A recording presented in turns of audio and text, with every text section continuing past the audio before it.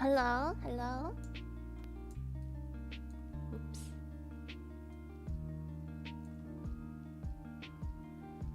Hello? How are you guys? Sorry, I'm ready. The first thing I show is the first entry. Hello, long time no see. Oh god, what are these comments? Oh god. I'm so scared. Oh, god. Hello! Welcome. Considerate, it's your commander. Char, reporting for duty. How's everyone doing? Today we are judging the CHARMY group build entries, and we will be announcing the winners at the end of the stream. You guys ready for that?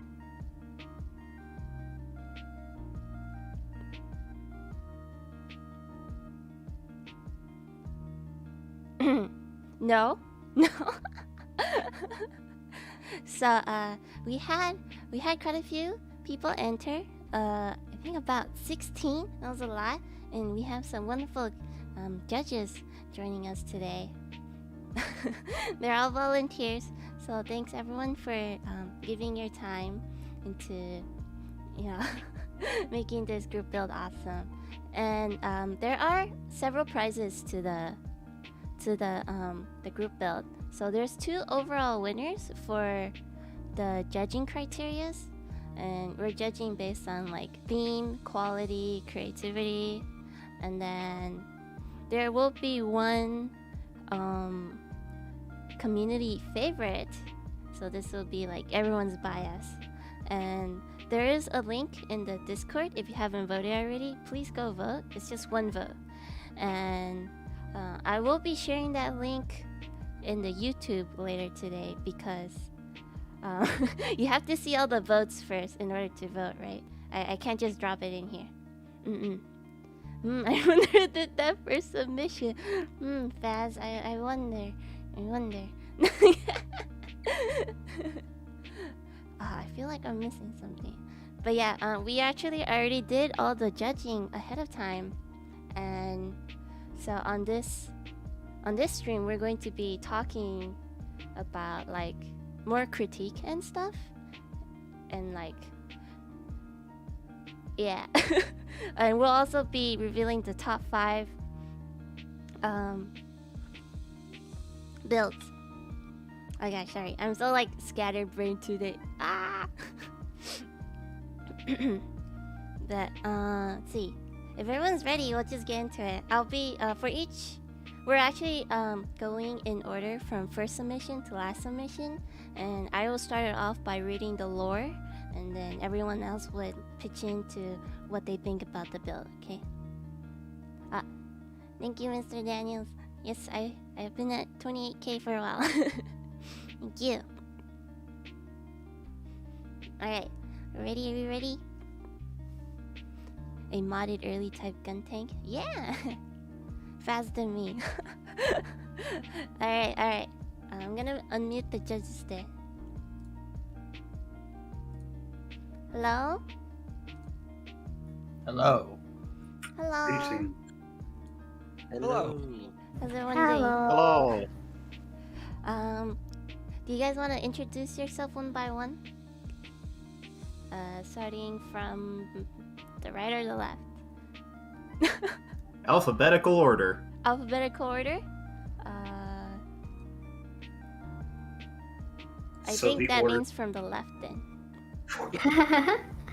I can block you, talk? I can talk at this point. So yeah, hello. I am Blockio, server mod.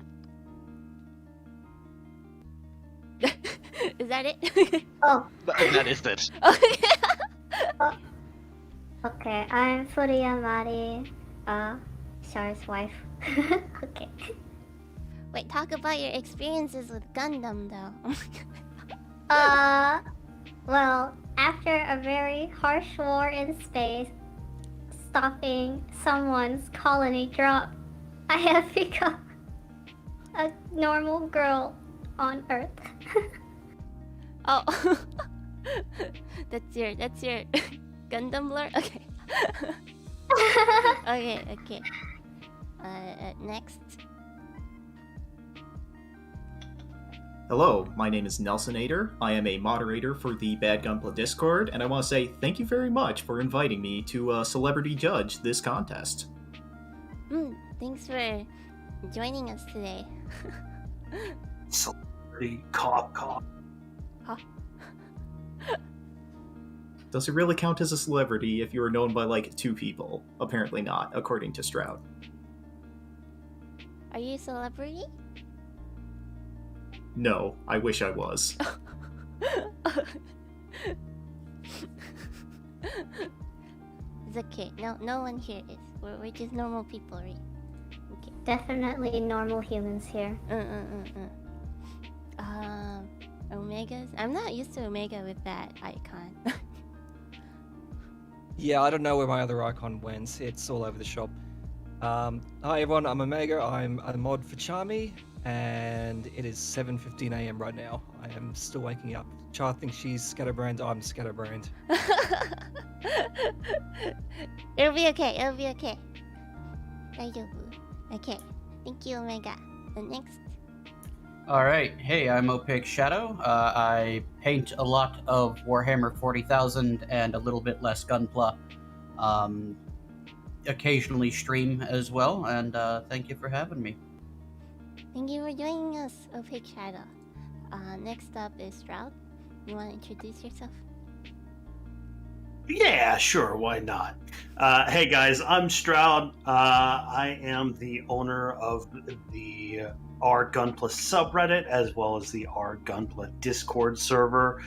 I also provide assistance to the Bad Gunpla server as well. I've been building for basically about 25 years now, and I'm looking forward to judging all of these wonderful entries. Yo, 25 years? Oh my god. It's amazing. Thank you for joining us. Ultima, do you want to introduce yourself? I will be glad to. Ultima, I am one of the mods of the CHARMY, and it is currently raining, so if there's any audio issues, I apologize. Thank you. And I think we're missing a few more judges. I know Squirrel is just modding. He's a bit shy. But thank you. Thank you for helping us judge Squirrel. Did I miss anyone else? I think that's probably it, right? Sorry if I missed you. Anyways, we're gonna start off judging then. We're gonna show off each of the builds. How do I start this without making it awkward? It's already awkward. But I'm gonna read the lore first, and then everyone can pitch in what they think about the build. And if you guys want to see more high quality images of these builds, please join my Discord server, and it'll be in the the group build entries channel. Definitely join and look at everyone's beautiful entries, because I don't think I could show off how good they look on stream, honestly. Okay, first up is Fazu, but with 2 Zaku 3s. Okay, this entry is called the Char tank. Fitted with a modern revolver-style autoloader and an anti-mime skirting, it's a modified early-type gun tank found in storage. Then a certain commander found it, repainted it, removed the from auxiliary machine gun, turned off the integrated water sprinklers except on the guns. It can be assumed she missed the water valve for that section. It was tested with a joyride to shell an enemy base in a foresty area, unfortunately receiving counter barrage that didn't hit, though there were some near misses covering the tank in mud, except the guns. How does that work? Written and built by Faz. Fazu, thank you! Fazu was our first entry. You can take a look at this. Do you guys have any comments? Oh, there was a weird sound outside. So I'll go ahead and start with my comments. Of pretty much all of the builds that were submitted, I think Fazu's weathering was pretty on point with what we would expect from something like a gun tank. well done mud and dirt effects on the treads. There's some on the arms as well where we wouldn't necessarily expect them to be. I imagine Opaque will have a lot more to say about the weathering, because that is Opaque's speciality, is the weathering of kits. But of all the entries, I think this is one of the better weathered kits we've seen. I do enjoy the almost patina look of the paint job as well. There's texture on the armor that I can really appreciate. As far as the lore is concerned, though, I can't imagine Char driving a gun tank. Would you? Yeah, I'm kind of in a similar spot there. It's definitely well made, but it doesn't really strike me as a Char suit. I see. Yeah. So, I can't really speak to the Char suitiness of it. We did mention weathering. I think overall this is one of the better executions of weathering we have as an example, although there are definitely some points where I think you've got room to grow.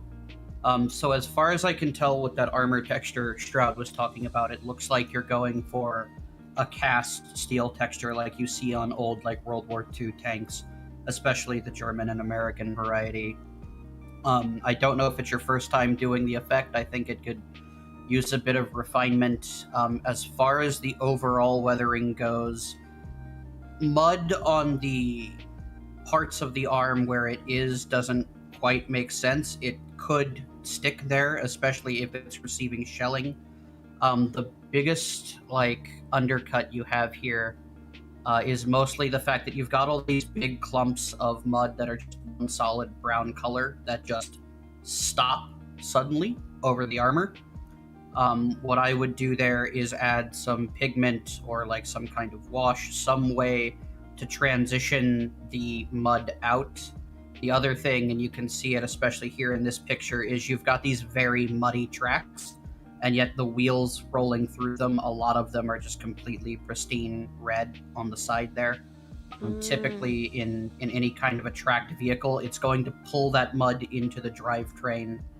In World War II, this was actually a problem. Certain models of Panzer would actually detrack themselves if they got into too much mud. It would literally detension the track and just pull it off the tank, which is not an ideal situation.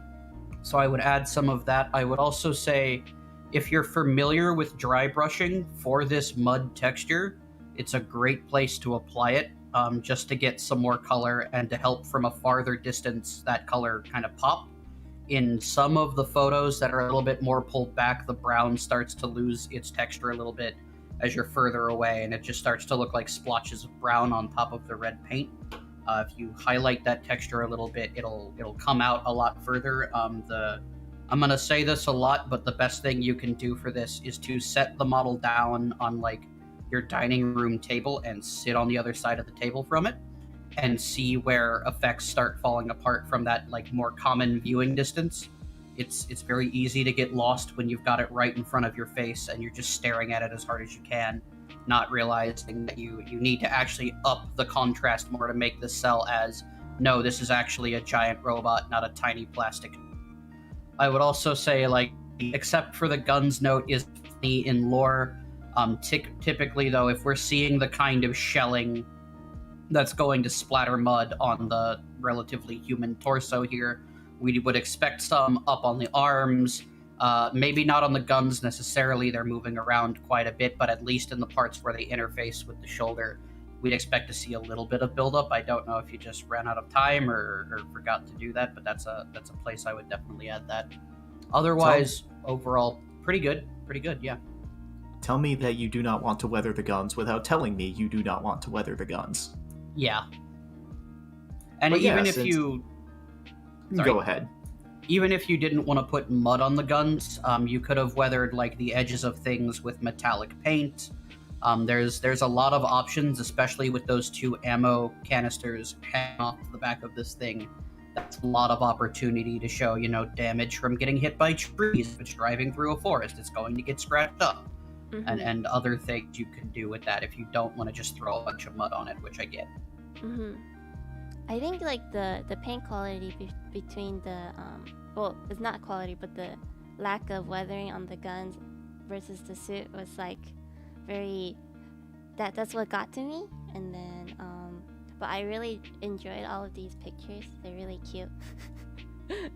Yes. Yeah, that was something I was going to talk about, the intangibles, how you've set up and blocked your pictures here, because you took it outside and you set it down in the dirt, in the mud, where presumably it was, and where it picked all this up from, with around where the barrage was. So you could have done a little bit with your diorama of putting it, like your last picture is that dirt patch. What if you just like took a spoon or something and made some holes in there, you know, like mussied up the dirt as if shells had exploded nearby?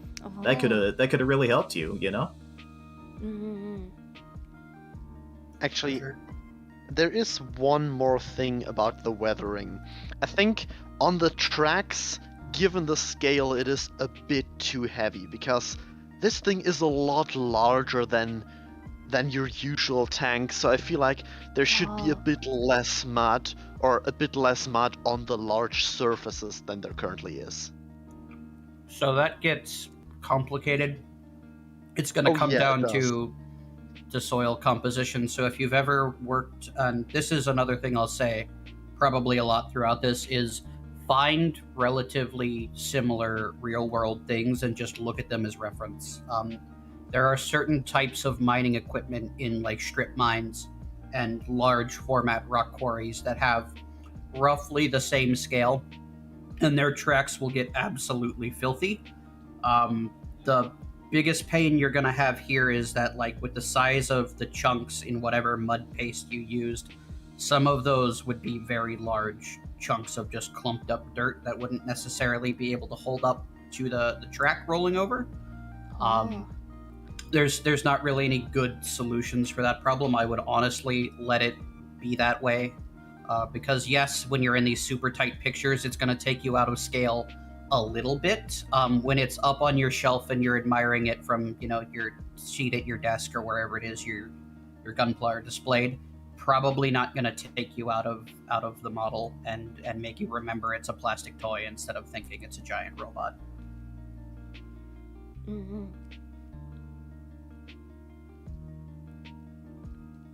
Any other comments? Or any overall impressions?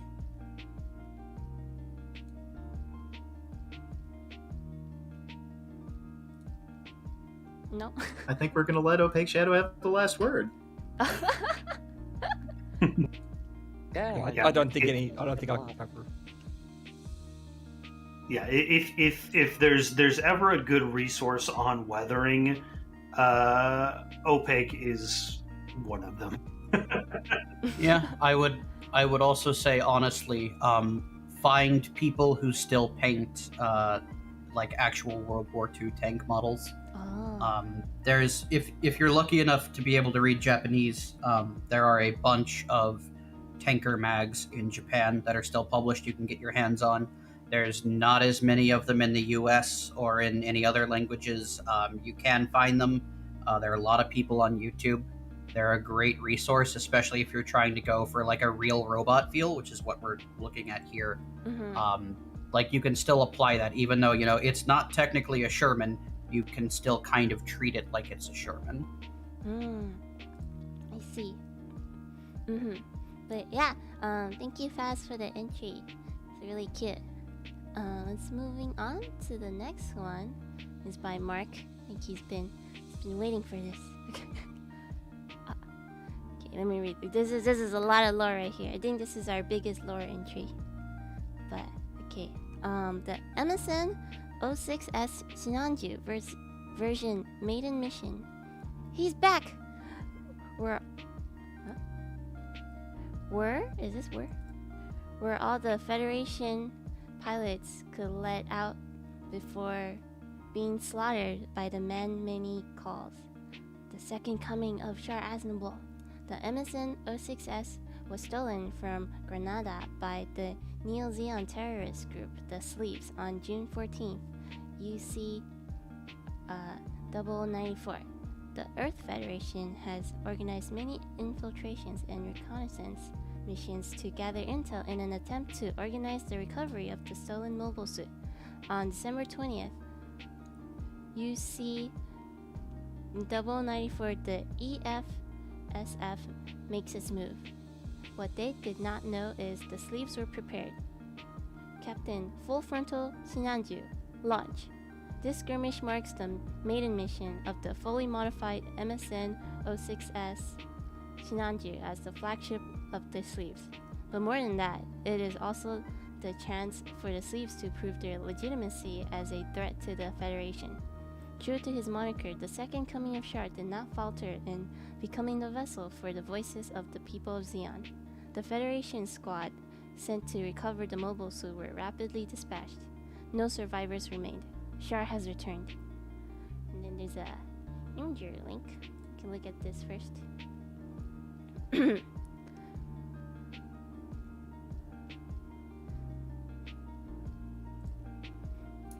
Yeah, so overall, pretty solid build of a Shinanju.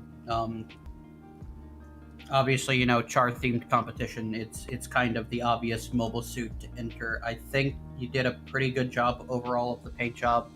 There are a few minor spots, like I think you can see it on, it's my right, the model suit's left kneecap, the red there looks to have been chipped, and there might have been some damage or some dust clinging to the shield. You can see it in a few places. It looks like you've got a little spot of gold that maybe your thumb brushed some of the metallic paint on.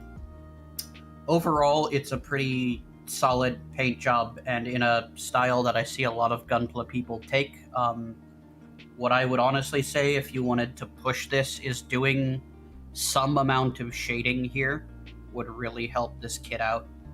It's all just kind of painted the flat, whatever color the panel is supposed to be. There is panel lining, which does help. There are, you know, decals set in, but just taking a little bit more control of the light and shading in those deeper recesses so you kind of over accentuate the contours of, you know, what is a pretty bulbous mobile suit will really help it pop out. Yeah, speaking of the lighting choices, I think there were a lot of good lighting choices in here when you're deploying in space, because you have one big light source called the sun that is going to blow everything out. So, yeah, good choice on the lighting, I think. Yeah. I also want to note the using of a monitor in the background to provide a picture to put your kit up against in the background. It's an easy way to sort of cheat your way to whatever you want in the background for your picture, and it's always fun to see. Yeah, for sure. You just gotta kind of do it right so that I can't tell that it's a monitor in the background, you know? Yeah. Even I- as Advice- like bokeh, Advice that's really cool. advice to other people where, you know, if you've got like an old CRT monitor where it's curved and you try to put your kit in front of it, man, we're gonna see the curve. Yeah, we're gonna see the scan lines as well. The one thing I do want to say about the lighting of the photographs is there's a few where the light is just a little too harsh and it's completely taking over your camera's ability to focus. You can kind of see it in this photograph where like the seam line on the white part of the gun in the middle disappears into itself, and I can tell that I'm pretty sure you've panel lined it, so that's just a little bit too much light. Either you needed to adjust your camera settings, diffuse the light a little bit more. Again, like watch Bad Gunpla's video, he can tell you a lot more about photography than I can. But it just blows it out and takes away from the good work you did here, because we can't see it anymore. So just be careful of that.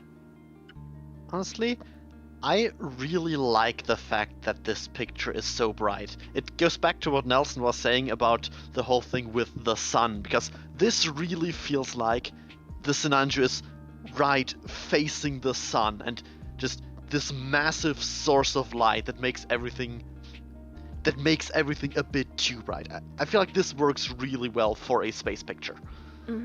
But that kind of that would like take away from quality and put into creativity sort of thing. Oh, part of the problem also is that there's a difference between whether you could sit there and see that and what the limitations of your tools that you are taking the picture with, you know? Like, opaque shadow is correct in that if you're standing there seeing it with your eyes, maybe it wouldn't blur away, but your camera has introduced this imperfection into your picture and lighting it in a different way so that you would, you got to work with the limitations of your hardware and not against them. Yeah. And like pictures like this one that we just pulled up use this really effectively. I love this, strong light from one side with this like deep, like impressionist shadow on the other side. It looks great. The head pops out really nice. You can see that little metallic detail in the head cannon shining faintly. It's lovely. There's just a few photos where like either the camera wasn't quite up to snuff or maybe the light was a little too close, a little too bright for it to be able to deal with. I don't want to repeat too many of the already existing points, because that's going to be one of the things that happens when you have two judges from the background photo contest games as well. Sometimes we may tend to hyper focus on photo quality, but there are additional judging criteria as well. And Mark, I think you're already pretty aware of this based on your comments earlier in the stream. It was a pretty bold choice to submit what is essentially an unmodified Sinanju in a creativity contest. It is a very well-built Sinanju, very well done. But, I mean, I guess at the end of the day, it is kind of just a Sinanju. And I hate that that's a negative in this context, because I love me some Sinanju. But, yeah, it kind of falls short in that context where it is just a Sinanju amongst a group of kit bashes and other great ideas. Here's another point for that too. Full frontal is not Char. Oh no, we're gonna go into that discussion. We can leave it on that, and we should talk about our next. Yeah, Not wrong. let's not get into lore arguments, or this stream will never end. Well, it's in the FAQs that Char clones, so he's considered a Char clone at least, right? And Char clones are not allowed, but he does kind of suit my color scheme a bit, so that's kind of where you can take this. But but even with the lore is very full frontal versus Hoshino Char, right? So that's Yeah. So what you're saying is I should have submitted a sumo and gotten myself immediately taken off the judging list for conflict of interest. Got it.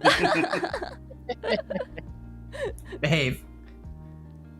Char apparently did clarify that full frontal works, according to Mark. Yeah. Yeah, there was a comment like that in the beginning days of the contest, I think. No, I believe I said that it suits my color scheme more. I mean, like, yeah, it's okay to Char submit just this, talked but- about it. Yeah, Okay. Yeah.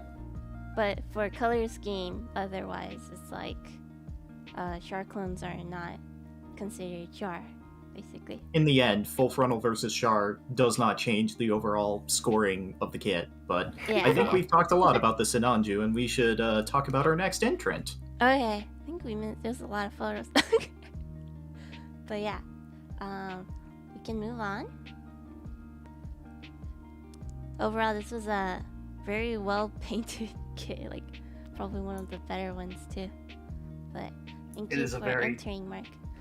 Yeah, it's very well painted. Yes. Henry Ord. Huh? Okay. It's the dude from turn A. Goats. Okay. On to our next one. We have the wing, I'm pretty sure. Yes. Okay. This is The from Wing Finichi. This is from Hiro Yui. So his name is I have 7 double Gundams. Help. Among Us. Wing Gundam Char Custom. Oh, you guys can't see. Okay. Wing Gundam Char Custom. After a weird effect that happened at the end of the Char's rebellion leads our commander leads our commander to the Gundam Wing universe. After stealing the Wing Gundam from Oz, after it gets hit with a mega beam, Char is on the run. After a few years, Char's Wing Gundam looks nothing from the original Wing Gundam, including the fact that it is 3 times faster. Leo dies in the 100s against the Galleon Char. Okay, take a look. I would have loved some more clarification on this, because I kind of love the idea of Char being transported to an alternate universe, but maybe that's just me. I want some more nitty gritty details. How the hell did they get there? My headcanon is Char got hit by Space Truck Kun and isekai'd into Gundam Wing. Yeah, isekai. Isekai, that works. Isekai is going to be a running theme through parts of today, I think. Yeah, for sure. Yeah, as a designated grumpy weathering person, I do appreciate the attempts at weathering here, for sure. I'm going to repeat again, like, look at a lot more references. The way metallic scratches happen in metal surfaces when they're, getting hit by space rocks or bullets, or, in the Wing universe, maybe some lasers. This doesn't really read as scratches. It gets kind of just messy. It's a case of a little bit too much of it, and also most of it kind of in the wrong places. You had some good instincts on, like, the kneecap and the skirting in the front here to put it on the edges. I'm not sure if you were just using a brush. There's a lot of different ways to get this effect. I would look into the sponge technique specifically. If you just look up sponge weathering on YouTube, there's hundreds of videos on how to do it. It's a really great, simple technique, especially when you're starting out. Because otherwise, I think there was a pretty decent paint job underneath this. As far as delivery of the lore in terms of execution of the concept, I wouldn't say that this looks nothing like a Wing Gundam anymore. I obviously can't attest to it being faster or slower, but it's definitely not been that heavily modified. Like, we can still tell what this was before. Opaque is red. It automatically goes 3 times faster. Mm-hmm. We are not 40k. We do not get to be orcs and scream that red makes it go fast. I mean, way Clearly off. this It's on trans similar am. lot. Okay, that's fair. Another thing I want to note about the weathering, it's all over the armor, right? But I don't think it's on any of the internal joints. Like, when we zoom in and look at the knees, or we look at the thrusters inside of the shoulder armor, we look at the elbows, I don't think there's weathering on those. And, like, your outer There armor are. got this bad, but your joints didn't? Yeah, the gun is spotless. There are, like, a few dots of it that almost seem kind of accidental on the inner frame. Those might be nub marks. Yeah, it's hard to tell. These photos are a little grainy when you try to zoom in. Mm-hmm. Again, partially a lighting problem, and I'm not sure what camera you were using. It looks like probably a cell phone, which is fine, no judgment there.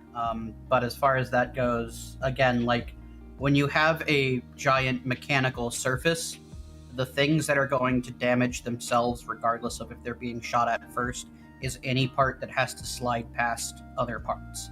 When they're freshly machined, they've got all these nice, sharp, crispy edges from the factory. As those wear past one another, they're going to grind down and expose new metal underneath. So some weathering inside that joint and where the armor interfaces with the moving parts of the legs and arms would be good. And again, just a little bit more focused in terms of the overall armor weathering would really help you out here. Is there something coming? I like how it's very. Oh, sorry. Go ahead. Oh no, I was asking if there was something coming out of. Yeah, they Yeah. got the out of those images there. Oh, it's kind of like cut off too. Wish there were like a clearer picture of that.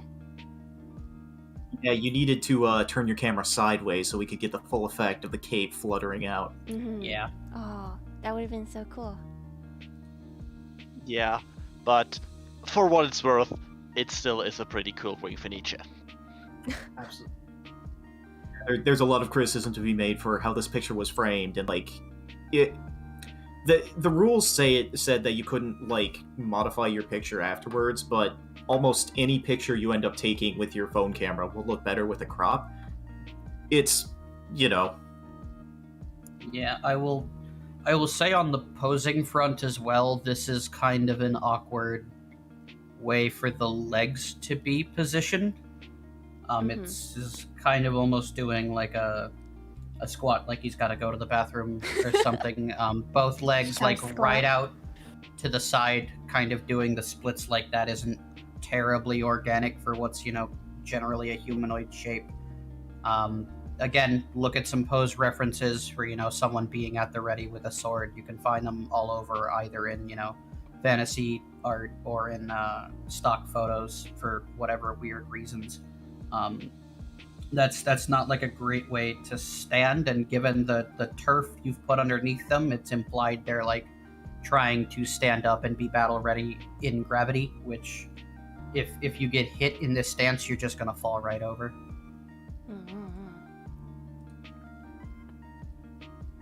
But overall, this is pretty cool. It's pretty cool. Also, here, I hope you don't feel like we're dumping too hard on you there. Sorry. We're just trying to give critique. This stream is an educational one. Yeah. Yeah. I labeled it educational. Yeah. There was a lot of discussion in the judging channel about whether or not we were being too harsh. So we're definitely, we want to make sure that the criticisms that we're applying, are for learning opportunities. We love every single one of these entries. There is a lot of creativity on display. There's a lot of good technique on display, and we love all of them. But we can't give out prizes to everyone, and that's the unfortunate part. If you want more prizes, give Char more money, and then she'll in turn give it to you. We'll send you out a participation medal. It'll be fine. Yeah. A celebratory "you did it" roll on Discord. I feel like I'm learning a lot too. So not only about judging, but also like building. And I'm not like, whenever I get my build done, I can't apply all of these tips. The way I would encourage you to think about this, if you're one of the participants, if you've ever taken like a formalized art class, they'll do the same kind of criticism, all sitting in a circle, and nobody's trying to dump on anybody else's work, but the goal is to learn and improve, and yeah, we're gonna poke at the parts that weren't maybe as excellent as the rest of it, because that's the parts where you have room for growth. If you did a fantastic job on something, we can't really tell you to be more fantastic on that, while ignoring like the parts where you're like, you need to bring this up to the level of everything else around it.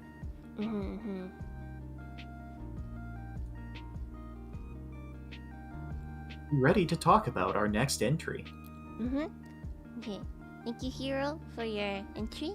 I'm gonna move on to the next one. Oh, it's Tic Tac Panda.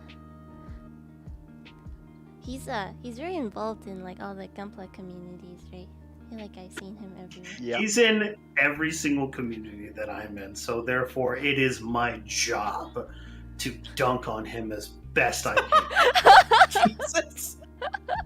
Be nice. Tic Tac, I'm sorry for what we're about to do to you. Stroud, you cannot tank his score in the judging due to your bias, but we'll make sure he gets a fair crack at this. Yeah. Everything is zero.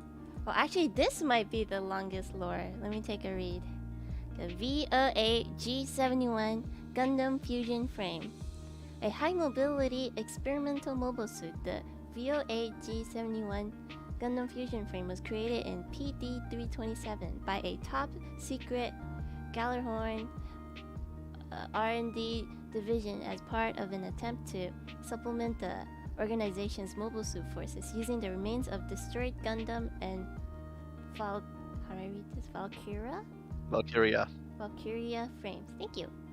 It was deemed the first successful mobile suit created by the program, but was reported destroyed following an attack during a test in the upper atmosphere of Venus by an unknown group.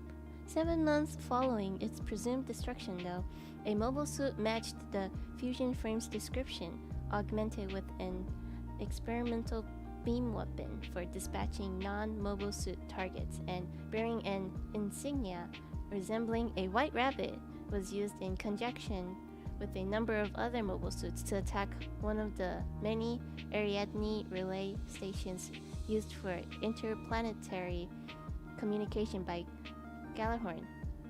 A broadcast was made soon after, originating from a point within the remnants of Earth's long-destroyed moon, proclaiming the perpetrators to be a group known as the White Rabbits, led by an unknown, mysterious blonde man. Significantly more pictures in the image. Okay, let's look at first looks. Oh, look at that. So, the first thing I gravitated to once it mentioned, hey, this fell into the atmosphere of Venus, is Venus is an extremely corrosive atmosphere where every probe we've sent there, like the longest lasting probe that landed on Venus, I think lasted 10 seconds and sent back one message before it completely collapsed. So congratulations Gundam Frame on making it to Venus and coming back, but that should definitely factor into how the ship was weathered, right? Yeah. Counterpoint, in IBO, Venus is canonically terraformed. There are colonies on there. Oh, are there? In the upper, even down on the planet's surface? Wow, alright. Yes. At least IBO as is far as wild. I'm aware. Okay, IBO. So, the first thing I will say, lover of many Games Workshop, kit bashing is a top near and dear to my heart. The thing I'll say here is, like, looking at this, identify where all of the parts came from, this kit bash, and yet put together in such a way that the fact that I can do that isn't taking away from the bash, which is prevalent, and not always easy to pull off. Like, you've made something that truly does look cohesive here. So big for that. I love the bash. I love the like asymmetric looks in like the legs. The application of that Zaku shoulder there is a great thing. Moving on to the topic I've been thinking about a lot because a lot of people chose to weather their Gunpla. So it looks to me like we were using at least a little bit of sponge weathering in a lot of things here. Some of them came out looking pretty solid. On the cap, the Zaku shoulder around that little circle, that really nice. You've got a lot of places where it looks like there was just too much paint on the, so you get these big blotches of a bunch of silver paint that don't quite read right at scale. The other problem, like you can see it on the back here, you've got the occasional splash of like worn paint that's a lighter color. It's not consistent enough the model to really read as damage. It's just this kind of weirdly discolored spot. You also have these big splotches in the middle panels. You can totally mid-panel damage, especially on big armor plates that are going to get shot at, especially in a setting like IBO, where, you know, most of the things they're getting shot at with are projectiles and swords. What I would say is go ahead and damage the underlying plastic if you want to do that.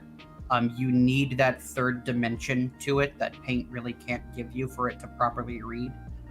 Again, there's a lot of tips on how to do like bullet damage in tanks and stuff on YouTube. Try some of those. Again, just a little bit less paint on the sponge as you're doing it. A little bit can go a long way, and it's very easy to add more if it's not enough. If you don't think it looks beat up enough, it is basically impossible to take paint away. It's a purely additive process.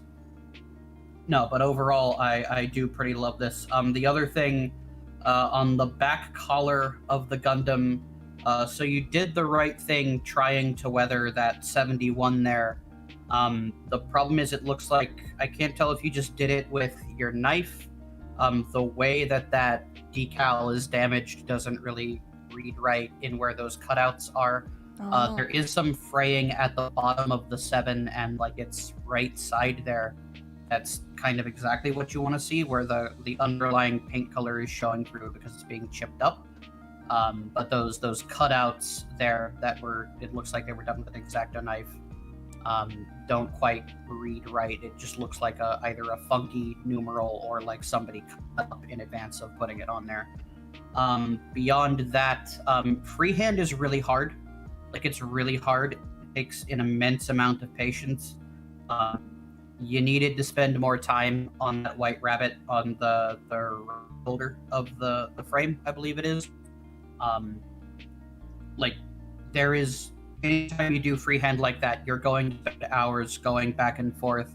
I don't know if it's your first time doing it or not. I'm not as familiar with your work as apparently Stroud is.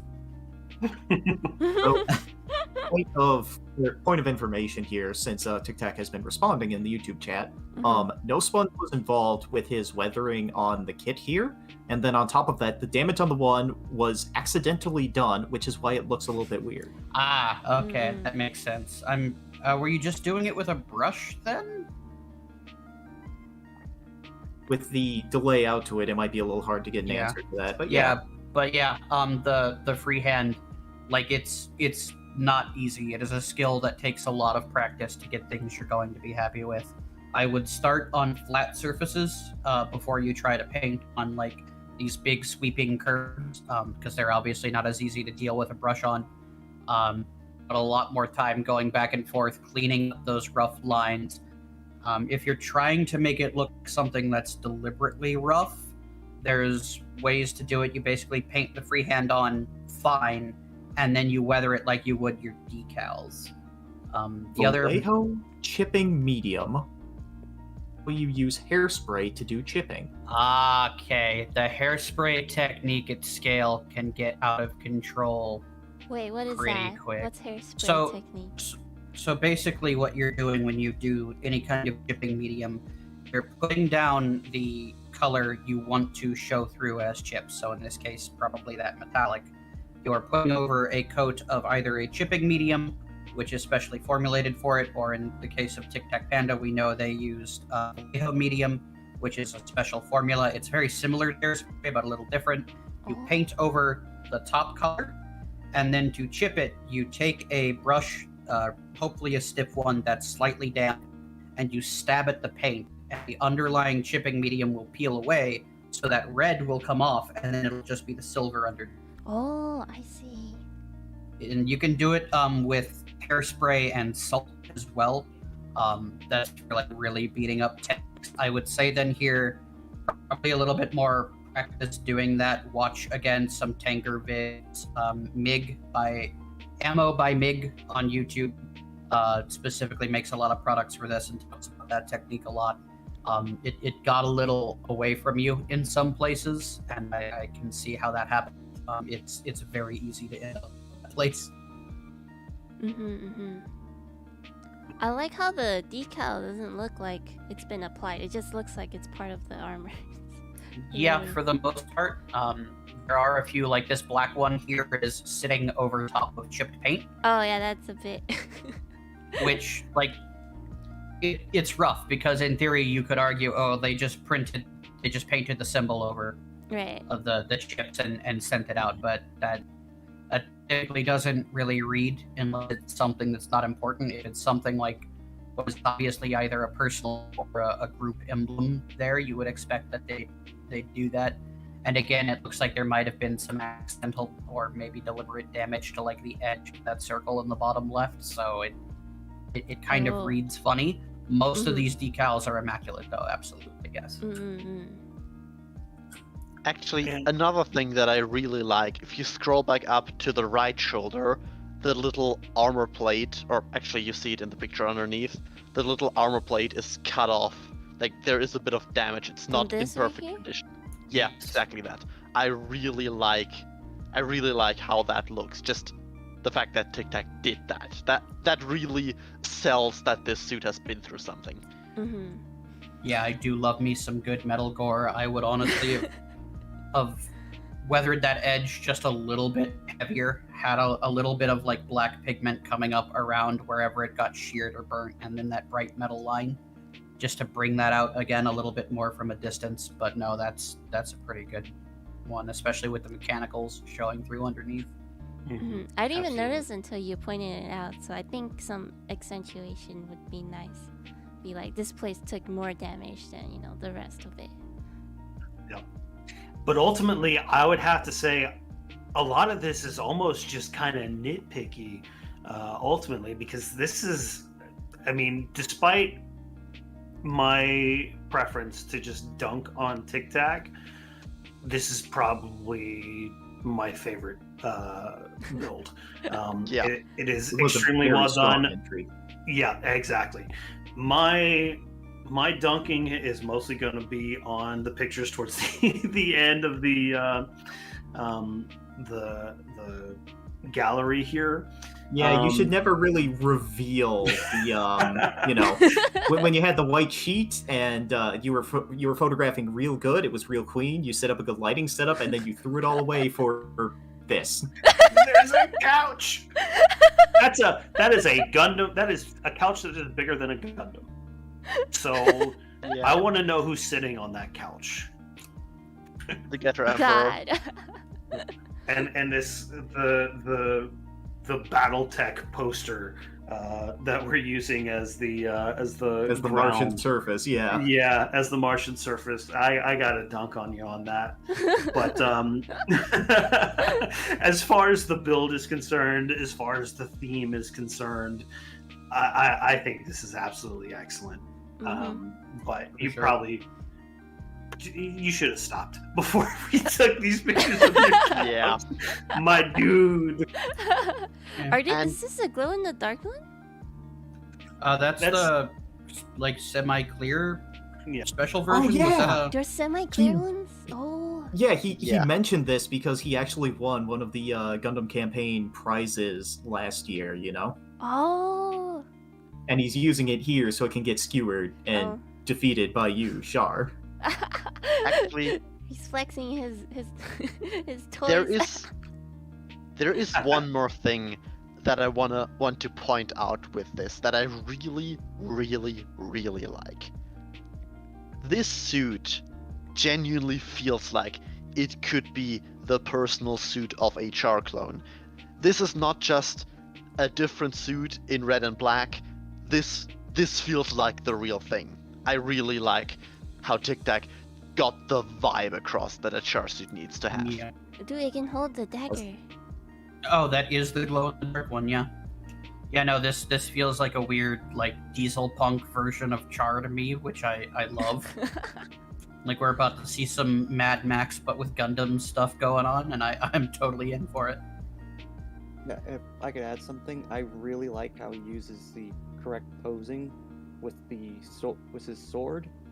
As I took fencing in high school as just like a little club thing, and he had it perfectly where the knees and shoulders were aligned. The sword was being held at an angle. That's really good. That is a nice little detail there, yeah. What is this? When you war crime, bottom text. Bottom text. And on that image too, I think a little detail that may have gone a little unnoticed was the color warping on that beam rifle barrel. I think that's extremely well done.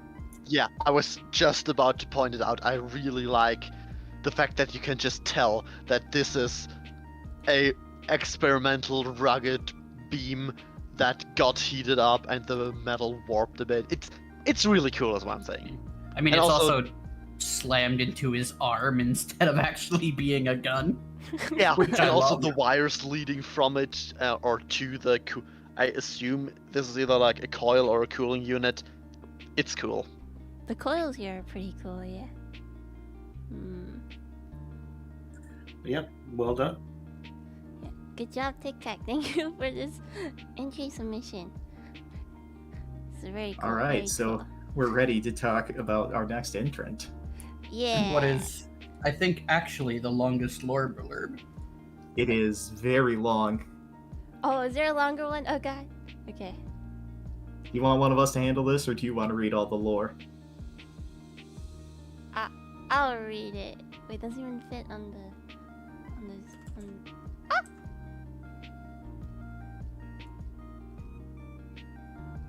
It's okay. I'll read it. Let me take a sip of water first.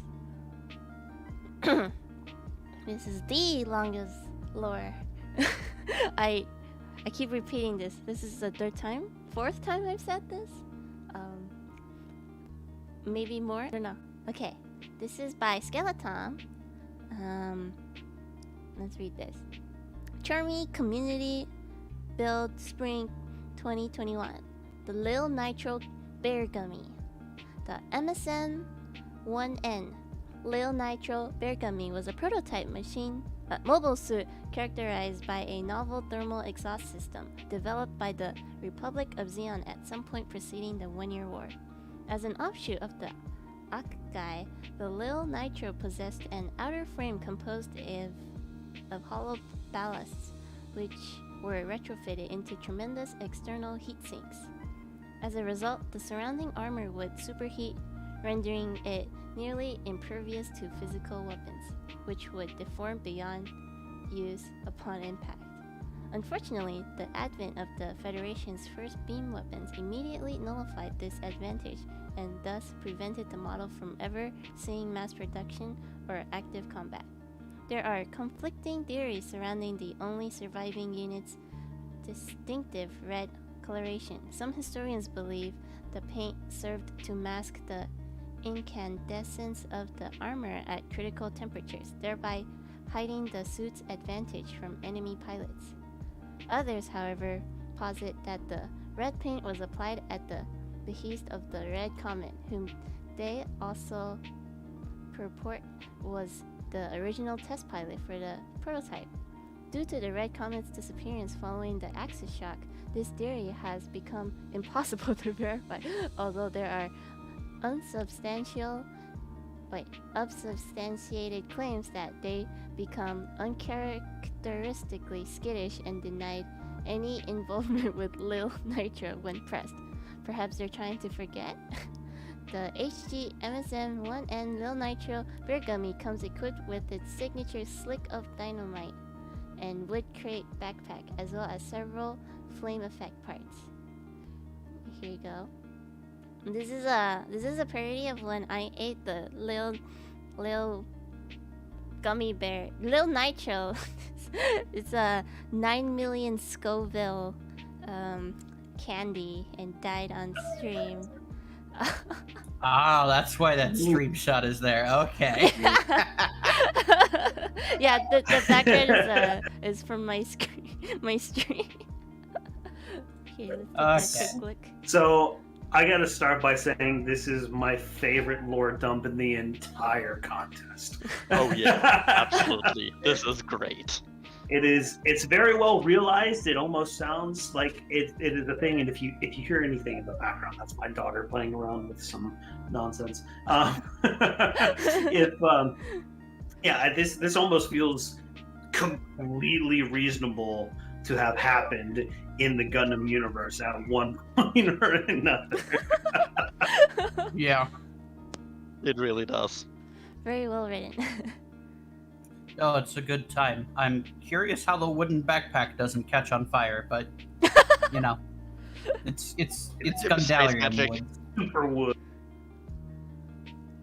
Right. So as far as the kit goes, obviously you went with metallic and super gloss candy coat, which I think does justice to the idea pretty well. As far as the paint job goes, it's kind of undermined. There are a few nub marks still quite visible. In this one on its left hand that's got the flame coming out. You'll see it a little bit later on. There are two rather large ones on the side of the head that kind of, anytime you see them, just totally break you out of the model. I think your accent color choice was good. I'd have liked to see something else inside those little dishes inside the ears, just to highlight that shape a little bit more and give a bit more pop. And then the biggest problem you had is what we're looking at right here, where it looks like you've used stickers, probably the ones that came with the kit. And on the backpack, it makes sense. Yeah, you just put that sign on the wooden backpack that's got the dynamite in it, sure. On the leg, and I think it's the yellow one on the chest, being able to see that obvious sticker outline on them anytime they're in frame is kind of painful in terms of trying to believe that this is an actual giant robot and not a tiny plastic bear.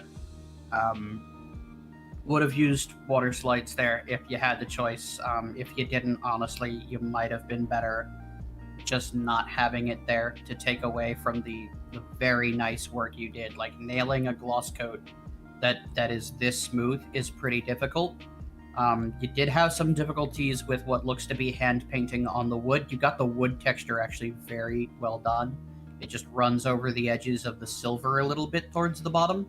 And those two little buttons on either side, I would have liked to see in maybe that silver color, just so you've got a little bit of pop, since that's clearly a mechanical detail. I dig using what looks like a paper clip as the wire for the dynamite. The only thing I'll say about it is I would have liked it if you had posed it a few different ways. I don't know if you were worried about damaging the stick of dynamite it was actually plugged into, but if you've got a light enough duty wire that you can, like, reposing it as you move the model around, like when it's sitting there holding it, just would have been a little fun. But otherwise, again, like, pretty good job overall. Mm-hmm. Absolutely. In chat, Tom's saying that that's their first time with an airbrush, and getting what is essentially a pretty flawless candy coat on your first time with an airbrush is absolutely commendable.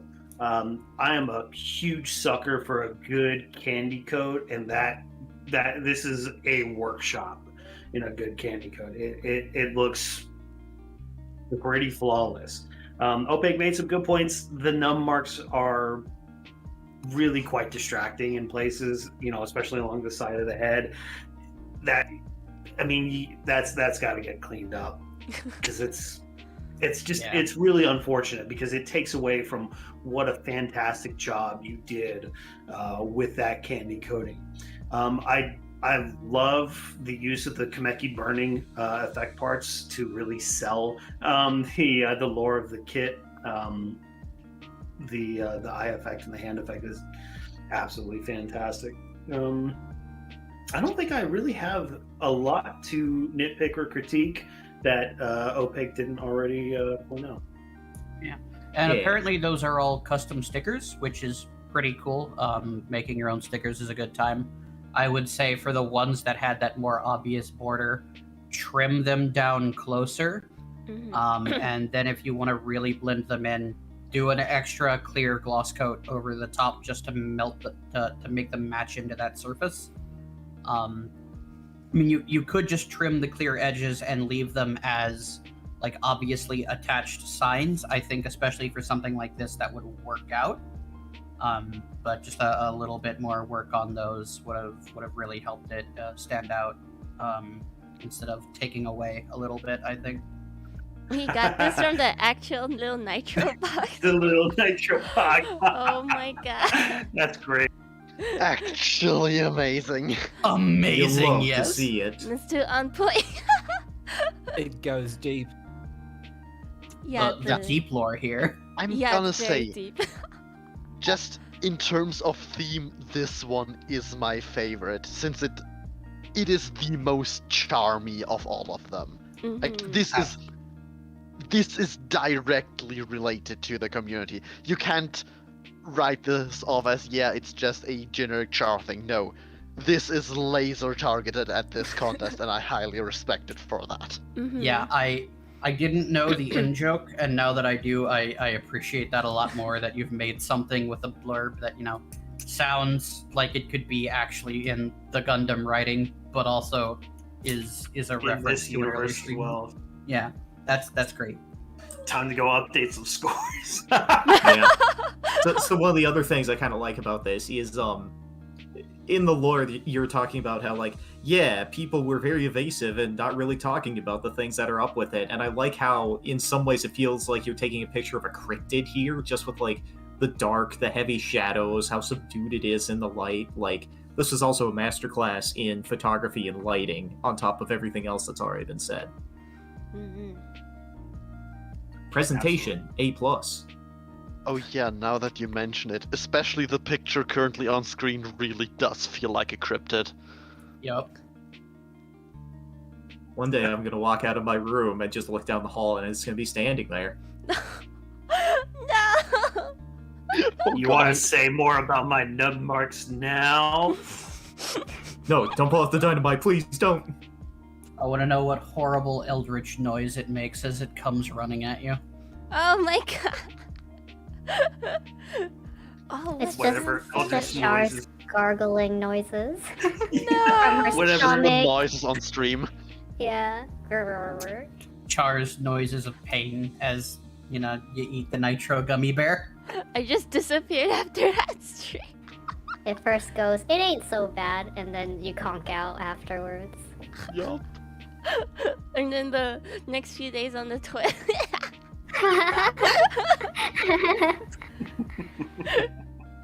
Warning, do not. Yeah, I survived it, but I think most people would throw up. I don't recommend eating the little nitro.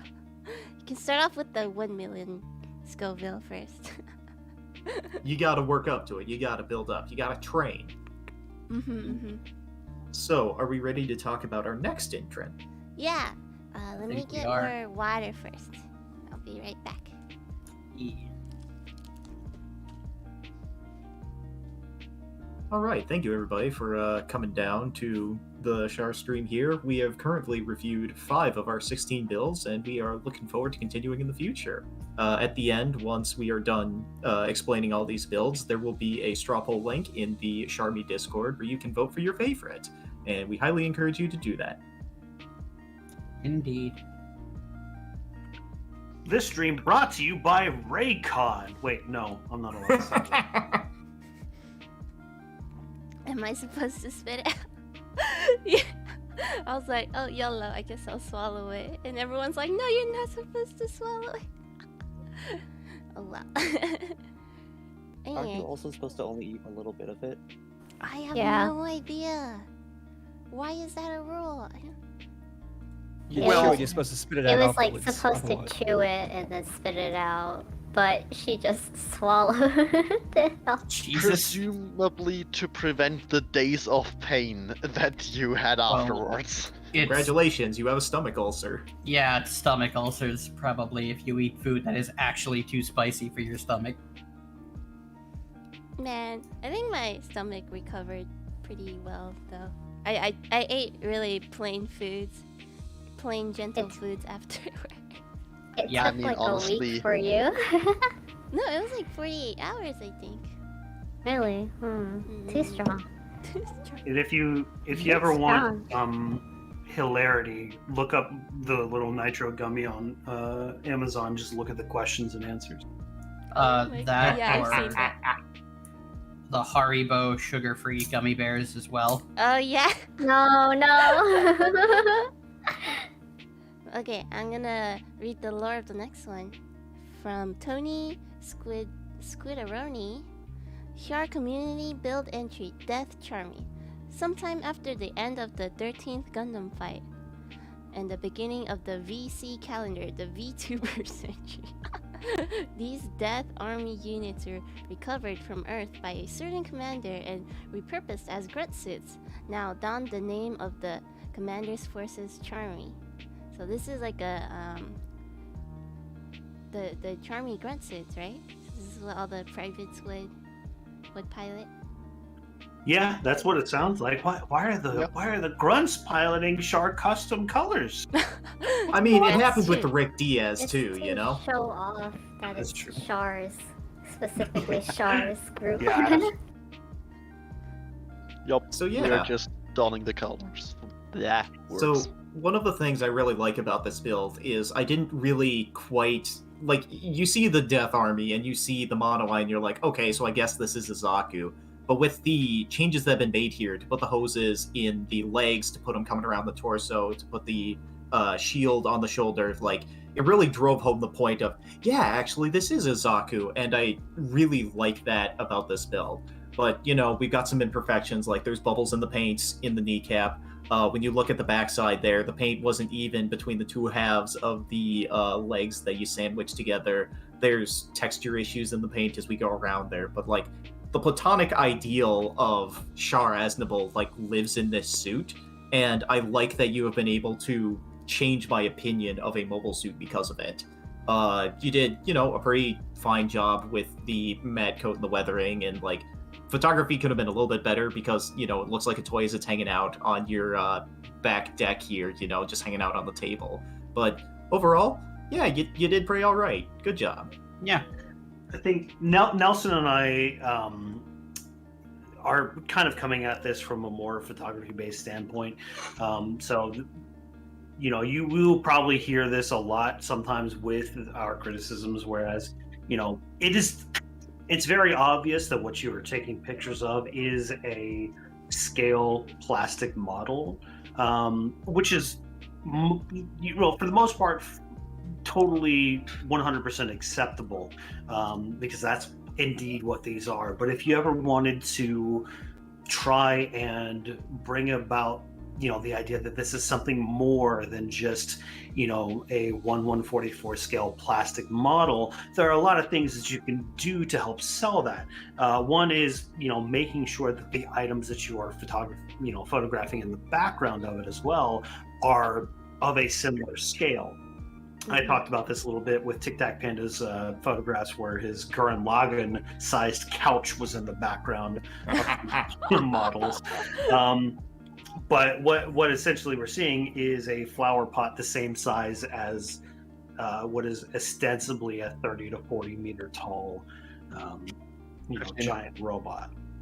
So framing those pictures in a way to prevent these kinds of incongruities is a good way to help sell the fact that this is indeed an actual robot as opposed to a scale model. But I have to also repeat one of Nelson's points. It took me a little bit to recognize how much actual kit bashing was done with this, because I'm not as inherently familiar with the Death Army kit. But the addition of the power pipes, the addition of the shoulder spikes and the shoulder armor, that to the ammo pack on top of the gun, which for whatever reason, like the ammo pack was the one thing that I didn't even really truly recognize was not a part of the kit until I looked at the original Death Army kit. And just that little detail helps really sell the fact that, yeah, this is a Zaku. It just looked a little bit different. Mm-hmm. And I think Tom said this in the YouTube chat here, but this looks like a kit you could actually just go into your local shop and just pick up in a box, no questions asked. Mm-hmm. That's how I felt when I first saw it too. I was like, wait, is there modification? Wait, this is completely different. Is this P Bandai? What is this? Yeah, I had a similar thing, to the point where until Nelson pointed it out, I didn't even realize that the backpack was changed. This whole thing, a lot goes into making a kit bash look as smooth as this one. Yeah, no, it's very well executed. As far as growth goes, so you've painted it in a style that I see a lot in the Gunpla community, and I think I mentioned earlier I have a few grumbles with, which is you've not shaded anything besides panel lining deliberately.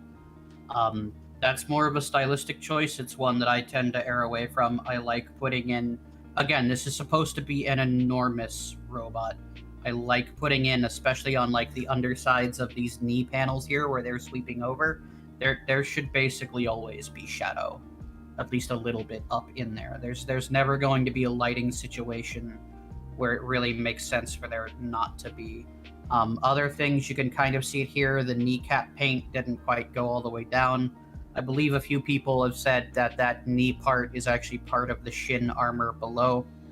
So you would need to mask it off either with tape or with liquid mask, whatever you want to use, just to not have those little seams, especially when you're putting it front and it's the most in focus part of the image. It just drives your eye right to that little gap of color that doesn't quite make sense.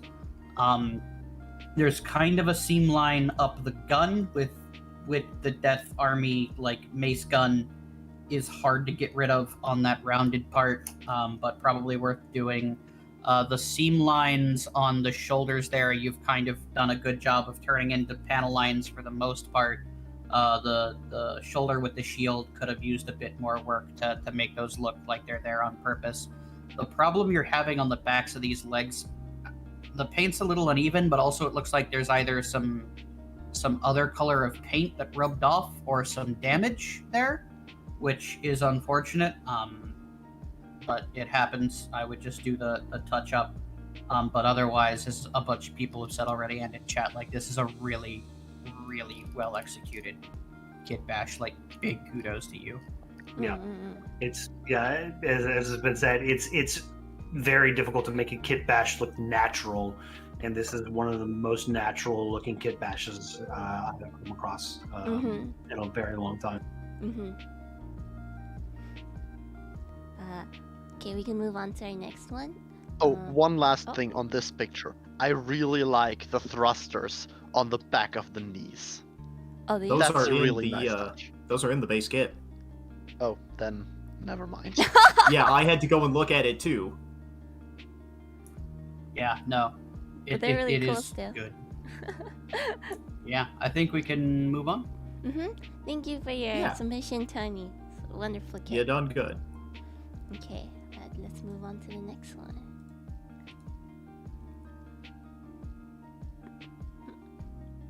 This is by Deckener. Char community build entry, the Charopla. Hoshino Char decides to try out GBN and enters as a guest. This is her guest avatar. Later on, she encounters the Char Gang, a group of Char avatars from the Mini Gundam series. Yes, that's a thing in Build Divers. Hijinks ensue, from having to battle the Char Gang to repeated run-ins with them during events, missions, and the sort. P.S. In GBN, her main MS is a heavily customized Red Rezol commander type called the Red Rezol. Oh! Embedded with a half-cycle frame and increased mobility. It can go on par against some incredibly strong mobile suits. Oh, okay. This is the Charopla here. So, one thing I want to point out immediately is half of your lore dump is dedicated to something that is never shown on camera, and you should talk up more the thing you have actually photographed instead of something else. Yeah, because then all you can think about is that really cool Revel you mentioned instead of the Char and the Charopla in front of you. Yeah, I'm Yeah, but curious what about about that the other Red cool Rebel. thing? Yeah. So yeah, kind of focusing on that just a little bit in terms of lore dump. There is a sort of rule of screenwriting and just general fictional writing where the thing that you want to get across is this the most interesting thing to happen in your character's life, etc. And if not, why aren't you telling us more about the thing that is actually interesting? So telling us about that Red Rezel, yes, it's a broom. Excuse me for a second. Guest Judge River coming in to tell us judge. the hot facts. A new judge for sure. But yeah, we've hyped a lot about the entry here, but let's talk about the build itself. So one of the other things I've done in a past life is I was a TA for graduate level collegiate courses, and one of the things I busted a guy for is plagiarism. Char pointed out when we were judging that she made a tweet about doing a Charopla and adding glasses, sunglasses and stuff, and then I looked at this and I was like, huh, that looks like plagiarism to me. So you're immediately ringing warning bells here, Dick Einer. Yeah. I mean, I'm not going to say you did or didn't copy the idea. What I will say, as far as execution goes, there are things that could have been done with the glasses instead of a giant flat piece of plastic sitting in front of what is otherwise a fairly nicely painted, Haro. So I would have played with either like transparent plastics you can pick up at the hobby store or getting just actual clear acrylic and trying some clear paints on it that like Tamiya makes. As far as the paint job itself, The choice of blue in the eye color is maybe a little off. I might have gone with something just slightly different. I can't quite place why, but it doesn't quite read very natural in this place of all this red and gold, and then you've got these two little blue dots. Well, let me point something out here for you while we're talking about the eyes. So who's staring at us as we're watching this video that we can compare, I don't know, the eyes of to the model kit in front of us? You didn't go and grab Char's eye color when you went and made this kit? Like, please? Yeah, and that's like a... No, I just wanted to point out it is slightly different. But if he's going the Char color custom, then yeah, it probably should have been my eye color. Yeah. Oh, and apparently he found out about that tweet after completing this. Which, yeah, I guess you know, the Char flaw isn't the most unique idea, right? Yeah. I do love the custom sunglasses. But... Yeah, and Tom, I do agree that like actual Quattro's sunglasses in animation are just a big like visor over his face, but that's also part of the joke of Quattro being the first Char clone and just being Char, because of course. So I think I would have played with that, especially like the size of them compared to the rest of this model. They're so huge that like you've got this giant, boring, like black thing covering roughly 40 to 50% of your model. It's not super exciting when it takes away all of that work underneath. Beyond that, on the inside, the hinge and the area underneath the hinge, you didn't paint. I would have at least done those black so that I couldn't see the green plastic inside of the Haro's mouth. Oh. Yeah, if you scroll down to where the Haro's mouth is open, and he's got the little the Anaheim Electronic logo. Yeah. Yeah, you can see that little green just up in front of the keyboard and the pink. So I would have just like, again, primed it black and done nothing else. That way, at least your eye will kind of ignore it. Mm-hmm. Talk that criticism in your cap, because we're going to mention that again later. Foreshadowing. Yes. As far as the Anaheim Electronics like interface goes, I think it's a cool idea. There's a lot of different ways to paint like fake computer screens that are a bit more interesting than just a solid black thing with a transfer on it. You could paint it like green around the edges, make it like a CRT. You could do some other things to make it feel backlit, just to make it pop a little bit more. You hand painted most of the gold. What I'm going to say first of all is whatever gold paint you've used, not a fan of its metallic flake element that's in the gold paint is very big and chunky, and you can kind of tell in the photos like how, like even if you thinned it down really well, which I think you did here because there's no obvious brush marks, it's still kind of chunky. I would play with some other golds and find one that doesn't have kind of the glitter effect in it. And the lines aren't universally very clean. In some spots they're fine. In other spots, like down in the Haro's mouth, I don't know if you did this after it was assembled or not, but they're kind of messy with the gray panels. And then the gold, there's a lot of other techniques you could have tried, like a reverse wash or something to try and just naturally have that be clean. Keyboard, no real complaints. I do also notice around the inside of the Haro's mouth, like behind that hinge to either side, is it suddenly transitioning back to white. So I think that's whatever primer color you use. Just, again, if you're going to put it right in front of us and be front and center, just make sure it's all matched to the shade you want it to be and not like this fade out here that doesn't really look deliberate. Deckener did clarify that this was all airbrushed and masked as well. So this is going to be a problem that's pretty inherent with Haropa in general. It's such a small work surface that any imperfection that we see on the kit becomes amplified, because the Haropa in and of itself, it's it's so simple. You know, it's a big old sphere.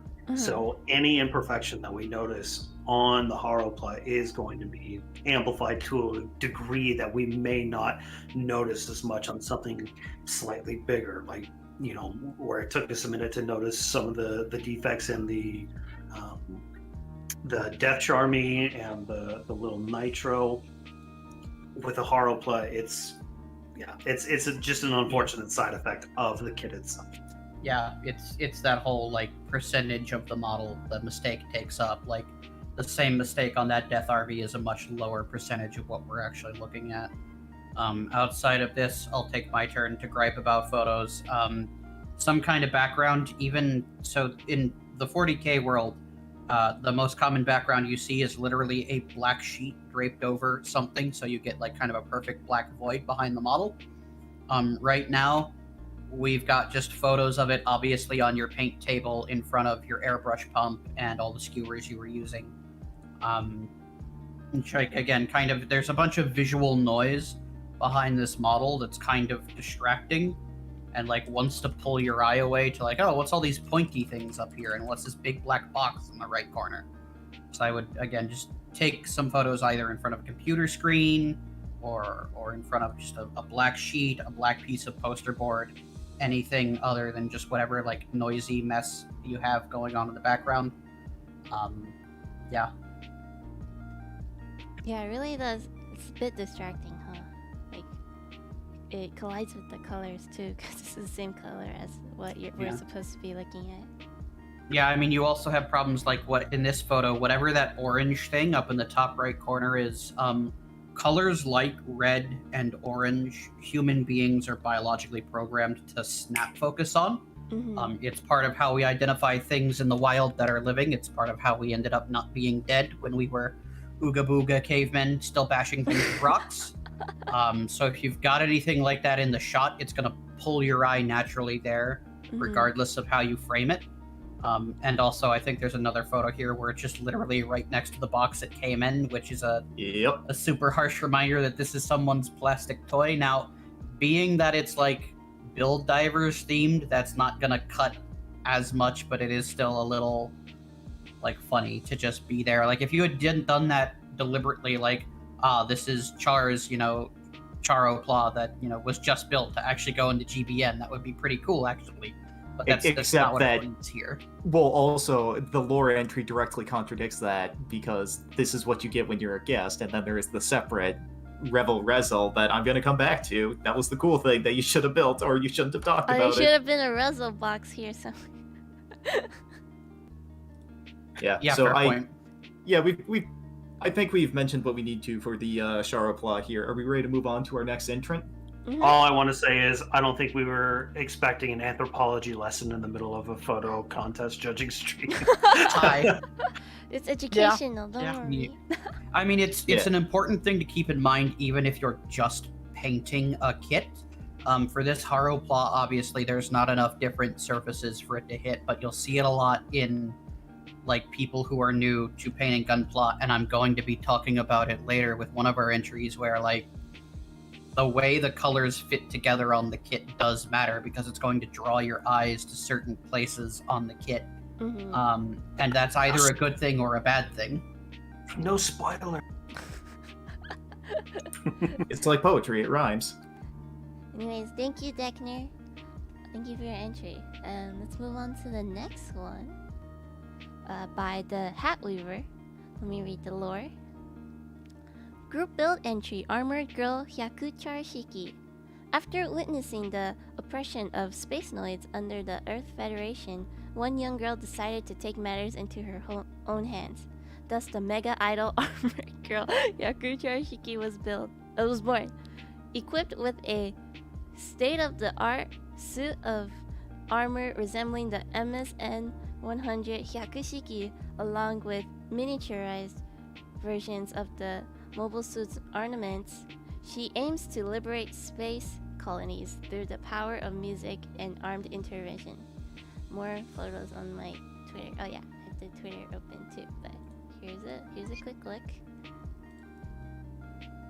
So one of the things I want to say about some of these builds is there was an ambition that their builders had that they realized, and this is one of those ambitious kits.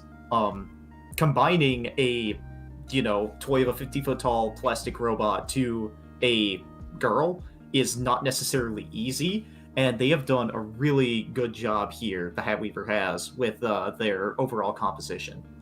Yeah. When I first saw this, I was slightly confused as to if this was or wasn't a Megami device figure. I think they executed pretty well. No. So, like, this, again, really cool concept. I have no idea where that face is from. It looks like the eyes are water slides, but the color did come out pretty close to right, which is nice. Little quibbles. In a few spots in the kit, there's some bits where your control of your paint wasn't ideal. In the first photo, you can see some red dot on one of the thighs, which again, talking about that red color, drawing your interest naturally. Human beings like looking at faces, we like looking at hands, and then we look at things that tell us stuff is alive. There's a red dot that you can see right on her thigh that's just kind of there in the middle of it. Also, the left shoulder for her, the red paint kind of spilled over onto the gold, which is unfortunate. Just a little minor cleanup overall. Like, it's a very clean paint job. Metallic paints like this, like we've seen some earlier, can be kind of chunky and tend to want to look like glittery. For the most part, this came out pretty smooth. So big kudos on that. Yeah. I want to talk a little bit about photo composition as well. This is kind of going back to a lot of the points we made earlier, especially Opaque talking about how 40K kits are photographed on what is essentially just an infinite wall. And this is a good example of what that should look like. You've got a nice matte black background, very well lit, with pretty diffused lighting, so that way nothing really stands out too much. So there's no harsh lighting to take away from any of the really good detail work. The color matching of the I'm assuming this is Megami device or something similar. So the Hat Weaver has mentioned which kits this is, and one of them is the Mobile Doll May from So yeah, I mean, the color matching between the Hyakushiki parts and the Mobile Doll May parts is spot on. I don't know if you used a color guide or an existing Mr. Color paint to match the Shiki parts to the parts that you had painted, but that is fantastically well done. I'm assuming, again, you've got some... Is that some of that hair custom or no? Yeah, it is. It is. Yeah. So It has to work. be. Yeah. That looks really well done as well. I'm sure if I zoomed in, pretty far, I can find some nitpicks, but that just seems mean. I mean, I think thematically, this again is another one of my absolute favorite kits. It fits the theme really well. It's extremely well done. I have one nitpick. If you go back to the pic with the bazooka, you can see the inside of the back skirt, and the gold makes it really obvious that that part is hollow. So I think it would have looked better if they'd just done the inside in gray or gone to the effort of filling it in. I usually don't mind hollow back skirts, but metallic reflective paint does make it pop a little too much. Yeah, you can see it in one of the first pictures on Twitter as well. It's not as bad there because most of the plate's in shadow, but like when you're doing high gloss, high pop paint jobs, hollow parts just hammer you, and that's why a lot of people really hate it when Bandai puts them out, because they do stuff like this. when you're trying to like have a nice paint job, so you've got to go fill it. Yeah. Otherwise, like little quibbles, the sculpting on the hair, I'm not sure what type of epoxy putty you used. It's generally speaking either going to be green stuff or one of Tamiya's putties, at least as far as I've seen in the Gunpla world. That's what people use. Definitely did a good job. Overall, it's pretty similar to how a lot of anime figure sculptors manage hair. A few of the seams on the front are a little too squished in, like that leftmost bang there kind of almost closes up. So either like washing a thin line of a darker color in between there to accentuate the line so your eye doesn't notice it as much, or a little bit of cleaning out with a chisel once the putty had fully hardened would have just helped. But overall, like that's actually pretty solidly executed, especially a color like yellow. Can be, I don't want to call it difficult because I have problems with people calling it difficult, but it's a temperamental color to try to get to go down, especially if you want it smooth, and for the most part here I think he definitely achieved that. And like, this is from the ex.XXX, right? Like, he actually shortened some of these parts and like completely modified. Like this is not from the XXX, right? But it looks really natural is what I meant. Yeah. Like, it just works together so well. It's another example of a very seamless sort of kit bash. Same as what we were talking about with the Death CHARMY, because you're taking, you know, the mobile doll, which is it's very, you know, it's very humanoid, more so than the, you know, existing Gundam model kits. This, like, the mobile doll is very, very humanoid, and being able to kit. Also, another point about the mobile doll in its base form is white, and it is like a dark gray and blue. Painting over that can be kind of difficult, and for the most part, like, you know, that skin tone is very well done. Matching it to the so that it's bright enough and distinct enough from the existing gold as well. That's also really well done. It, like, you have to look at a picture of the original mobile doll made to really appreciate how much work was done to make it look more human than it originally is. Yeah, for sure. Oh, it looks even more human. Okay. Yeah. That's insane. No, and the skin tone came out really nice and soft. You did a great job here. I love the poses too. Like, they just work so well. Like this one especially. Oh yeah, the poses are great. But another thing that I really like is the specific shade of gold, because we've earlier had the more curry goldish glittery one, which doesn't really work for the Yakushiki. And what you also see a lot is like the really desaturated spray can gold, which I think just looks shit in general. And this is a really nice, really shiny middle spot that doesn't really go into chrome, and like it's almost like the honey gold on the, I think it's the 2.0 Master Grade. Yeah, Yakushiki. it's very reminiscent of the Master Grade 2.0 Shiki, which is personally my favorite iteration of a Yakushiki kit. You're either dealing with like an electroplated, really, really shiny gold, or that curry gold, which is just kind of disgusting. Yeah. But like this works really well as a medium gold. Oh, he wrote which gold he used. Oh, the all-clad is a fantastic paint. If anyone is looking into, you know, what paints to get for airbrushing, you can never go wrong with an all-clad. Yeah, I mean, it is lacquer, which especially in like some of my hobbies, people are trying to get away from just because of all the problems of the thinners and how caustic it is. But this is part of why lacquer metallics are still kind of champions. Like, there's not anything you're going to get in an acrylic range that's really going to look quite as good as this.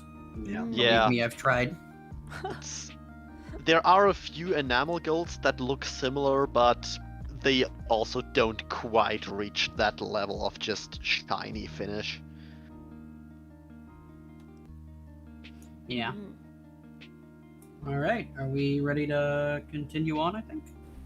Yes, we are. Let's move on. Hat Weaver, thank you for the submission again. I almost said super chat. Okay. Okay. Next one is by Rexy. The CHARMY group build entry. Hazel Char custom. When Char saw a prototype of the new Hazel mobile suit, Char thought it looked cool and stole one. Yeah.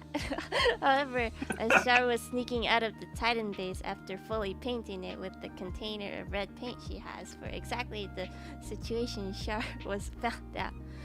If only the clap of the Hazel's rear skirt armor was not loud enough to alert the guards, it would have been a clean Lord. escape.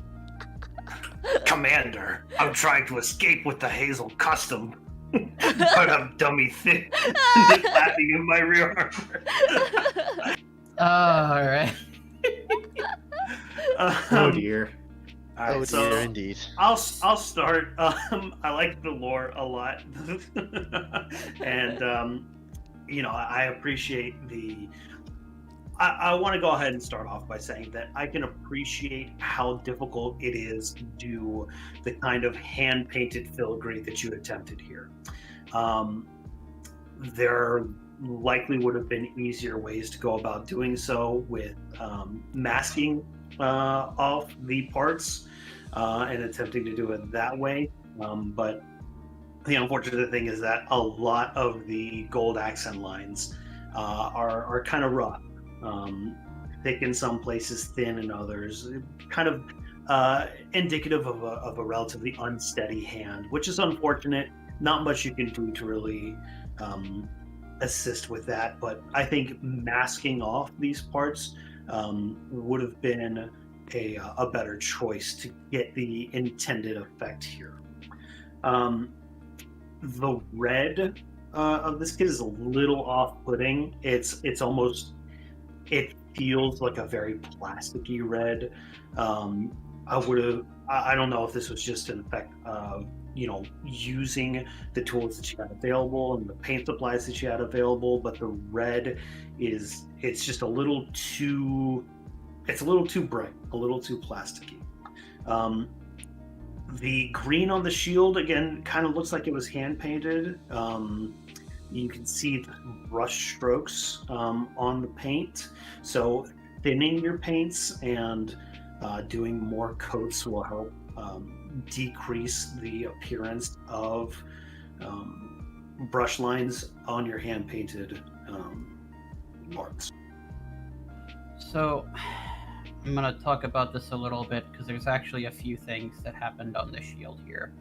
For one, I think your paint might have not necessarily been consistently thin, but it was thin. Depending on how thin it was, if you were swiping at the same parts of the shield repeatedly, what will happen as paint dries is it will actually tear because it's not all the way cured yet. So long sweeping brush strokes with a larger brush for these big flat panels is better. The other thing is, in consecutive layers, alternate which direction you're brushing. So instead of going along the shield, you go across on the second layer. That can also help fight this if you don't have the ability to get an airbrush. Yeah. So perpendicular back and forth. Got it. Yeah.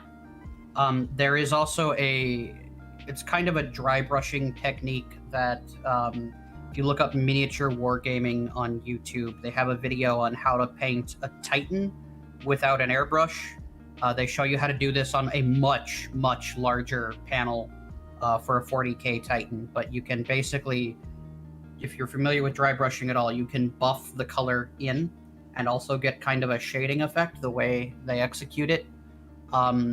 Specifically here, we were talking about color choice earlier. I'm going to talk about color choice now. If you were going to go with this red, the gray and green you chose are just not the right choices. So if you've ever looked into color theory, if not, watch some like mini painting videos. Miniac has a good one on picking colors for like an army. Obviously, this is just the one model. The problem here is this green is a little too blue. If you tried to get a really saturated green, what's going to happen is it's going to go Christmas effect on you, where it looks like you're trying to build a Gundam for Santa. The gray, I can't tell what it is about the tone, but it does not play nice with either the red or the gold here. It looks dusty, is I think the word you're looking for. Like, it kind of looks... It looks like it's been left out on a shelf for half a year. It's kind of in between a gray and a brown, and it doesn't really strike the niche for either. Yeah, the textures are all kind of different, right? Yeah. Remember, the lore blurb, this was freshly painted, and Char was able to leave it out for years to color the dust. Yeah. I'm sorry, just one little point that I also want to point out here. A lot of this kit is painted. 80 to 90% of this kit is painted.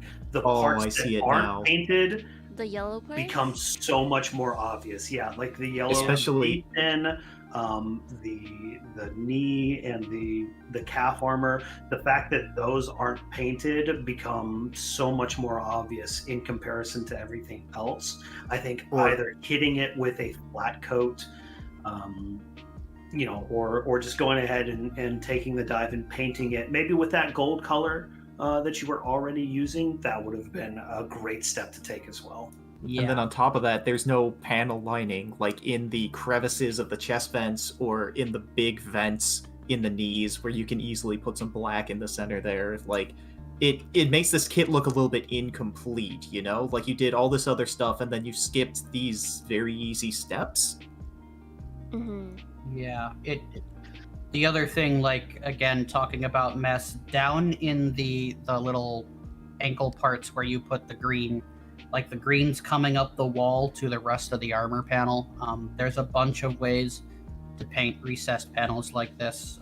You can reverse wash it, you can paint the panel, then mask the inside square, clip it out with a knife, and then paint the outside panel. There's tons of ways to do it.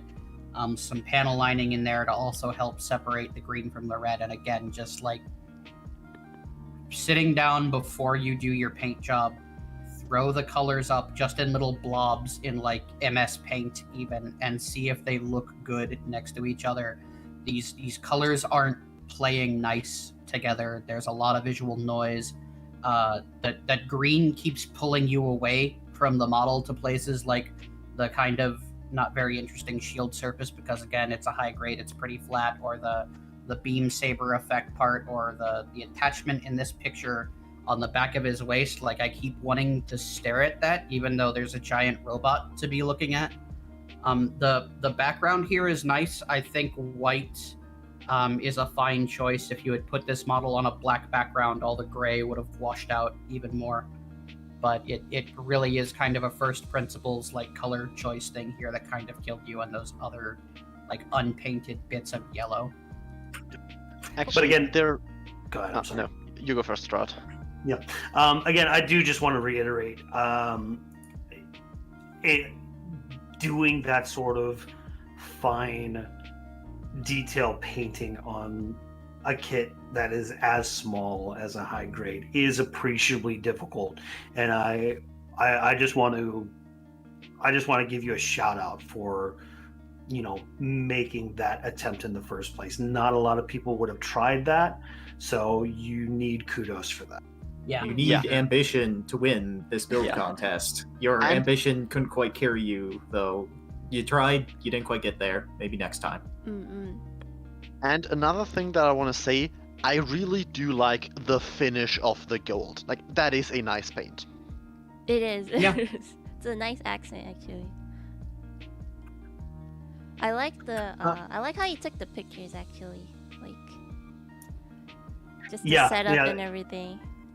They are pretty well photographed. You could tell, especially on the third photograph in the like this set. The step Yeah. effect is really nice right here. it's a fantastically well photographed kit, especially in that. And I can appreciate the pose as well, with the final one, that, you know, behind the back over the shoulder kind of glancing look.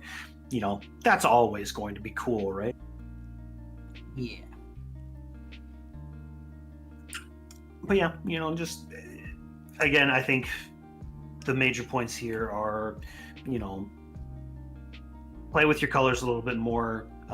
Make sure that if you're going to paint, either commit to the whole thing or not at all. Those yellow parts are just, you know, really distracting flat plastic. But yeah, it's a really, you know, fantastic attempt.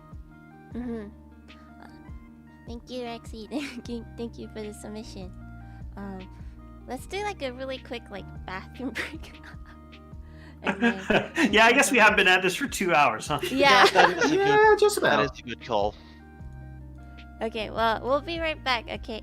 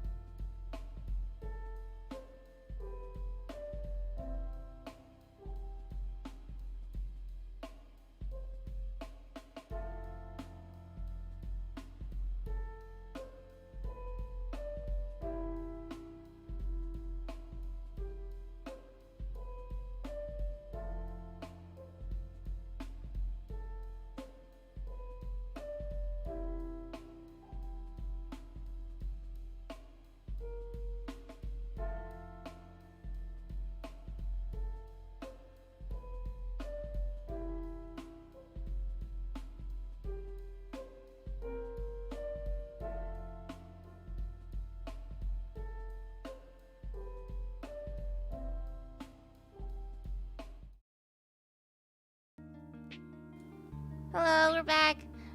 Sorry it took a while. I ended up getting a drink and then I got a delivery.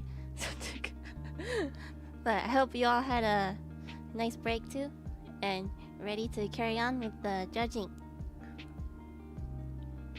If I make this face, I'm drinking. I got some sake. Thank you. Drunk judging. Drunk. Unhinged judging. Let's go. The good news is we've scored everything already, so it won't interfere with our judgment. Yeah. So we already have all the winners ready, but we're just explaining or going through all the builds to explain our judging process and stuff. Okay. For sure. I believe we're on Casfall's GM next. Yep. We sure are. And this one's by Timmy Tim 2345. Charming build entry Casfall's GM. Casfall's GM is a highly modified RGM-79 that was created to act as Casfall's personal unit while awaiting completion of the RX-78 CA Casfall's Gundam. It was customized to allow for much greater performance than a standard RGM-79 and was painted in Casfall's color scheme at his request. Furthermore, given that the RX-78 CA was based on the original RX-78 too and likely would have had the same controls, Casfall's GM was also created to allow Casfall to master the controls of Federation-made mobile suits so as to increase his combat effectiveness in the RX-78 CA immediately after transitioning to it. Just take some look. Yeah, so what I want to notice first off with this submission here is that the photographer is using a lens. So you have in focus the chest at the top, but then as you get down to the legs in that first picture, it starts to go really out of focus. I think a lot of people took their photos with like phones, which have a shallow depth of field, so the entire kit would be in focus. But with the lens in play here, you're really focusing in on the chest, and you're not nearly seeing the legs nearly so much there. Yeah, it's one of the things that helps sell you on, hey, maybe this thing is actually really big, but like part of what also really helps sell that is when you shoot from a low angle up at it, and this is from a high angle kind of looking down onto it, you know? Like, if you were looking at like Sports Illustrated and they wanted to make an athlete look cool, this is the kind of picture you'd get where they're just like, you say something to me? So, yeah, there's some interesting photography going into play here. I actually like this, well, you can't see it when I click in, but this typography going on right here, it's very, very clean looking. I also like the texture of, like, this mat, or whatever cloth he's using. It's like, I don't know how to explain it, but it's like dotted or something. I think that's just the kind of sturdier paper you use for papercraft.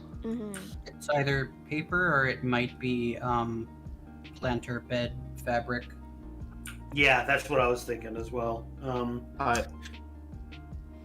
Yeah, one of the other things I like to note is how, since in the lore they're talking about this is a heavily modified gym to get ready for the Gundam, and they've chosen to use the gym from Build Fighters for it, that's a good way to sort of tie together, like, this gym that looks more like a Gundam to what, in the lore, Casfall's about to get in the future. I also like how a Heat Hawk has been added to as an accessory, because, like, that's more Xeon than a Beam Saber. And this last picture here, where he's stalking his prey around the corner there, that's a very creative picture here that you've included, and I like to see it. Yeah.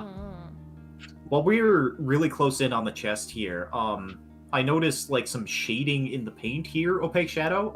Is this an example of what you were sort of talking about earlier with some of the other things, or is that not the coating being even? It's hard to tell in some spots with this one, because there are places in this where I can't tell if it's the paint not being even, if it's a deliberate choice. There's some bits that look like they're weathered. Like if you go to that first photo, that right thigh on its inner side has this little scratch line down it that actually sells really well at scale. which is a really specific part of the model to call out, obviously. And then like on the middle piece in the waist armor, that the top of that red, there's a scratch or two on it that sells. But then you've got points like the joints inside of the elbow where there's clearly just paint damage. Like if you go to that photo where he's drawing the Heat Hawk and the saber at the same time, you can see where posing the kit, he's had the joints rubbing paint off, and also there is some unpainted stuff visible there. So it's hard to make a call on what's totally on purpose and what's not here. If it is on purpose, it's a very subtle shade, which is an effect some people like. It's more of a stylistic choice. If it's not on purpose, then we'll want to like think about, you know, making our paint a little bit more consistent. And the fact that we kind of can't necessarily tell is a little bit of a problem. If it was your intent, you need to push it a bit more so it's like obvious. Yeah, some chipping was intended with this model build, it seems, but some chipping and maybe not enough chipping to make it clear that that was part of the intent, you know?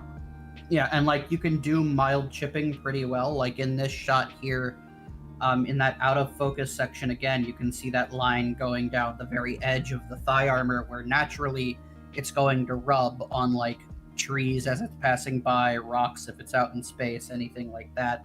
The texture on the metallic parts, again, isn't super consistent. It mostly looks like that's just brush marks in your paint, which I think is in a little bit of the like slightly metallic red as well. As far as that goes as well, we have some parts of the model that look like they're actually unpainted. Like the Heat Hawk here, I think was left totally untouched, and the backpack, I can't quite tell if it was painted or not either. Some of the weathering effect here does sell pretty well. Like there's this rubbed off part here on the right collarbone where you can kind of see the metallic underneath that's been used to metallicize this red. Again, can't quite tell if it was on purpose or if your thumb smudged some paint off. If it was on purpose, push it just a little more, and I think you'd be in a really good place with that effect, because that is a wear pattern that can happen on big plates like that slope downwards, you know, as rainwater or whatever is sloughing off of this thing as it's standing out in the battlefield. Yeah. I have a question. Is this right here? Is this a nub mark or is it? Yeah. Yes. Okay. Yeah, there is a very visible nub mark on the inside of the arm and the head. Those two nub marks right there, which again, those are the main thing in focus.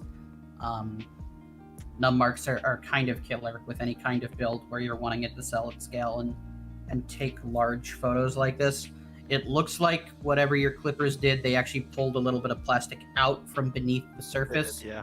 So you're going to need to fill that in and sand it back, which is very tedious, I understand. But like if you're going to put the effort in to paint it, put that extra effort in, because in the long term, the thing that you're going to focus on every time you see this on your shelf is that little nub mark that you didn't clean. Mm-hmm. Like even beyond us judging this and seeing that there, you're going to see it every time you look at the kit, and it's going to drive you insane. Ask me how I know. There is Pig, how do you know? Because I've been working with kits before too. There is one thing about the paint job that I'm personally not a huge fan of. It's that everything seems to have been sprayed with just a matte coat, or that every paint used is kind of has this matte finish. I feel like it kind of takes away from the highlights. It just makes everything kind of blend together and doesn't really. Yeah, it's hard to draw focus to anything when you're all the same finish, right?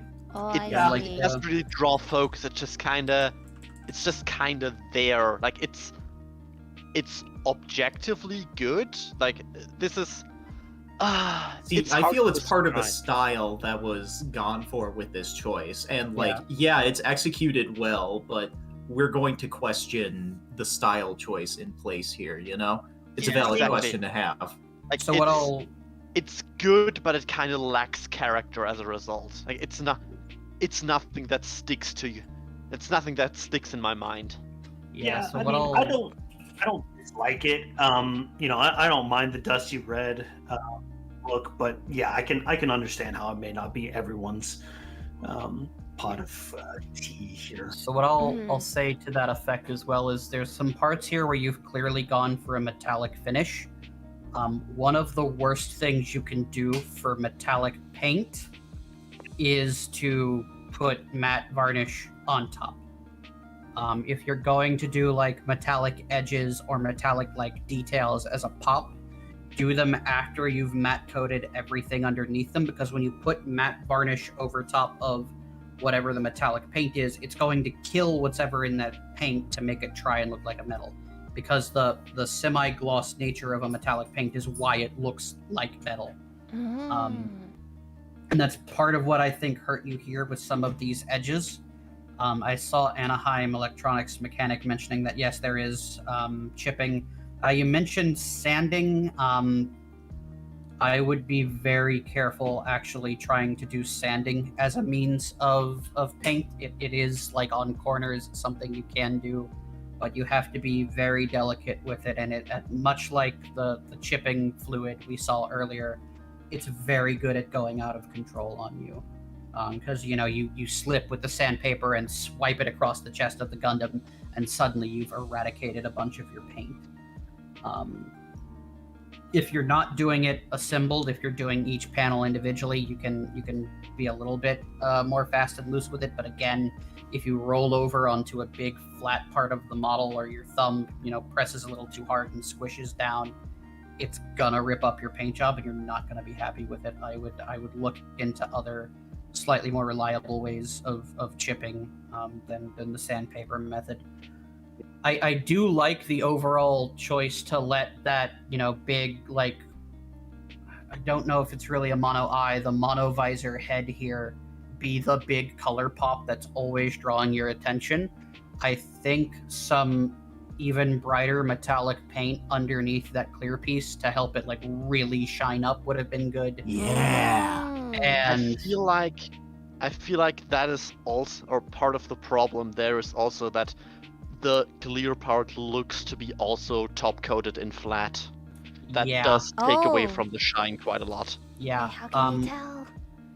You can kind of see it in some of the photos with like the texture almost on top that shouldn't be there. Like this? Yeah, and the way the light refracts when it usually doesn't on it should clear be parts. shinier, right?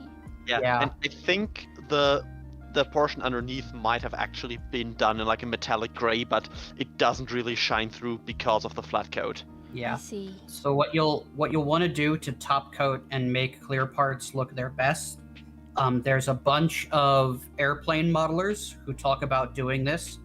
You can use the most common product I see is Pledge floor polish with future sign. It's basically a floor polish for wooden floors. You dip the clear part in it, and it helps plastic like canopies on model airplanes look like actual glass. I think if you had done that here, it would have popped really, really well and looked great, and helped add to the effect.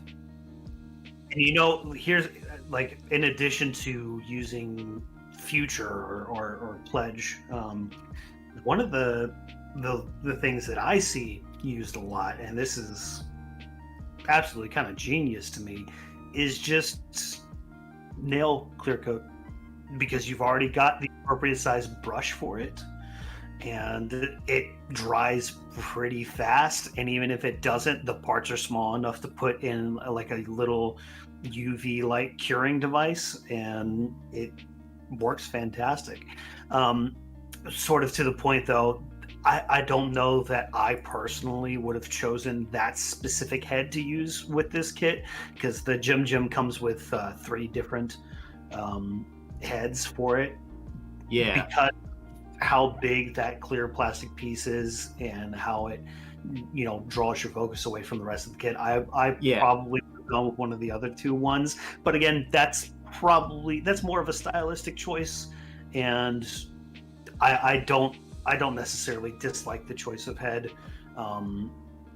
Yeah, for reference, this head is the dome head from After-War Gundam X, where unmanned machines had these as their heads. Unmanned machines. Oh. Unmanned machines, so they were connected up to a computer, and the computer was controlling them all. So, if Casval's in there and controlling it when it's got the head of something that should not be controlled by a human, Sure, you went for style, but your style is questionable. I see. Along other questions that we've raised thus far. Yeah. I didn't think of that. And, like, Style was not lore friendly.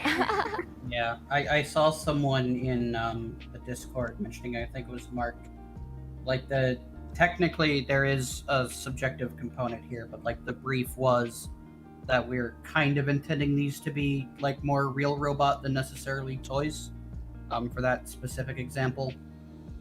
In the case here, I don't think the style is necessarily good or bad. I think it's just rough and needs more refinement so that it can show through its intent. Another good way of putting it is, if something looks good, you want someone looking at it to be able to understand that, yeah, no, this looks good on purpose. Like, this is the way you wanted this robot to look, not, me having to sit here and question, well, there's some interesting parts where the metallic shows through, but I can't tell if, you intended for that to be the case or if there was a problem with the paint job. I see. Interesting.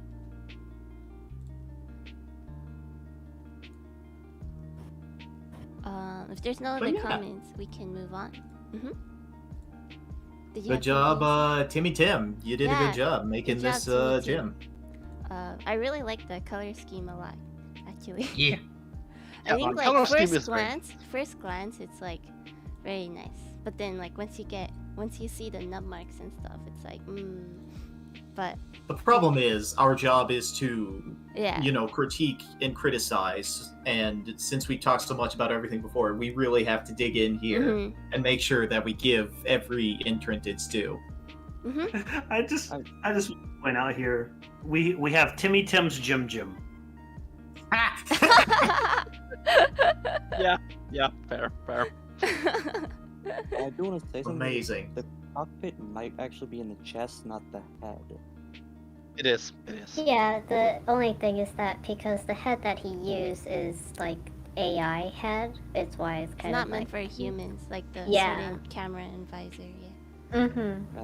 I mean, I personally like Gundam X getting some love, but Nelson does have a valid point in that it's not really the best head for an ace machine. It looks really cool, that's for sure. It does look cool. It looks really cool, yeah. It all comes back to the question of style, which is the core axis upon which we are making most of our criticisms. Yeah. And like the reality is in the miniature painting world, we have tons of competitions where this comes up, and like each set of judges will typically have styles they gravitate more towards just because of whatever reasons, and we kind of accept that like true objective judging is not possible. We are not robots, as much as we may or may not wish to be. That's why you have multiple judges, right? Yeah, exactly. But even amongst a group, like there's going to be the things they all agree on that like we're gonna zero in on, and we're gonna have bias towards those, and pretending we don't otherwise is like just frankly dishonest. So we're gonna be smarter than that. Okay. I wanted to jump in before we move on to the next one, sorry. Because I feel like we did talk a lot about the painting and everything else, but not so much the composition of the shots. And I was just going to say, like, Timmy Tim to Tic Tac have really nailed their standing shots. But when it comes to the action poses, there could be a little bit more refinement in that area. Like pushing the model just a little bit more, maybe moving the camera around a little bit more as well. Yeah. Like, don't sell like with these that photos kick? either.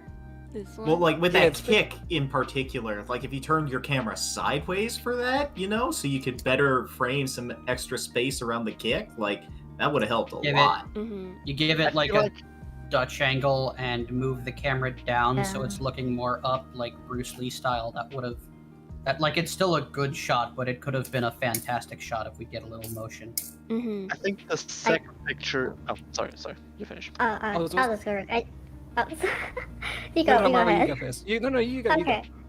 I just think that it's really hard to see how the feet is or how the angling or like how big it looks because of the angling with the lens as well. So I think if there's just a straight shot, it would be helpful as well. Yeah, and I do think that the second picture is not really great because the first time I looked at it, I thought, hold on, did they pull apart the model to take that picture because you just do not see the lower half of the model at all at a glance. That was the thing that got me as well. Like, it's a very, very compressed image, and that sort of thing, especially when you look at any kind of Gundam action shot, you'll see that they generally try to show the entire mech. In this one, it's very, very compressed. It would be better if the camera was like shifted to the right a little bit more so you could see from an angle. At the moment, you know, like viewing it front on, it's very compressed. It's hard to see all the detail in the mech. Same with the bottom one. If the mech was just tilted up a little bit more or to the bottom a little bit more so you could actually see more of the mech, that would have made the action shot just a bit more better. This is something you pick up from a lot of animations and cinematography, but otherwise, this is pretty good. And Yeah, it all comes back to style in the end.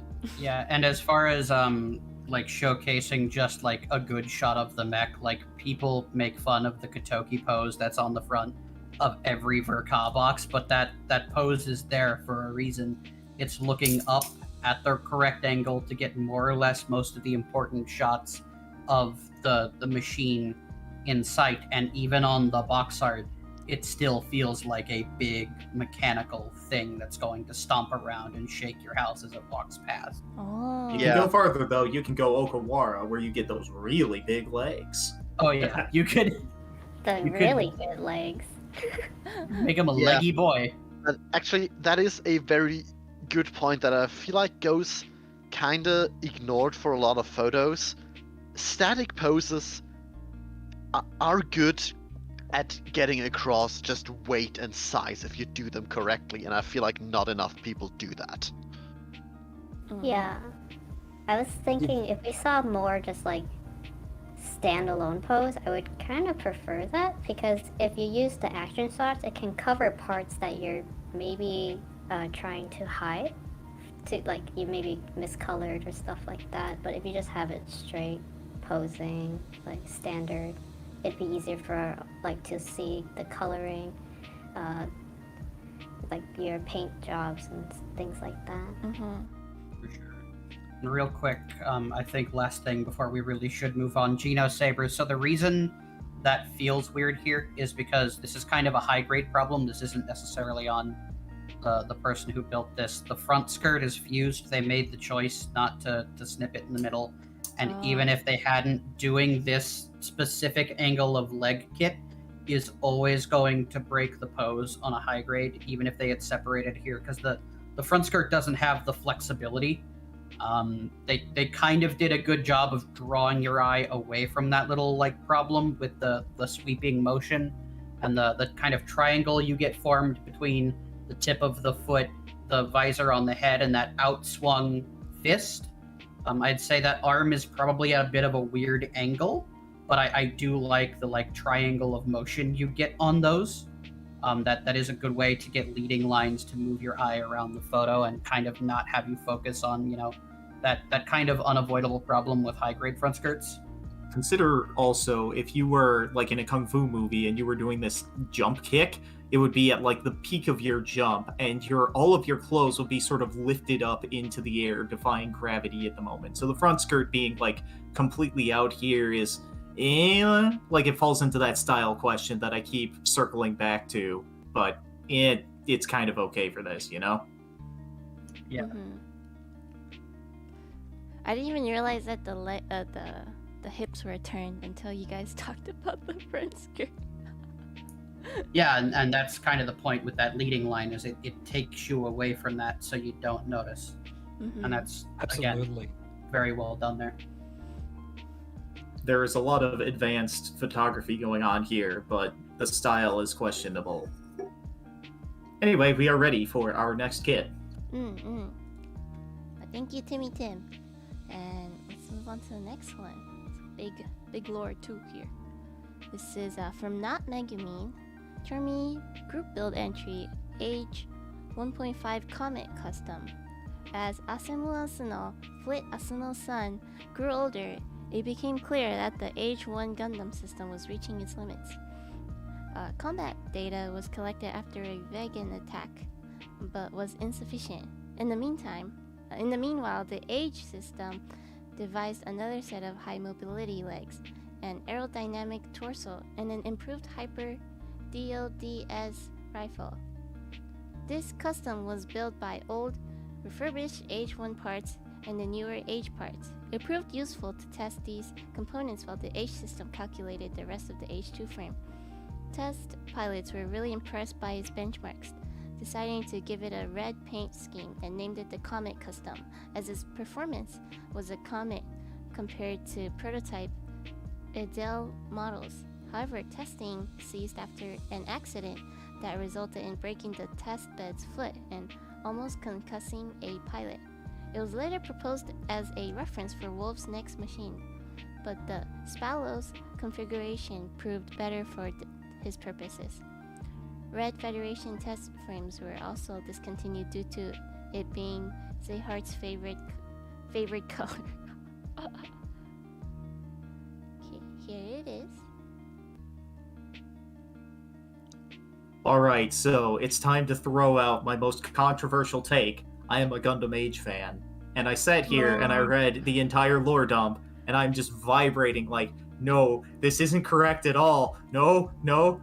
Did you even watch the show? And, I have words for that, but I am going to skip those words and talk only about the model kit here. And the first thing I have to say is, please thin your paints. Please. We can see that heavy paint texture all over the entirety of this kit is taking a lot away.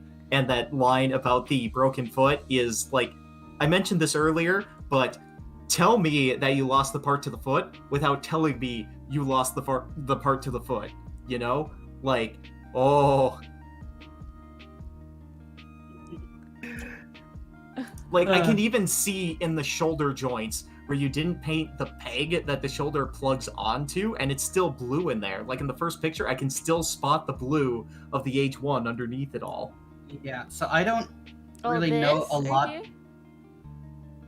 about the Age kits at all. Does it always just have that enormous gap there? Is that just part of the kit?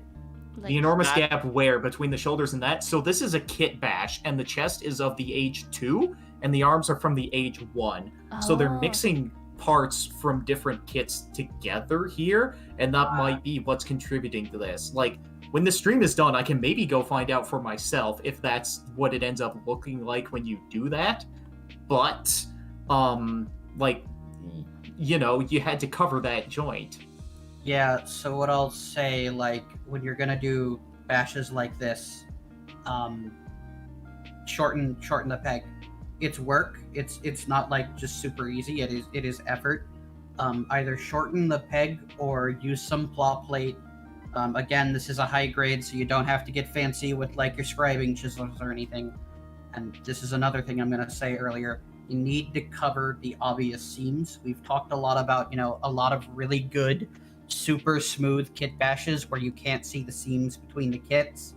The shoulder to arm mating here, and then whatever's going on with the waist where there's just this giant, like, obvious negative space where it feels like there should be more mobile suit in order for that waist to ever connect to those legs. Can I cut in for a second? Like here. That is just how the H2 waist looks, because that's part of the transformation mechanism. Yep. Okay, which, well, again, as the one Age fan in the room, I'm 2. well aware of it, but, you know. Yeah. I think part of the problem, I feel like, is also the fact that they're using an H1 waist, which doesn't really have the same flow as the H2 waist and makes the gap a bit more obvious than it is on the normal kit. Yeah, I think this may be more of a fault to how bad high-grade Age kits kind of are. Like, I'm a huge fan of Age designs for the most part. So, like, I also want to I want to collect you, Blockio, because you mentioned like the waist section there. So I'm interpreting that as like the stomach bit. And no, that's the age 2 stomach right there. The age 1 stomach looks a lot different than that. No, So- I mean the hips. Sorry. Yeah, from the skirt Go ahead, down. Stroud. Go ahead, Stroud. I'm sorry I'm interrupted. No, you're fine. You're fine. Yeah, I mean, it's just an unfortunate side effect of the fact that the high grade age kits are not great. I'm a huge fan of the design of the age 1, not so much the age 2 or the age 3. So seeing my beautiful age 1 boy ruined by age 2 parts is unfortunate, but I can appreciate the sentiment. I get this kind of goes back to what other points were made with how seamless other kit bashes were. Kit bashing in age 1 and in age 2 just does not really work. Again, because of points that were brought up, how thin the age 2 is in comparison to the age 1. It just that huge negative space between the waist and the arms is really off-putting. Way the hips, like if you had flipped the hip skirts upside down and somehow tabbed them into the waist, that might almost fix it, but then you're going to get breakages on the side profile. There's a lot of plot plating and work that has to go into sculpting something that makes these parts want to play nice together. As far as like the damaged foot goes, if you're gonna lean into that with lore, go wild with it. Get your clippers or a Dremel or whatever your preferred tool is and actually do some damage there, where like, the foot looks all crushed up and the legs like got torn in armor panels. Or try to like fill it in with something, because it's just like that, right? Because the way you've chosen to do it, it just looks like you lost the front footbed. Yeah, I can appreciate having a piece of lore in there to really explain away the missing foot piece. But yeah, what Opaque said, I would have loved to see a big lean into the damaged foot.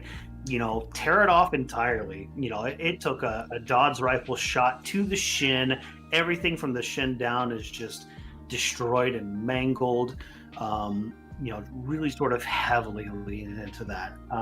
Outside of that, I think Nelson brought this up. The paint is way too thick. It needed to be thinned in order to become distracting. There are like textures similar to this that you do. Again, we kind of saw it with that first gun tank, like when you're doing a deliberate like either rolled steel or cast steel construction, you'll get kind of a similar effect just from looking at it and the way this texture is on the model. It's pretty easy to tell that's not what you were going for. The paint's just super thick. It looks like acrylic. When acrylic dries thick, it does this kind of bubbling behavior. We don't have any brush lines in it, which is actually kind of surprising. I'm not sure if you were applying this with more of a stabbing motion, maybe, to the model, but either way, like, again, it's the eternal 40k meme, thin your paints. Again, like, you can totally paint something like this without an airbrush. I'm not one of the people that I see way too frequently that are going to tell you, now, if you really want to paint Gunpla, you need an airbrush. It makes painting big, smooth panels way quicker and way less frustrating. You don't have to have it, but here I think it needs more practice. And again, just some more work on the actual kit bash to make these parts actually look like they go together. And I think, another potential error here, this is if you look closely at the kit, the accidental texturing here is known as an orange peel effect, where, it kind of has the texture of an orange peel. And what happens there is it's mostly seen with top coating, but it can also be seen with airbrushing and with painted kits. What happens is that actual moisture gets trapped between the plastic and the paint or the top coat, and that causes that with top coat it's mostly a frosting effect, but yeah, that is the effect of trapped moisture and dust particulates between the plastic and the paint. Best way to do that would be to either make sure the kit is entirely cleaned off before painting, or if you're top coating, make sure you're top coating in a low moisture environment. If you're doing it outside, make sure it's not terribly humid outside. Or inside in a controlled environment with a lot of good ventilation. And if you look up that orange peel effect, you'll probably see a lot of auto bodies. It is a huge problem in car paint because of what car paint's made out of and the way it works. And there are ways to combat it. Like when it's this thick, you could honestly almost get away with taking like 800, maybe 1,000 grit sandpaper and just wet sanding it gently, trying to knock it down. It's never gonna quite go away completely, especially not since this type of paint being that thick. Like you can see it on where panel lines are. It just gets down in there and goops them up. So you're never gonna totally clean it, but you can fight this effect if it happens to you without totally stripping. If you do decide to strip, if this is acrylic paint, just a bath in like some simple green that you can buy at like Walmart. There's some more caustic stuff some people use, but I wouldn't go with that on Bandai plastic. But yeah. Any Can other you pick comments? that image right there, actually? The first No, just emphasizing, going back to when we were talking about emphasizing more on lore, especially with that foot that's been a little bit broken. Just with that one image with it holding the gun, I just noticed that think a little bit more about your poses when you're doing these things as well, because I don't know about recoil in the Gundam universe, but I'm pretty sure I wouldn't want to be sitting on that bad foot when it's supporting itself with that gun. That doesn't look very stable at all. Yeah, the Dodge rifle has quite a bit of kickback. That's gonna knock that thing clean over. Yeah, so when you're doing your posing, you also want to take into consideration that sort of thing, especially when we were talking about the gun take as well. That was the first one we did. I don't think that would be something anyone would want to really take into a forest, but still very good.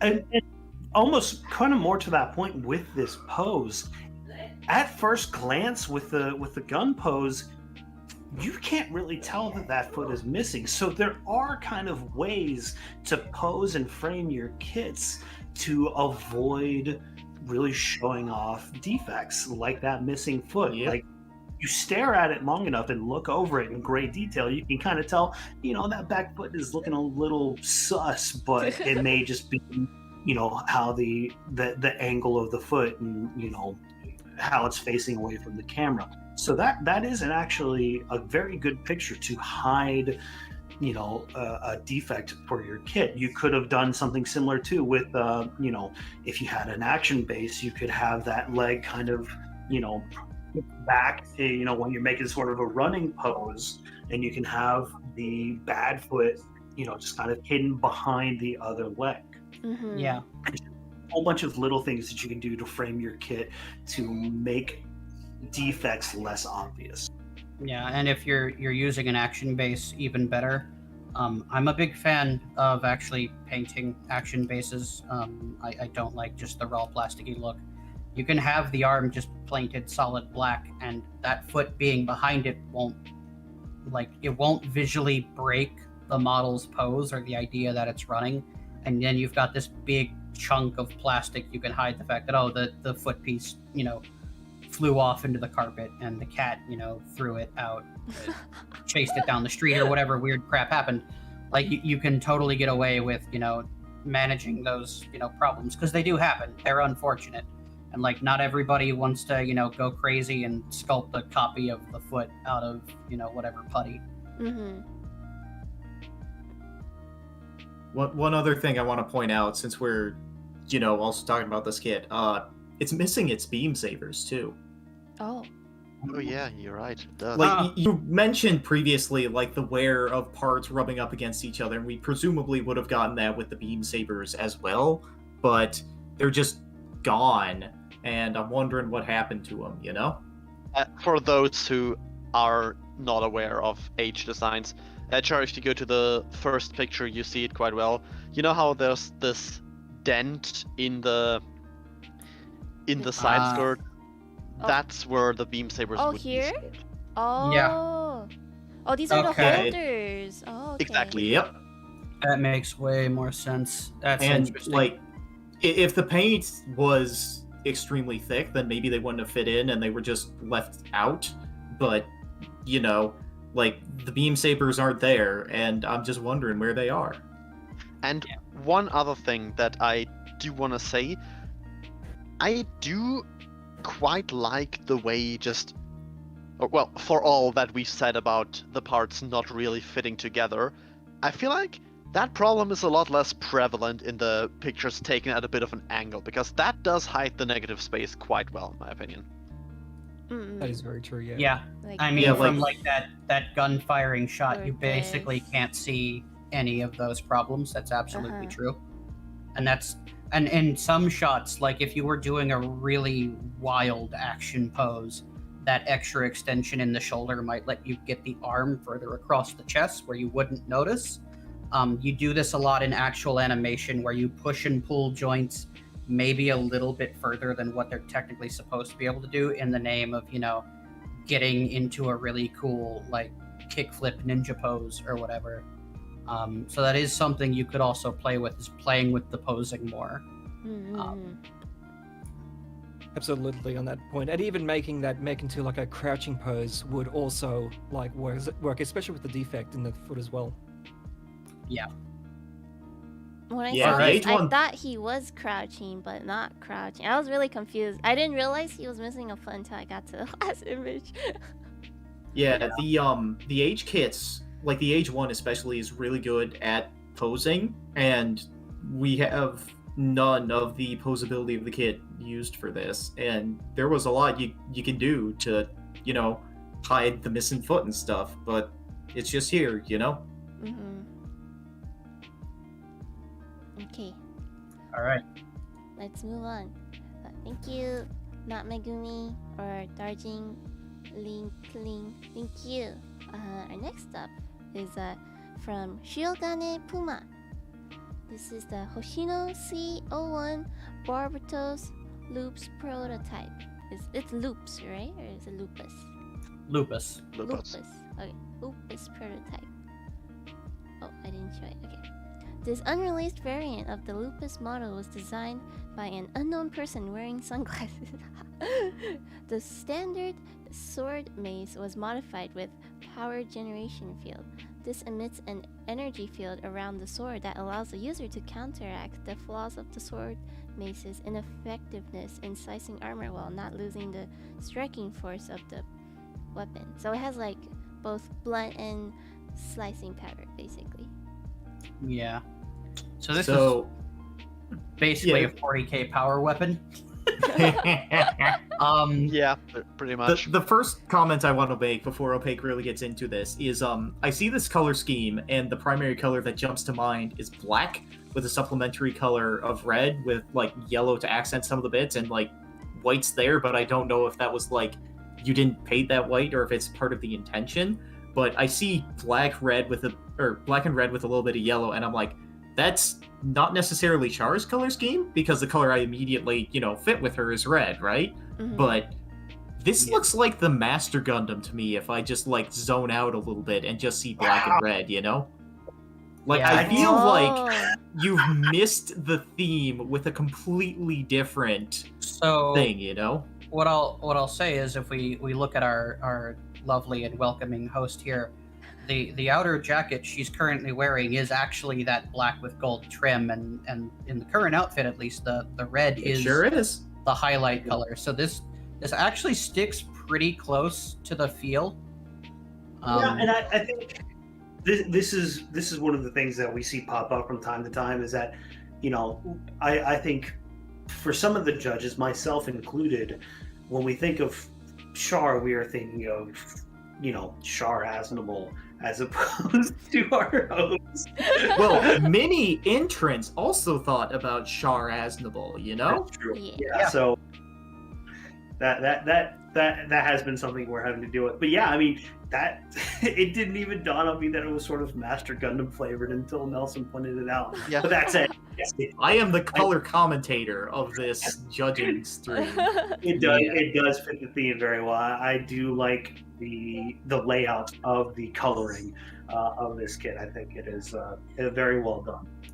However, if we're gonna go down the route of the colors of our host, I have a nitpick.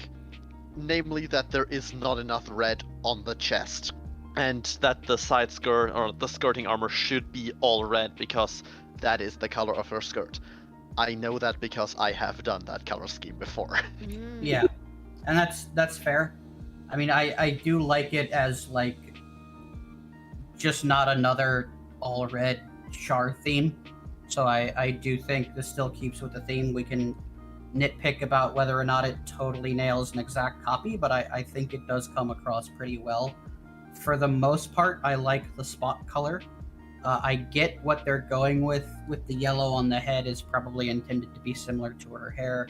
I think here it just kind of detracts from an otherwise pretty excellent paint job. I might have honestly gone either with a much more desaturated yellow or maybe even carry up that white, since to me that white looks on purpose. That's not the normal Barbatos like plasticky white. Yeah, it is. That is a more cold white, a bit bluish. That is painted.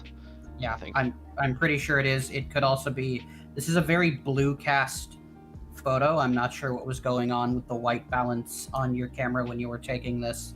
Again, looks like another phone shot. I'm not sure what the auto settings were doing to the image. Maybe trying to overcompensate for all the red hotspots. But that doesn't look like just the normal Barbato plastic to me. Yeah. I do appreciate, and we should call this out, obviously when you do black armor like this, you can't really panel line it because it's already black. I do like the edge highlighting you've chosen to do. On the seam lines, it's very hard to do. Obviously, it's not perfectly even. If we think like heavy metal painting that you'd see on a GW box, but it is pretty well executed. I like the little accent colors inside some of the darker recesses, like the things on top of the knees, whatever those symbols are supposed to be.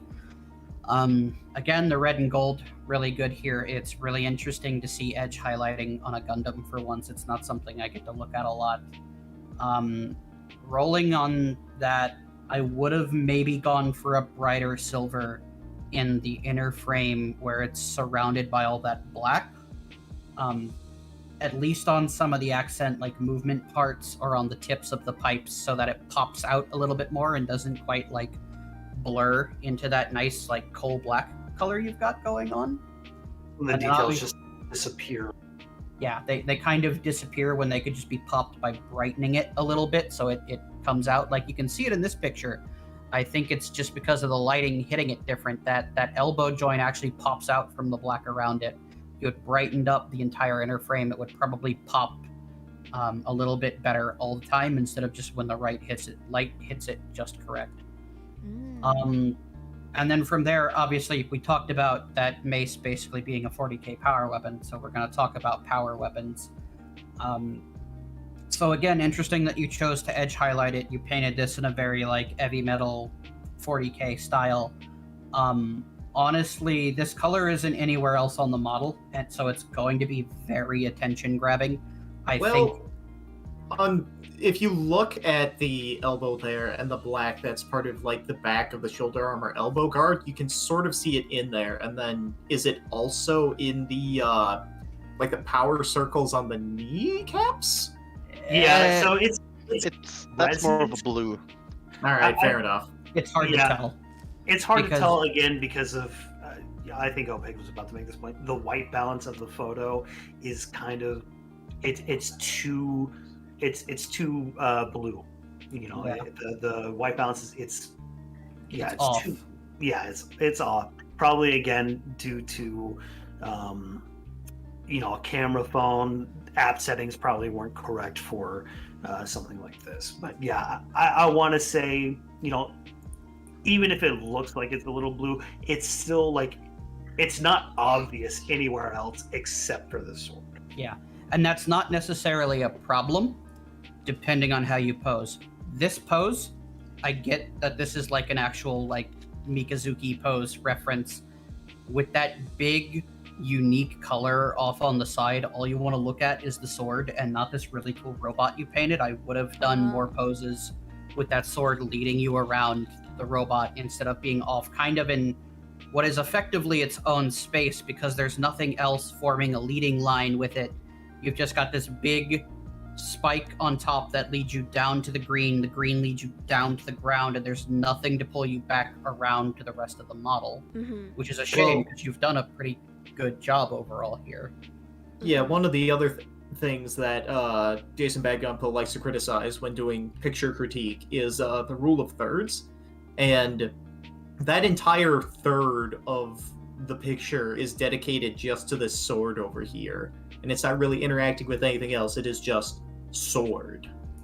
Yeah, it's kind of sitting there like Excalibur, demanding to be looked at, and I think like it's cool. You did a good job painting it. What I'll say is the blending where you've got like that white, like trying to do an interior power sword glow. The straight white line down the middle is a way to try to achieve that on a surface where it's mostly flat here. I would look at some other like power sword tutorials. Games Workshop's done a bunch. There's a bunch of award-winning painters of models who paint power swords. You can apply those same techniques and just do them bigger. Like the segments of light and dark will be bigger, but they lead you up and down the sword instead of being this kind of like spike through the middle. Again, the edge highlighting here is pretty good. The other thing I would say for the color choice, as we see it brought across the model, the thing we might have wanted to do is saturate it a little bit more, especially since you kind of go all the way up to pure white at the very center. Having those darker parts of it be a little bit more saturated, a little bit more green of a green, essentially, might help it look even better than it already does as well. That's more of a stylistic thing. I wouldn't say I would like dock points or anything like that from you there on that, but that's a thing to consider if you do this effect again. Is like typically when you're trying to make something look like it has an internal glow, it needs a bit more saturation so it feels like there's a light from it. The last point that I want to make before we move on, if anyone else has a point, Courier 9712 in YouTube chat also has this exact same idea. The fact that you have submitted with that sword and you're not doing an Obari pose with it feels like a crime. Yeah. Bunga bunga big sword. And like this picture right here, this is a great, like I would honestly bring that front arm up a little bit more, lean him in harsher to make it look like he's really coming at you. But this is a great pose that highlights a lot of the really good work you did here. Most of your other poses with the sword, it's just kind of off to the side in one hand, where it's not really interacting with him, and that's kind of what we're talking about. It doesn't feel like it's part of the build or the. It's like he's holding it away from himself because it's gross or something. Yeah, like, especially the that second one right here. It's like not even in the photo. You might as well torso's a little lopsided on that one. Yeah. The torso does kind of seem detached on this one, huh? I think he's leaned too far to the side to compensate for the weight of the sword hanging out that far. Probably. Actually, the IBO inner frames, Yeah, I would also say for those back clips, I don't care if you leave them on or take them off. I would paint those the same color as the back plate armor that they're in and just let them be. This is like a magnetic clip or whatever to hold the weapon. Or the color of the frame, because it should be the same material as the frame. Actually, there is one final nitpick that I have. If you go to the first, or really any picture that shows it from the front, the color is white when it should be gray, and I feel like that really distracts from the feeling of that is a big robot too. Yeah. You know, when you That's look at Char right in front of us here, that's the color of her shirt, you know, popping Yeah. out around, you know? Like this is actually pretty tight to her color scheme. I believe I saw someone earlier mention that actually the front skirt there is even technically correct. Mm-hmm. So like someone really dialed in on this is Hoshino Char, not just a Char.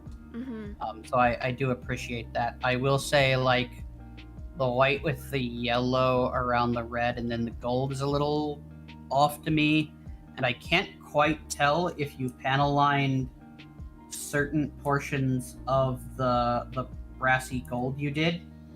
Like in the kneecaps there, it looks like those weren't panel lined. I would definitely panel line any kind of segment like that, because whenever you're, again, set it down on a table, sit away from it, that's gonna blend into one solid color if you don't have like a sharp line delineating. Yeah, this is where multiple panels are actually overlapping over top of one another. Mm-hmm.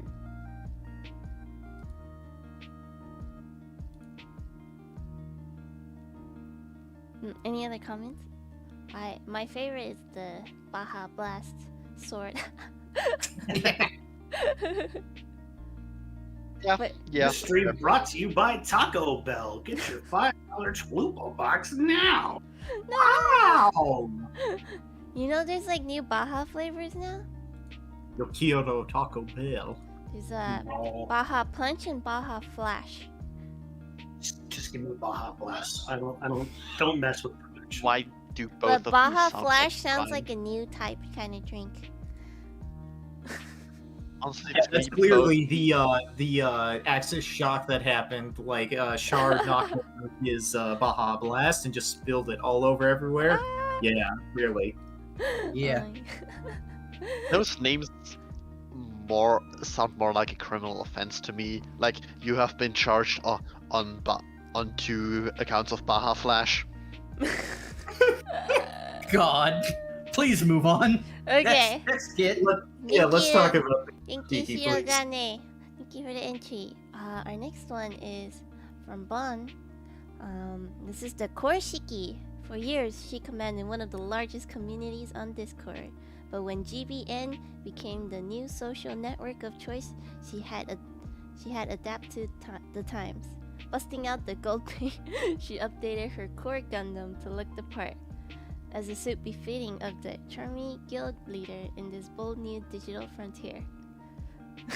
I'm feeling so much like self-insert into Gundam universes. Reading these, makes me really shy. But here's the Well- first look. Yeah, again, this is again another really well done, pretty seamless kit bash. Again, I can definitely appreciate the choice of the Shiki 2.0 style gold as opposed to the existing, Shiki color schemes for this scale, where it's either that electroplated gold or the, the curry gold. Yeah. But yeah, like integrating the core Gundam into a Hyakushiki, that's just brilliant and great. There should be more Hyakushikis, I think, is the point that I'm trying to make. Yeah, Yep. there needs to Yeah, I be mean- more Hyakushiki. Yeah, consider the Kits. previous one that we saw earlier as the entry. We gotta see more of them. Chop chop. Yeah. Indeed. And I really also want to call out here real quick because you can get a really good look at it in this photo. Whatever color of bronze highlight that was, so you didn't have, like, it's in the V on the chest here, and it's on the feet as well, just to break up so you don't have gold on gold on gold everywhere. Great choice, blends in really well. I love that, like, dark, rich brown with the otherwise, like, less saturated, like, kind of antique gold look. Mm-hmm. Definitely well executed there. Good job. And it's on other pieces as well. The power once you actually get into the The power pack has it, yeah. the power pipes. It's on the feet as well. Just that use of that rust brown, that bronze. It's Gorgeous. Chet's kiss. I also want to point out painting the beam sword there, because usually people just leave them in their intended colors, but somebody you bent it and then you painted it like that sharp orange there, and I think you even it's more yellow at the point where it's swinging, and it's a darker orange at the point where it's going straight. You did a good job on that, Yeah. Oh, I wanted to point painting out that- a little thing. Or Go ahead. I know you were a panel lining, but I don't think you cleaned up right here. No. Oh yeah. Yep. But there were a few parts, but it's not a huge deal. It's just something I noticed.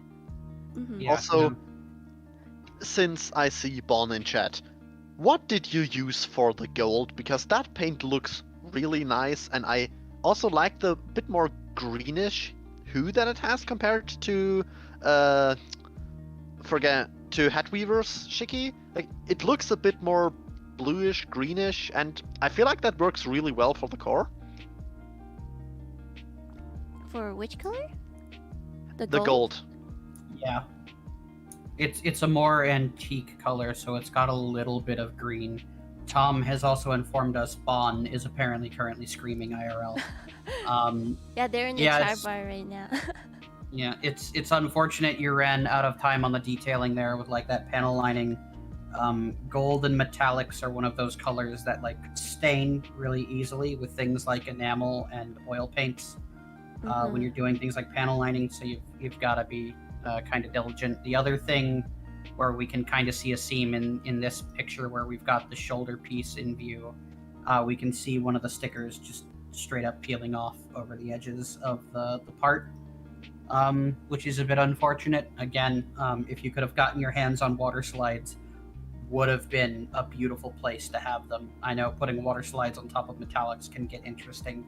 Vallejo does make a metallic varnish that's pretty good, that shouldn't mess with colors like this. I would test it out on a piece of claw plate first. Also, I do want to call out, I appreciate that you took the time to make sure that both versions of the core Gundam here, before and after it's equipped, it's Hyakushiki planet system armor actually look good. I've seen a lot of core Gundam customs where they either did it for one or the other, but not both, and I do appreciate the extra effort there to make sure that you can actually transform this thing one way or the other and it still looks good. Actually, I want to bring up a point as we sort of transition on.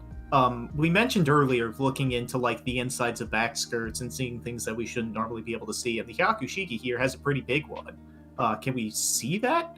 Or maybe it's the inside of the front skirts or whatever, but can we see that? Or did they hide that with their photography?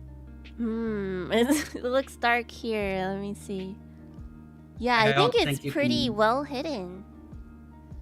Yeah, and it is. You can see it right there, just barely in that back skirt. It's yeah, still but you have to hollow. really focus on it. Yeah. I really wanted to talk about how good some of these shots are, and then you just went ahead and ruined it. And I love the details on the eyes. There's that Quattro Bettina sunglasses shine going on. The eyes are really tiny. The eyes are really tiny. I don't even know how she did that. The photography has really helped here in some of these shots as well. That one where it's looking back, that's a magnificent pose. That one right afterwards, though, I'm not so sure about that top crop, but otherwise, these are really nice. There's a lot of detail here. I will say, just as a long-term thing for displaying it on your shelves, I don't think it distracts too hard, but I would use a different stand or paint the one that came with it, because that weird translucent blue plastic kind of wants to pull your eye away from the model a bit, because it's this weird shiny blue bit that doesn't belong there. Maybe a gray or something. Yeah, or honestly just prime it flat black with a rattle can and move on with your life. It's the same Bandai 4-piece no sprue stand they've been making since the 90s. Since the 90s? Wow. Yeah. It's also, old. another thing that I really love is the fact that there's a bit of a two-tone gold going on. You see on the front skirts and on the forearm armor that there are two different finishes for the gold. Yeah, this looks like a copper, right?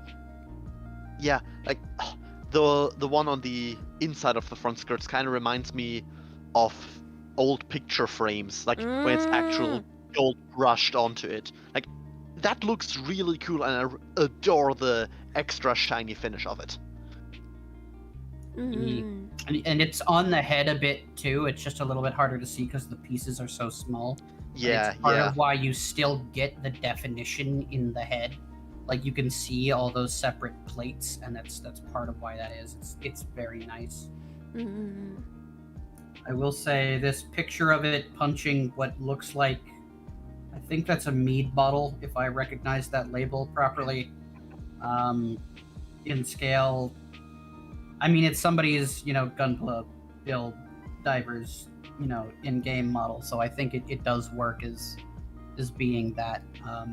It's just a weird choice to include in the album, but I don't think it really detracts too much. Yeah, it's kind of cute. I would say, like... I mean, it's alcohol. It fits the theme. That detail on the bottle, though, is really subtracting from the actual Gundam. Like, that's as much as good as detail as the Gundam. Yeah, that's the other problem, is it's a really loud, bright red with a whole bunch of shapes going on. Again, red draws the human eyeball. We want to look at that red. So, like, as a photograph, not great. I don't think it detracts from any of the work you did. As far as improvements, again, the decal placement could use some work. Some of them are starting to peel off, which is part of why everybody hates stickers, and I wish Bandai would just give us water slides or dry rub transfers back maybe one day. I know.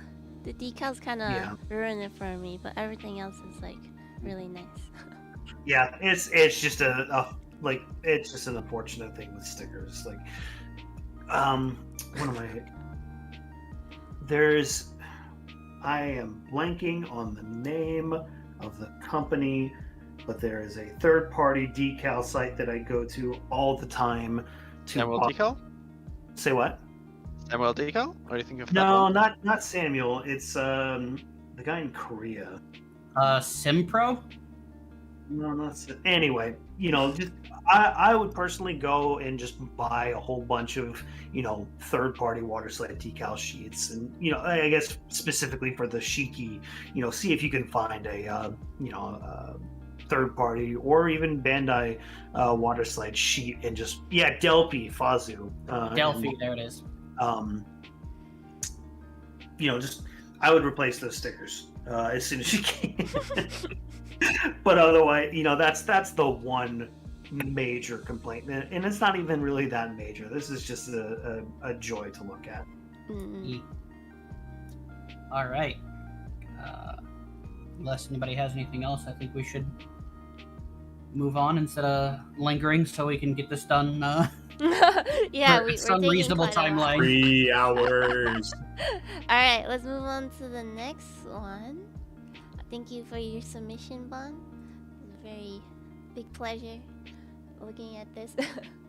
Our next one is from Avalon. Oh, there's actual... Okay, there's lots of stats. Okay. Model number AMS 05KZ.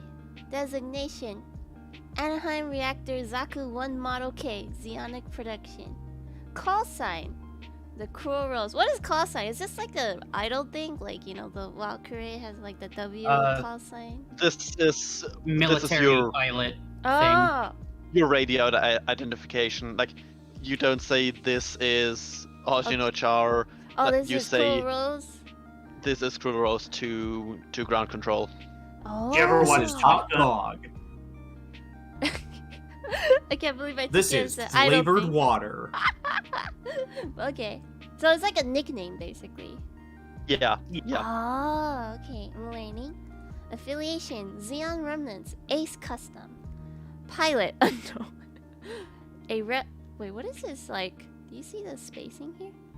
A relic of the 1-year war, the AMS 05KZ makes up for its diminutive appearance with unrivaled agility. Its most recent upgrade has pushed the Zaku 1 chassis beyond its limits, installing a high-mobility Zaku thruster unit and a lunar Litanium ultralight endoskeleton. Strict regulations limit its boost speed to factor of 3, exceeding which would cause air conditioning leaks and extreme vertigo without fail. A logistic disruption has left this unit currently without weaponry. Tell me you didn't want to weather the weapons without telling me you didn't want to weather the weapons. Or that they didn't arrive. I mean, there's a lot Perhaps. of things that could happen. Like, this is based off the sniper Zaku, right? So it should have a sniper. Yep. Yeah, there's a bit of kit bash going on here. Yeah. Like they got the sniper head there, which doesn't come with any origin kits. This is an origin Zaku in most of its places. They're using 30-minute missions optional armor in the side skirts there. Oh. And then they throw a lot of weathering on top of everything. I wish I could get a better look at that high mobility backpack though, but we've got these 2 pictures and that's it. Yeah, unfortunately there's only 2 pictures submitted, so it's a bit hard to judge this entry. there is that problem of, you told us about the cool thing that's supposed to be on the back of the model, and then we can't turn it around to see it.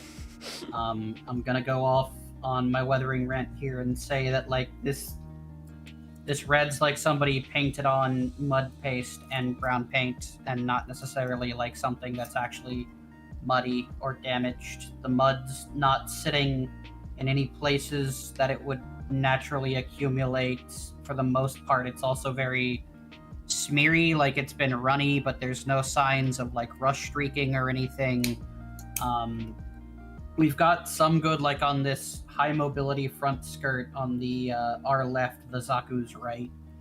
There's a little edge on an upward facing section on both of the front skirts that are gray that actually reads pretty well as like the corner being rubbed down and chipping as this thing is flying either through atmosphere or space, which I think you did really well with. You've left off the kneecap, which, considering the fact that you bothered to weather it, I think is an on-purpose choice. I would have done damage there to make it look like the knee had actually been torn. I don't know. Does the Zaku sniper here have a different knee for that? Yes.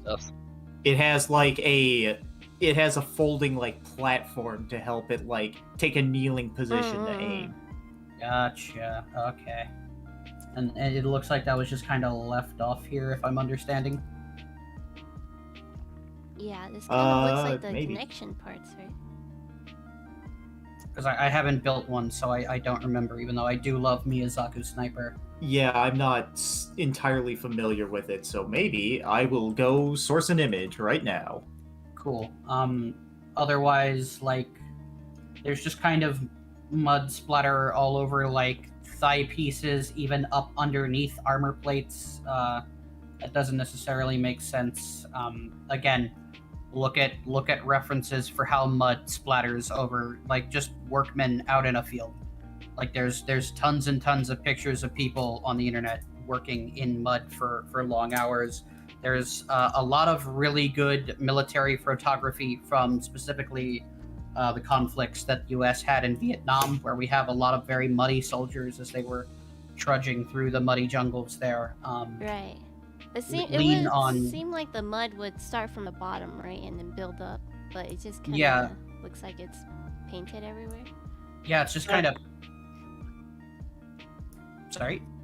This is your area of expertise, so do not let me interrupt. Yeah, no worries. Like, no worries. Like, I don't want to just take over the presentation here, but like, it is just kind of splattered everywhere.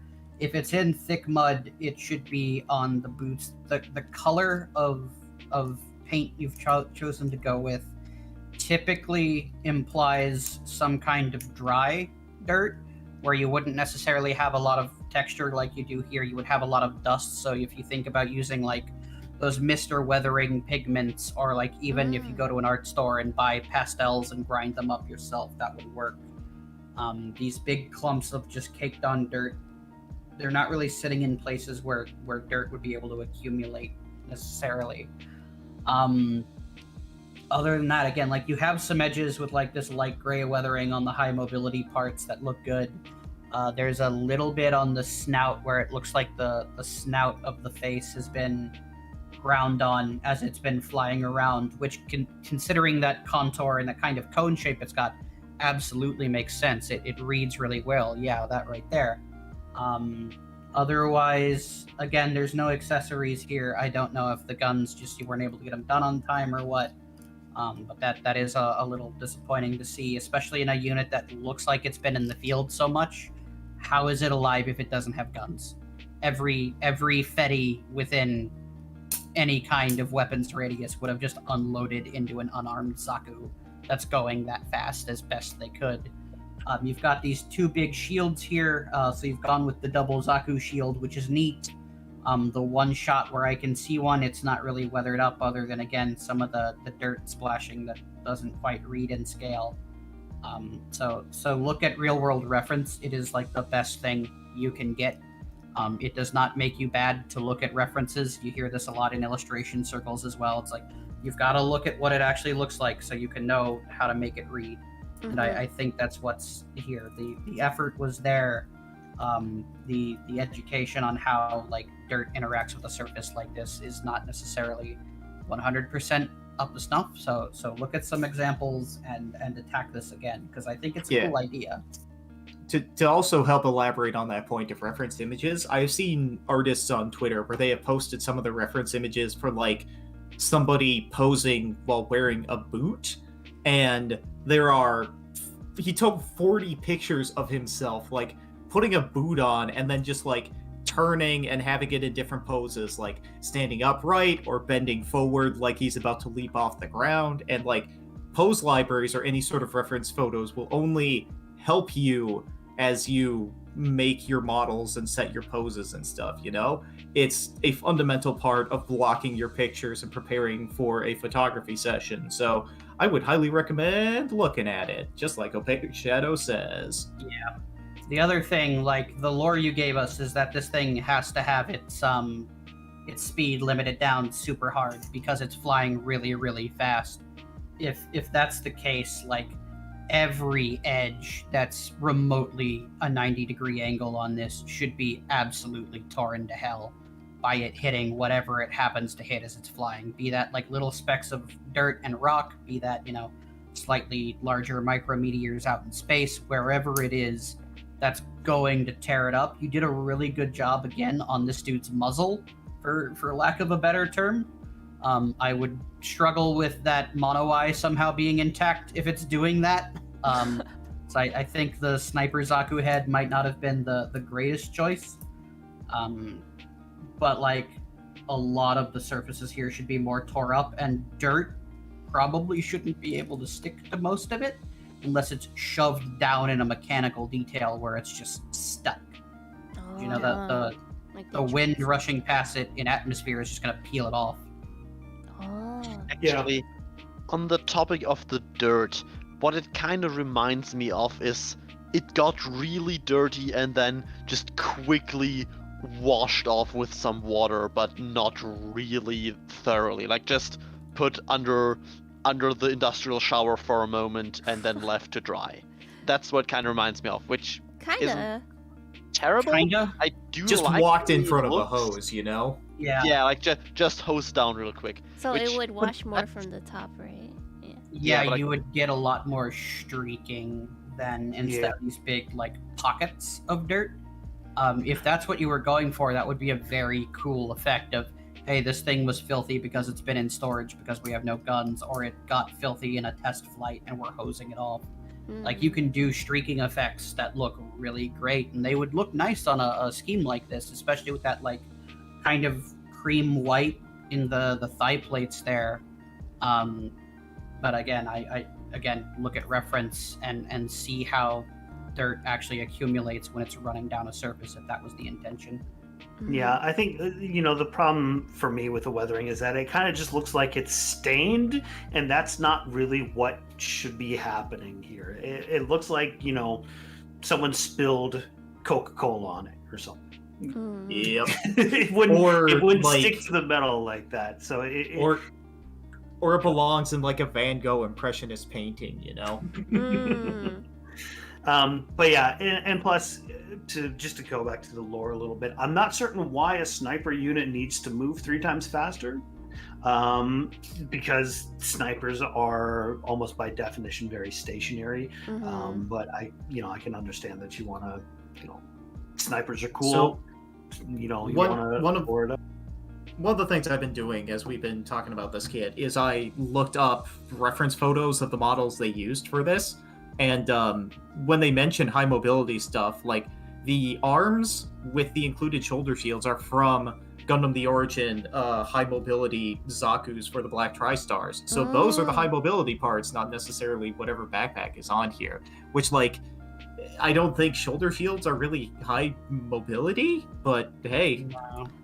I mean, that's just the part off of... Yeah, that's a critique of the Gundam thing, not necessarily this choice here, but yeah. Yeah, there's... Again, unlike snipers being fast, like the typical sniper doctrine is shoot and scoot. So you... Contrary to what usually happens in Gundam shows, you're supposed to only take a couple of shots from one position and then move, because if you get caught out, you're usually alone and therefore quite screwed.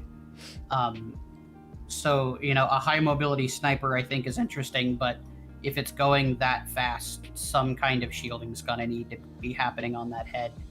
And again, the weathering doesn't quite mesh with the story you're trying to tell. Yeah, other than that though, like, it's a neat idea.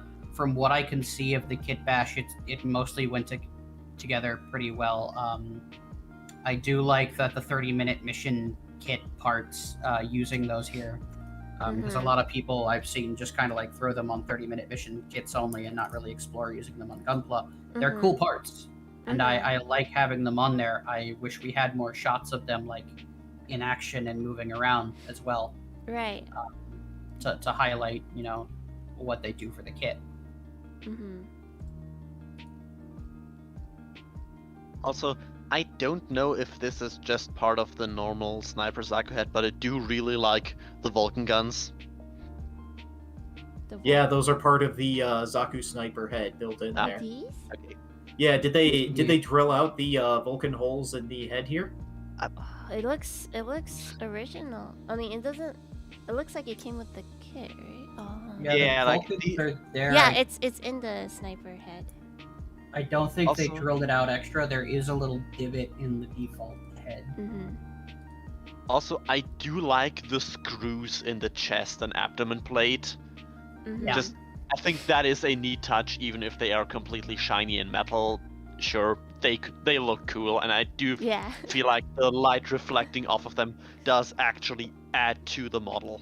Like, it nicely draws vision to those points. For sure. Oh, and I looked it up, and this knee is from the Zaku sniper, and it's supposed to look like he bends on this knee. I think just the way it's colored is kind of weird. Doesn't show that it like flattens when you bend on it. Okay, I see. It's not just the color. It's, I think, the perspective of the shot. Oh yeah. Yep. Once again, circling back to that style thing we mentioned earlier. With the phone perspectives and stuff. Yeah, one of the things we should maybe have done, well, okay, it's way too late in the judging to do that, but we need, like, specialty awards, like Best Style! Oh! Maybe next time. It wouldn't have anything tied to it, but it just would be really fun to be like, Best Style! Yes. Like, different winners for different categories. I think that would work pretty Yeah, well.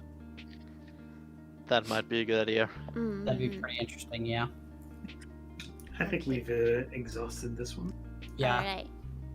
Yeah, Thank you, because we're in for a doozy with the next one here. Oh my word. I mentioned ambition earlier in this contest and the people striving to win, and this, like, is entirely ambition personified, crystallized into model kit form. Oh my word. Okay, This thank is you, another one which Avalon, like, for confused the me, submission. similar to Tim Tim. I thought this one was. I thought this one I was thought this 3D one was another printed. 3D one. But okay. Yeah. This is my favorite one. The next one is from Jubei6. This is the Neo Core Gundam full armor. One day Hiroto Kuga of the Build Divers fell down, hit his head, and it caused a bit of brain damage. Only a little bit where only his personality changed. Still has his memory, and not a full-blown vegetable. where he regained consciousness. The first thing he saw was part of the movie where Char Asimov says, because their souls are weighed down by gravity.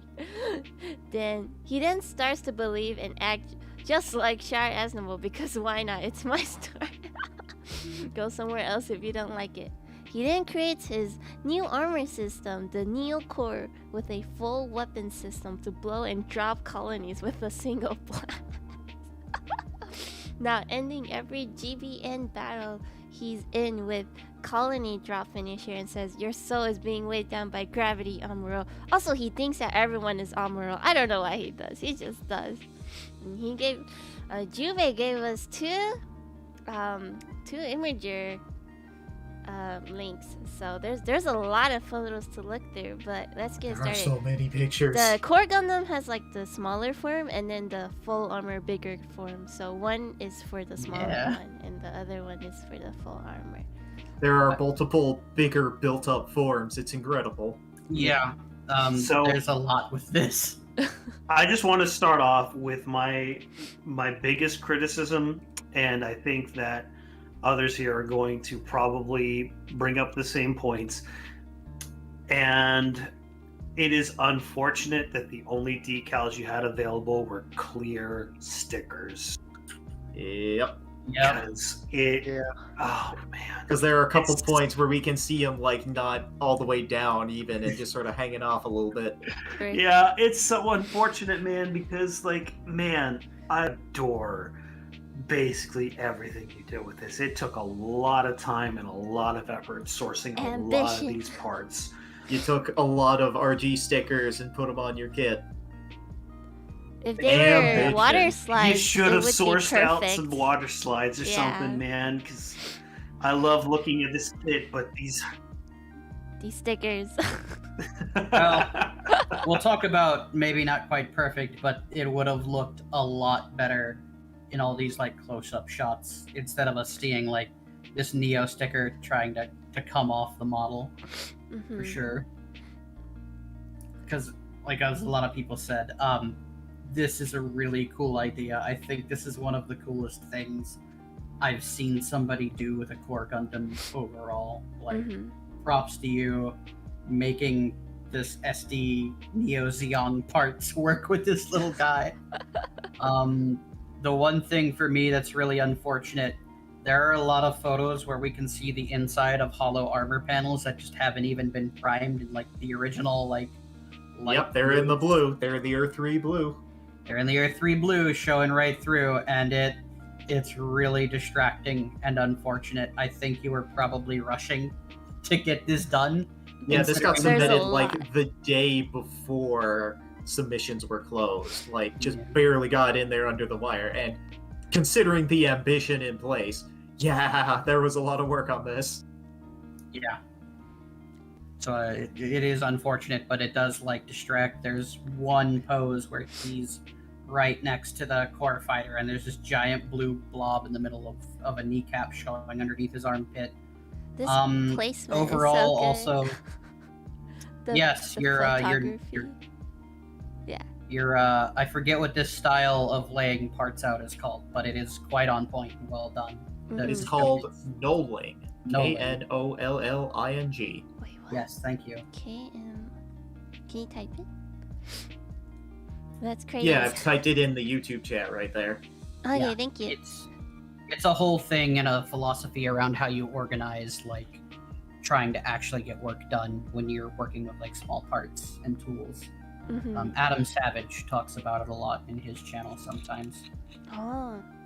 Outside of that, some of these close-up shots of panels show, especially on like the inner thigh armor here, like some obvious scratches down into the plastic that I can't quite tell if they're there on purpose. Some of them look like accidental roughness in the surface. I'm trying to find one of them. The other thing some of them, I think there's an uneven surface finish on a lot of these. Yeah, like right here, Char's got it pulled up on the stream. Like there's a cut in the upper edge and then two more down here and black paint in only one of the recesses. It's hard to tell what happened there. The other thing. Oh, I thought we were talking about like the side of the waist, you know, like where your side belly fat kind of is. Like you look across that flat surface there, and the finish isn't quite smooth. You know, I thought we were talking about that instead of these little scratches and stuff. Okay. Yeah, Nelson really calling out the spare tire on the Gundam. Look, man, I look down at myself and I see it every day, and I'm just like, I don't know how else to describe this, you know? Yeah. I mean, that surface finish problem there also comes down to whatever the metallic paint they were using. Again, we talked about it earlier with a gold on that Char is not an ideal metallic. There are some bits of the pink where you got some texture as well, like right here on the wrist. But that metallic paint, oh, wow, you can really see it in this image. Like whatever, they're probably using mica flake considering how like kind of grainy the texture is. And that's part of why probably acrylic metallic there aren't always ideal. Kind of reminds me of like the flame cut texture on World War II armor. Yeah, a little bit. The other things, for me, there are some spots of damage on the Neo-Zeong parts in places. Again, considering where they're located in the middle of panels and kind of very sparse and random, it looks more like you damaged the paint as you were posing the thing in all these poses rather than actually deliberate weathering. It's also like there are some photos that have it and some that don't, so I think you might have wanted to add an extra layer of whatever your top coat was to protect that paint. I think there was some damage. I do dig the light and dark look of the two mini beam sabers, or beam cannons, whatever it is the core Gundam has, is beam rifle things. Again, the really dark silver and the really light silver paint have a lot of grit to them. I would explore other options. Overall, this is really cool. One thing the judges did point out is there's kind of too many pictures. Yeah, there really are. There was no cap this time around. I think next time there will be. The other thing, there's a lot of places where just due to weight, you had to use the sprues to prop stuff up. I see the blue paint here now. Or the yeah, blue. you see it in the blue. Yeah. If you're gonna use sprues as like a stand like that, and I get why you're doing it here because you kind of have to if you're not gonna glue it.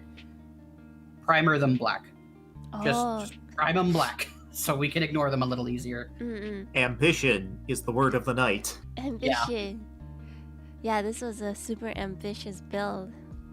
Yeah, like you can really tell how much work went into, you know, building this kit and providing it to us, and it absolutely has to be commended. This is a really fantastic, really well done submission. But yeah, there's going to be nitpicks, especially, you know, through probably no conscious fault of your own, the sheer number of pictures that you provided, while absolutely admirable, you know, gives us more evidence to look at these kinds of nitpicks like that blue armor, the damage to some of the parts, etc., the stickers.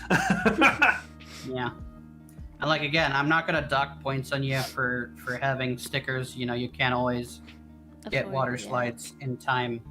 But man, if you could peel these stickers off and replace them all with water slides, this would be it would pretty much immediately really elevate this piece to like look at this closely.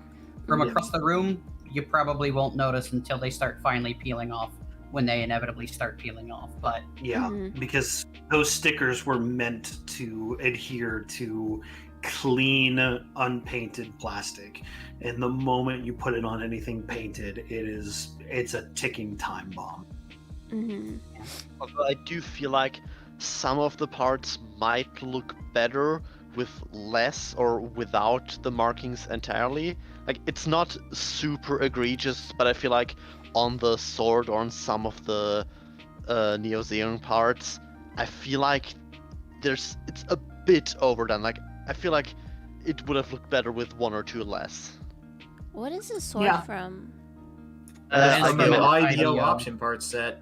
Yeah. option parts set like 5 or 6. It might be the same one the cannons are from that are pasted onto the back of the arms here. I think it is. It also comes with one of the weird kits that's piloted by the space pirates. That guy with like the Hugo, right? Yeah, the Hugo Yeah, or something like that. This is from the weapon of the Hugo twin version. This and the little shotgun long rifle thing. Also, isn't it kind of hard to get a Neo Xeon? This is Not an the SD. SD. Not the This SD. is not This the is the 200 SD one. Oh, okay. Yeah, if this was the high grade. If it was the high grade, each one of those beam cannons would be twice the size of the kit itself. And using the SD for this also helps with the fact that, you know, the core Gundam is smaller, and it also helps you have that build up to the Neo Zeon level, you know? Like, if you'd use the regular Zeon, the core would just be swimming in the fact that you built a Neo Zeon, you know? Yeah. So, yeah. The other thing I'll say, again, doesn't necessarily take away from the build, because especially using the SD Neo Zeon, there was nothing you were going to do to stop this. You took a lot of pictures that let us see into the Neo Zeon shoulders, where all the hollow inside parts are. In future, when you're posing, if you can see like the hollow gaps inside that armor, just discard that photo and either reframe it or do something.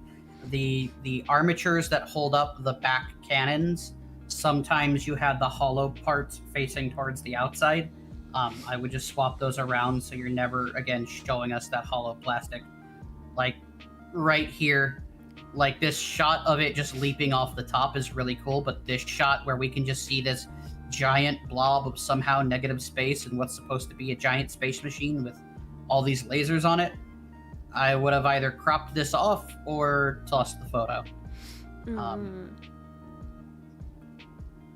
Again, because you don't give us things that break the illusion that this is a giant machine. And even if you're trying to photograph this as, you know, being a toy, the hollow, like non-textured parts aren't the interesting bits of the model. Like, we don't want to look at them. They're not the things that excite you about the model either, probably. It's all the cool surfaces that you painted and all the surface detail you added with like stickers and panel lining and all of that. Highlight that. Don't give us big like negative voids to look at, because they're distracting and not necessarily showcasing like what is a very well done piece of work here. Would it help to like prime the inside with a darker color so it looks like it's just being shaded? So you can get away with that to an extent. In shots like this here, like if you had primed all of that black, you'd still have those big white gaps in the middle. If you were on a black background, maybe you can kind of get away with it, but then the human eye is going to start to do weird things and try to figure out what's going on with that like black mass, because it's going to be right next to all these little silver dots you painted on the underside of the thrusters here. So it's not gonna quite read right. With the Neo Zeon SD, there's not really any ways around it other than making sure your photography angles are really locked down to make it read right.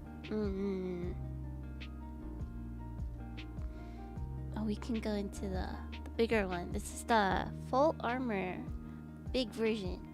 Look, it looks... I didn't even realize it was transformed until I took a closer look. But yeah, you know, the core Gundam is like really small and like semi SD. This is like the full size Gundam, right?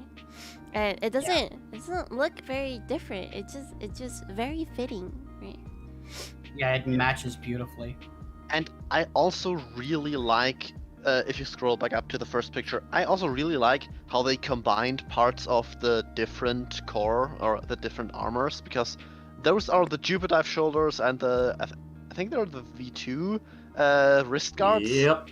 And I think they go together really well. Yeah.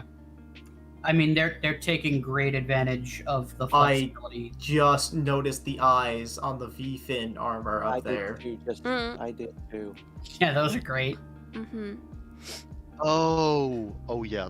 Those are. Doesn't like the florals also have something similar? Little bit, yeah. Yeah. It's taking inspiration from there, but those are not the Floros decals. They look like they're from like a plane or something, you know? Like if they are the Floros decals, they are very heavily cropped. we find more to talk about every picture we see, and we still have the second half of the gallery to see when it's fully loaded. Yeah, there's a lot. If you guys want to see this, definitely join the Discord and look at the group build entries, because I don't think we're able to scroll through all of these on stream. Look, this is the entire. This is insane, right? This is really, with the Neo Xeon armor and weapons. Oh god. Oh, here we go. Finally, a picture of it all together. Yeah. It really, like, all of these shots are really cool, but this is where a term that we haven't used today is discipline. Yeah, like so cool. a bit of curation on all of the pictures that have been given, like a little bit of discipline on that place. Yeah, like ambition is really great, but you need a hint of discipline to like contain yourself to what you can complete within the time period of the contest, you know? No, it needs more guns. Yeah. Yeah, that's still not enough. Need all of them. I also like the silver chrome on the gun barrels. That They looks look really very cool. good. Yeah. Yeah, and it appears to be a different silver than what was used on the core Gundam's little blasters, because it's a lot smoother. I would have used that on those too. It looks like it's probably like a Molotov liquid chrome. Yeah. And again, like at the edge of where that gray and the chrome meet, I would have masked it off so that you get a crisper line, and then panel line the seam. That way you get like a really harsh separation that really helps carry the effect that these are two mechanical parts interacting rather than what they are, which is one big piece of plastic. Yeah, but damn, that is such a tough mask to do right there. Yeah, it is. So it's not easy. Yeah. Masking itself in general sucks. It's a skill. Yeah. Yeah. I would probably use a liquid mask in this shape. I have one of these SDs, and like for the most part, besides what's supposed to be the thumb, they're joined together. So you can just use like some latex liquid mask and have a much easier time than trying to cut tape. But absolutely. But yeah, I think next time around, curate some of these shots so that way, you know, we are looking at the best of the best. It seems like you took every photo that you took, you submitted. Oh, this looks so good too. Also, is it just me, or does it look like the lower of the beam cannon arms are flipped because the thumbs are kind of on the outside? Yeah, they're not necessarily supposed to be arranged in that sort of semicircle going on there, but parts get that's flipped. a nitpick. That's a pretty big nitpick. Yeah, it is a nitpick, but it's just something that caught I mean, my it eye. is what we're supposed to do here, yeah. Yeah, but fantastic work. yeah. And the other thing, discipline, like if you scroll up one more photo, we've got two different colors of the same symbol on one of the Zeong shoulders versus the other. Oh, the decals? Yeah, like I would peel the yellows, spread the white ones just out a bit more, just be a bit more reserved. Yeah, this does feel a bit off compared to like the rest. There's no yellow anywhere else in this build. There's a few, but Or not not too many. much, yeah. I think they just ran out of the white and went to the yellow. Again, if you're gonna go for like that Verka style heavy marking, you don't actually want a bunch of the big symbols. Most of what makes that work is it's all like tiny mechanical detail, like hatch warning labels and stuff that's very tiny writing. Warning, you'll get pinched if you're standing here. Warning, thrust or hot. And in general, I feel like the marking stickers should be asymmetrical because there's not really any point to having the same symbol twice on each shoulder. I feel like it would be much better if, like this example right here, if the like Char little musical thing was on the one shoulder and the general Neo Xeon thing on the other shoulder. I feel like that would give it nicer detail. Yeah, I was gonna note that as well. Like compared to the Nightingale or the Sazabi, where the music clef symbol is only on one of its front skirts, not both of them. Yeah. And The I other also want to thing- say, it's really, really cool that all of this garbage is still able to mount onto the little core flyer. And stand up. Yeah, it's pretty great. Like, you have to prop it up, but no, like the fact that you made that work with the core flyer is great.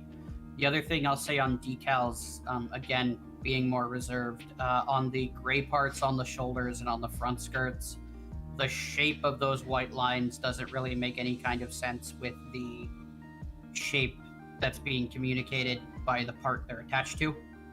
So I would have probably just peeled those off, and if I didn't have anything to match, either try to paint it on by hand or just leave it as it is.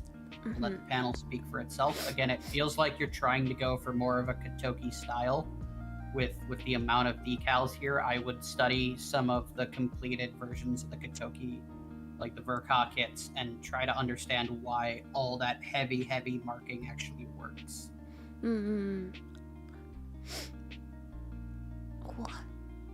Okay, now we really should move on, I think.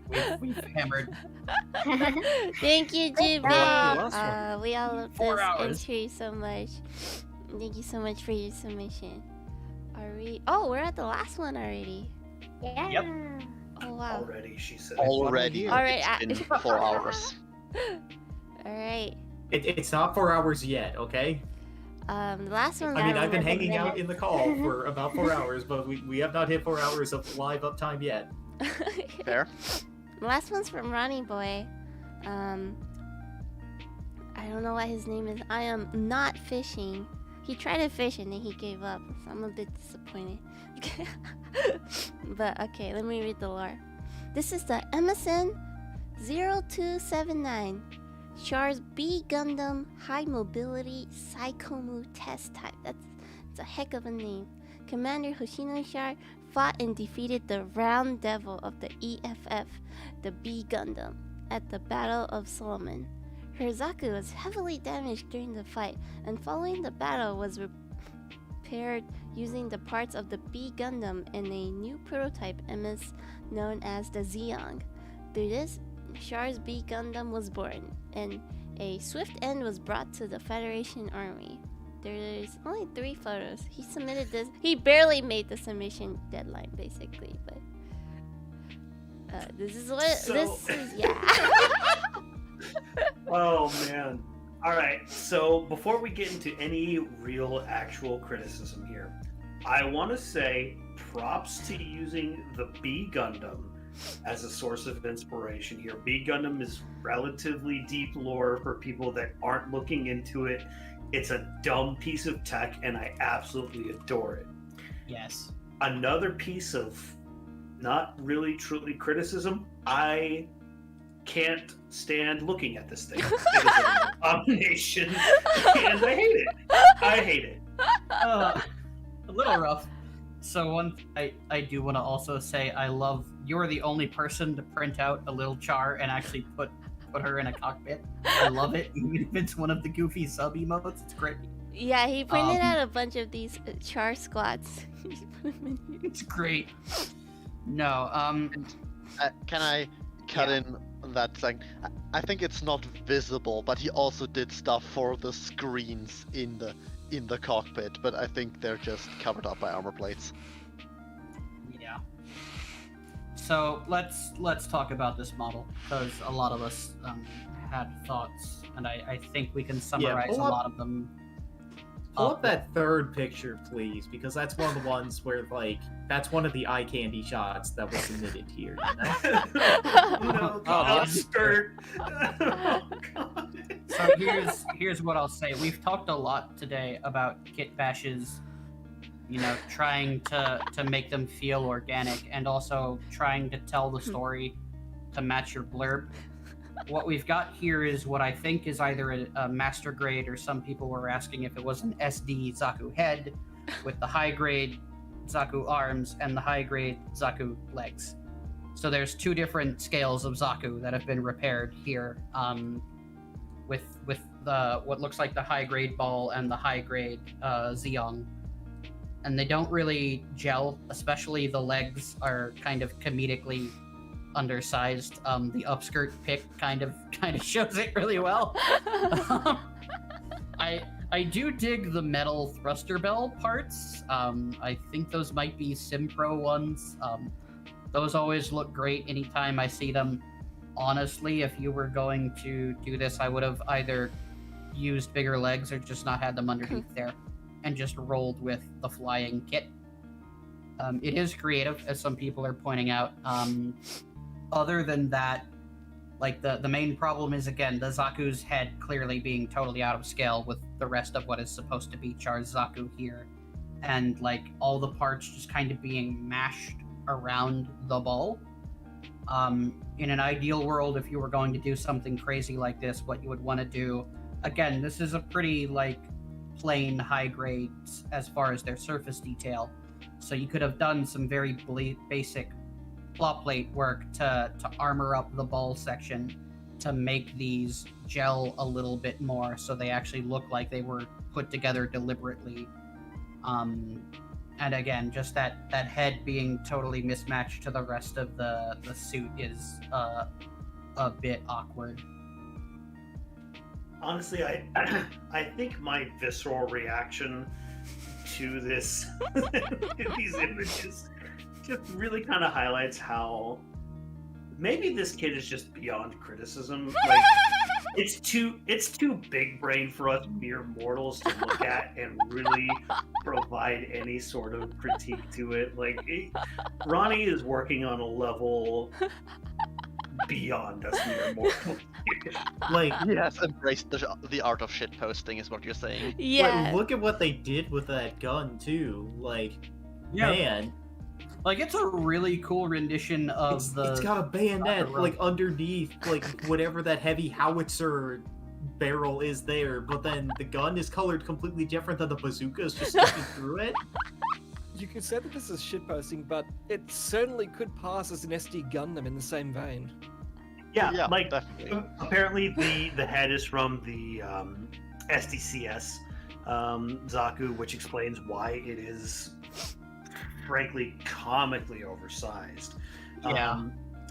But I mean the paint job is really well done on all of the parts. Like the colors all match like very well. I mean, except for the gun, but you know the all of the Char colors are matched very well.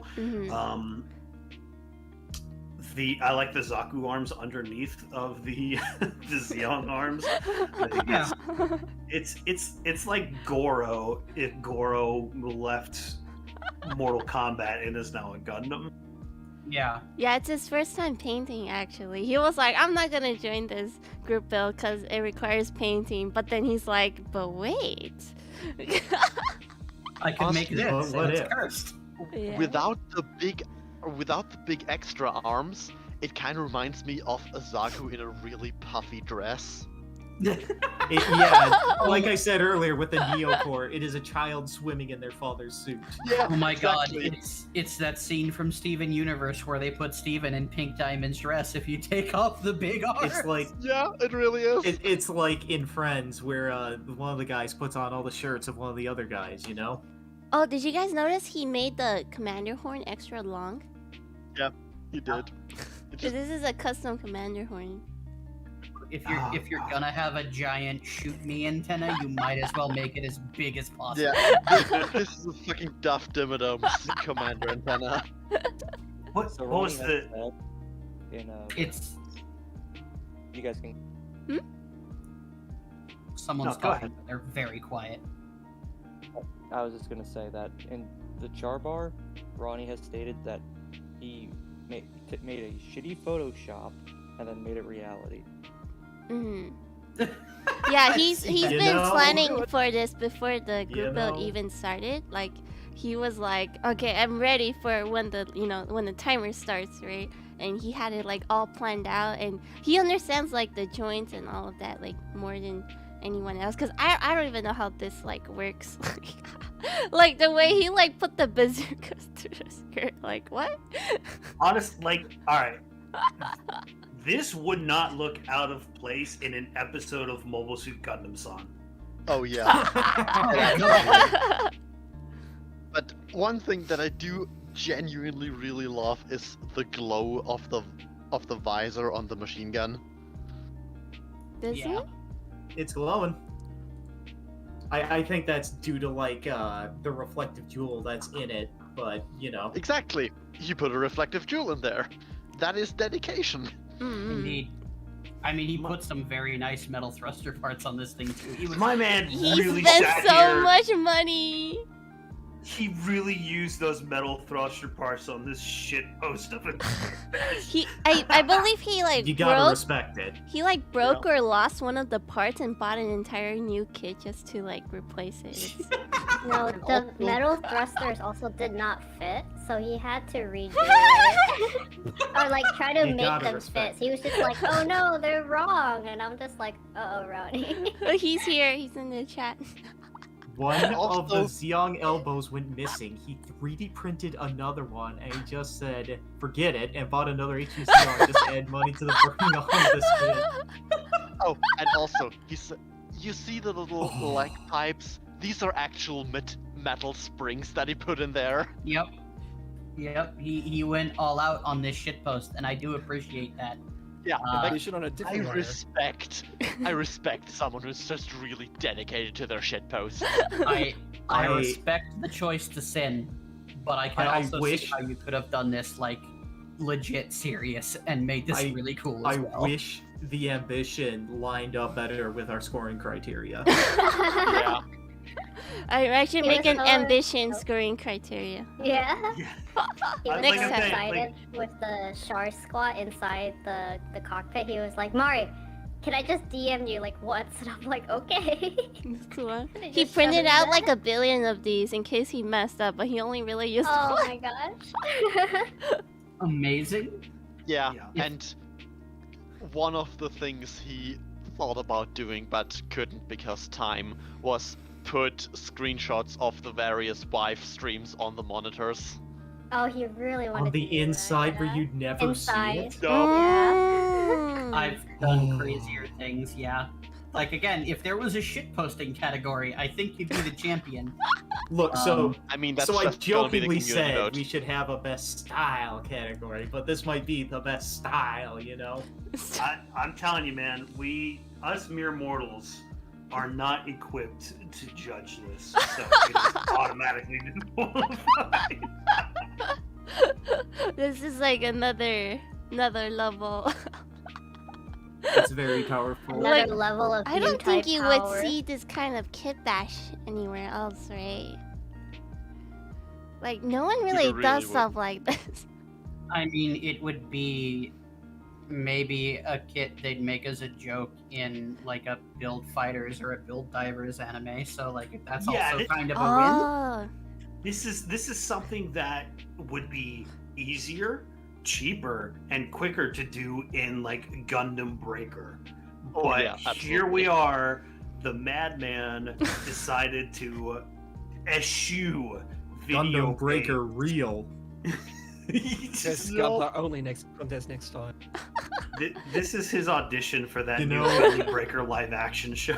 I'm glad this was our last submission so that we could just go hog wild and enjoy Nope. this amazing plastic that is in front of us here. Like, it's perfect. It's the Oh perfect my capstone god, to this somebody stream. linked the. Oh, it's perfect. I'm put.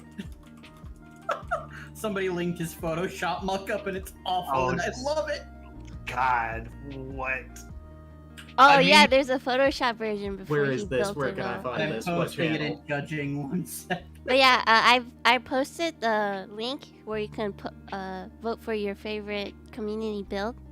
So vote that there. Like if you have any biases, this is where it goes because our judging criterias are like. This is based off of our judging criteria, so we're trying to be as least biased as possible. Yeah, and God, Roddy found the most recent one.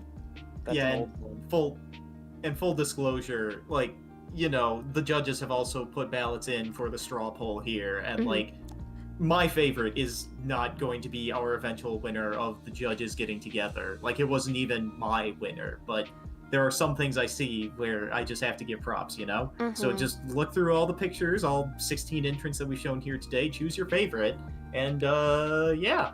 It's really Give hard them a little because bit of extra love. I really wanted to have like multiple favorites because there were so many good entries. Like, I regrettably am biased to the core Gundams because that was my first ever kit, was an Earth 3. But yeah, all of them were amazing, one way or another. Yeah. So are we ready to talk about our winners here? Do we want to do like a top 5, a top 4? I will announce the top 5, and then we'll go to our favorites. Let me use the restroom real quick. I've been drinking and making me pee. Okay. I'll be right back. Yeah, because guys... we had. Yeah. Yeah, are we gonna entertain chat, or are you gonna go to the downloading screen? You can entertain chat, but they're just gonna be looking at the underskirt of this Zaku. It's the perfect picture to leave it on, you know? Here, let me increase the size. So quick. Here, there we go. I'll be right back. That picture is definitely like that ass cheeks clapping meme. Mechanics and are my fuel tanks supposed to look like this? It's a shame we burned the clapping thing on the Rezel earlier because, like, man, this back skirt is clapping here. This one, yeah. Commander, I've infiltrated the base and stolen a mobile suit, but the clap of all the thruster bells is alerting the guards. Oh my gosh. Ronnie out here asking why we're leaving it on this angle. It's like, look, you're the one that posted this image. Live with your decision. Oh no, if it isn't the consequences of my actions. Oh no, if it isn't the consequences. What about the actions of my consequences? Is everyone like confirmed with their final votes or their judging scores? Yeah, I think so. Yeah, unless we want to take like 2 minutes to double check everything. Yeah. Can everyone take a look at their scores? Looks good. Looks good. Give me one second. I look at our list of the top there, and I look at how close 5 and 6 are, and maybe we ought to include like a top 6 on here, you know? The top 6. Yeah, I just noticed that 5 and 6 swapped. Wait, what? I think top 5 is good. Top 5? Well, these are like really close, right? Or anything above the 80 points? Anything above the 80 points is top 4. No, top 6 is 82. We got an 82 and an 83. We had a last minute move. I was scrolled down.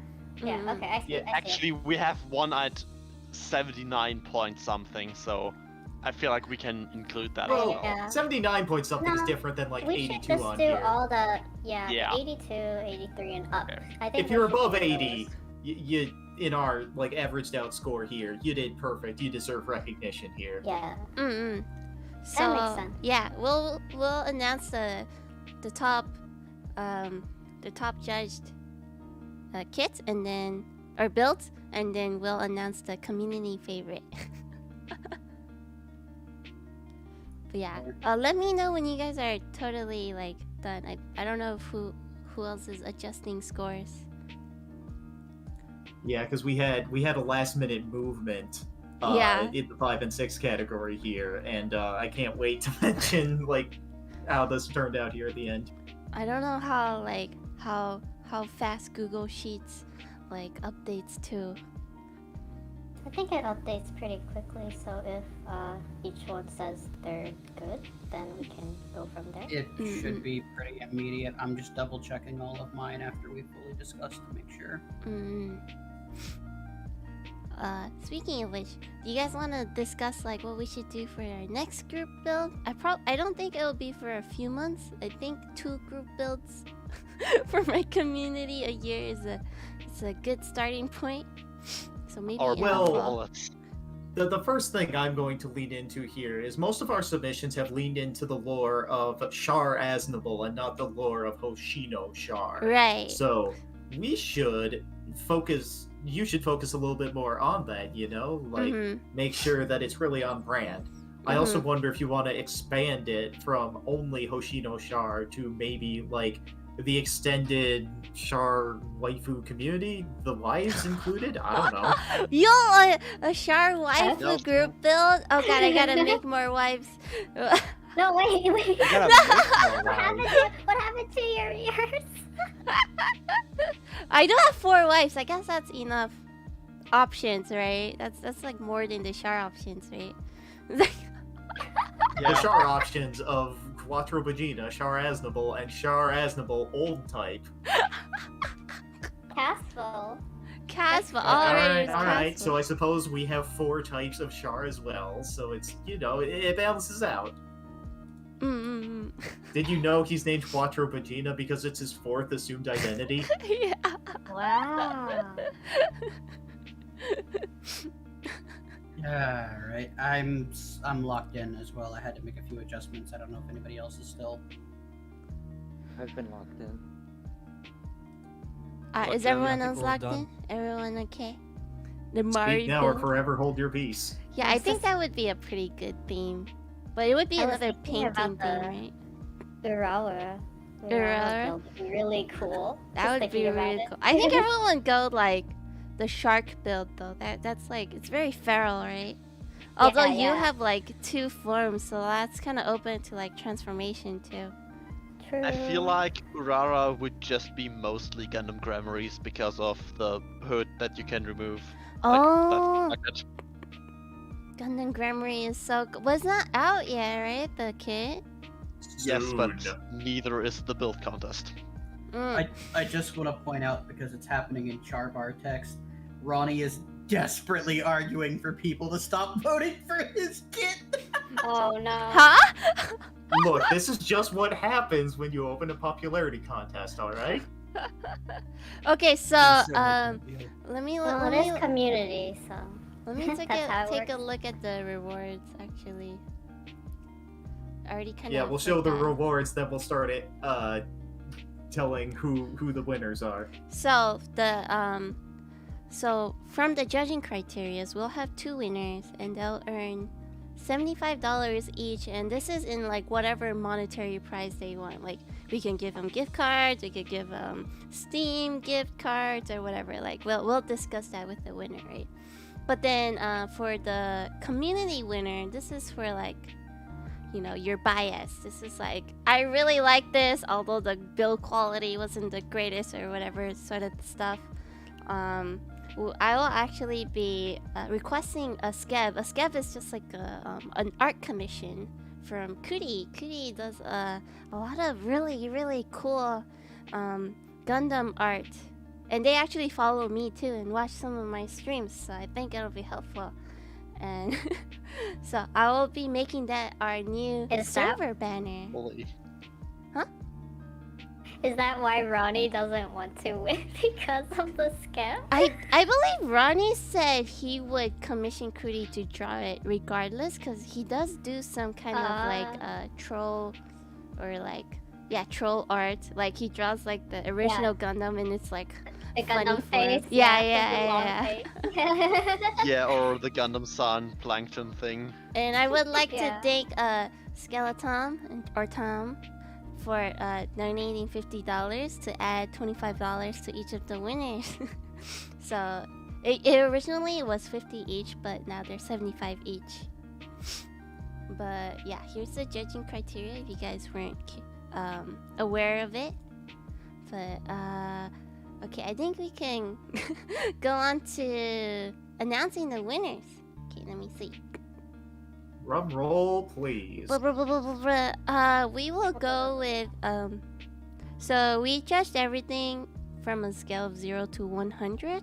So anything above the 80 mark, we're gonna announce. So we're gonna talk about, or we're gonna show off our top 6 entries, basically. Our number 6 entry is blah, blah, blah, blah, blah, blah. Oh shit, wrong tab. Is the it's from Bon, the Korshiki. Let me go over here. This one right here. Koreshiki. Wow. Clap. Actually, I love this build so much. I think we all sang its really praises. cute. Yeah. Yeah. Mhm. Really I love just say the it's balance very of hard to it. clap with push to talk. Enabled, like I'm slapping my arm. Yep.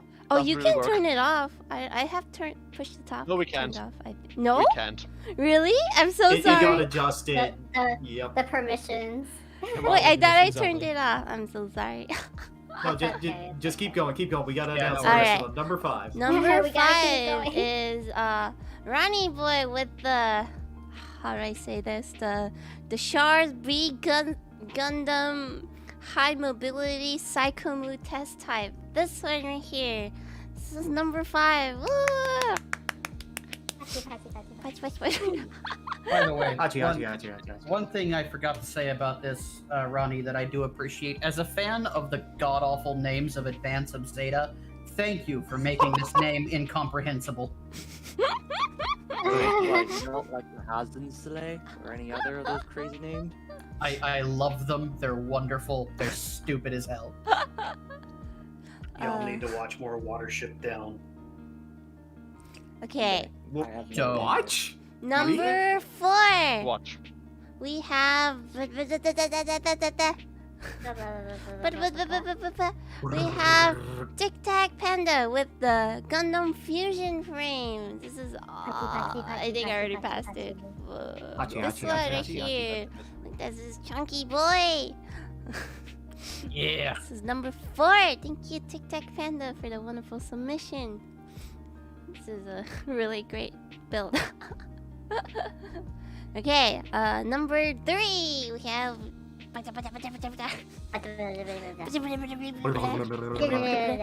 We have Jube with the Neo Core. This one right here.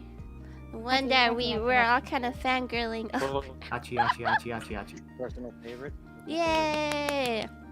I think this Yeah, is just one a of lot the of things- people's favorites, yeah.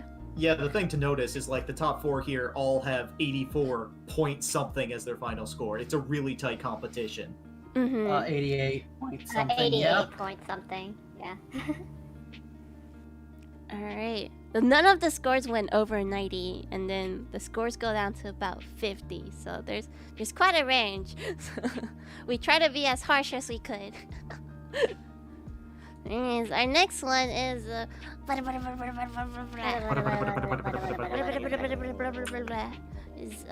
Skeleton with the Lil Nitro. The It's called the bear gummy, Lil Nitro bear gummy. Thank you. Even though you actually donated to to increase the price pool, you kind of You earned get to some keep some of it that money back. for yourself. Yeah. Actually, Ian gets 25 back. Yeah. It's $25 back. He profits, yeah. Stonks. Okay, our winner is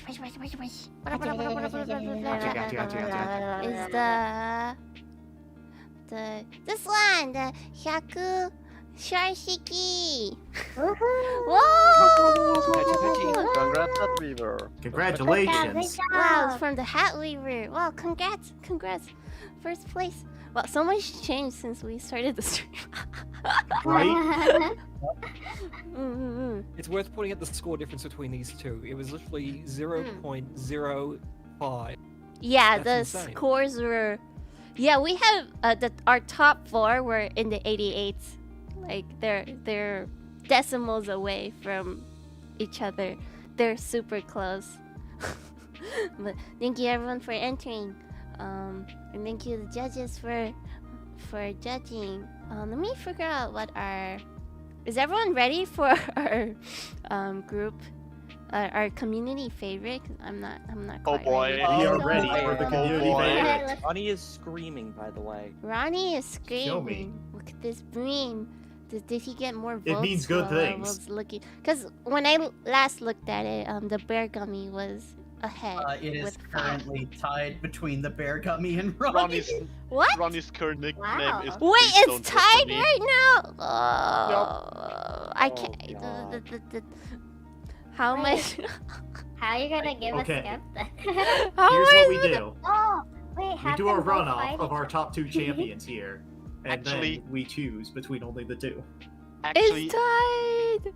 Oh God. Ronnie's has been on the rise because the Bergami started out with quite the lead. Yeah. Ronnie is suffering the consequences of his shit posting currently. Yup. His Ah. nickname on the server is "Please don't vote for me." We all know what we're gonna do. It's now if it isn't the consequences of my own I actions. think Indeed. since there's 7 judges right now, we could try to split who would go, unless you guys did But it's not like a vote for community it. favorite. Oh, I haven't right? voted for Oh. it yet. Hang on. Yeah, I was wondering, since, this is the community too, right? They're both shit posts. They are indeed both shit posts. Hey, If Ronnie. you haven't voted, please vote here. Yeah, please, Excuse me, the be the voting. tiebreaker. Bless you. Watch them vote some other weird kid. I'm so sorry for the Half of the votes total are for our 2 leaders in the winning. I can't round. believe there's a vote. There's a tie of 15 votes each. That's insane. There was only like the top only had 5 votes when I wasn't looking. What? It's the shit post. The shit posting too real. So we've got 62 people watching stream and 60 votes posted. 2 people need to vote. It What does if they don't 74 break on my the end. tie? What if those 2 people I vote could always one for vote the one. bear gummy? Scoot! the other for Ron? Ronnie, I've got bad news. The tie was just broken. Oh no! Yep. Ronnie wins.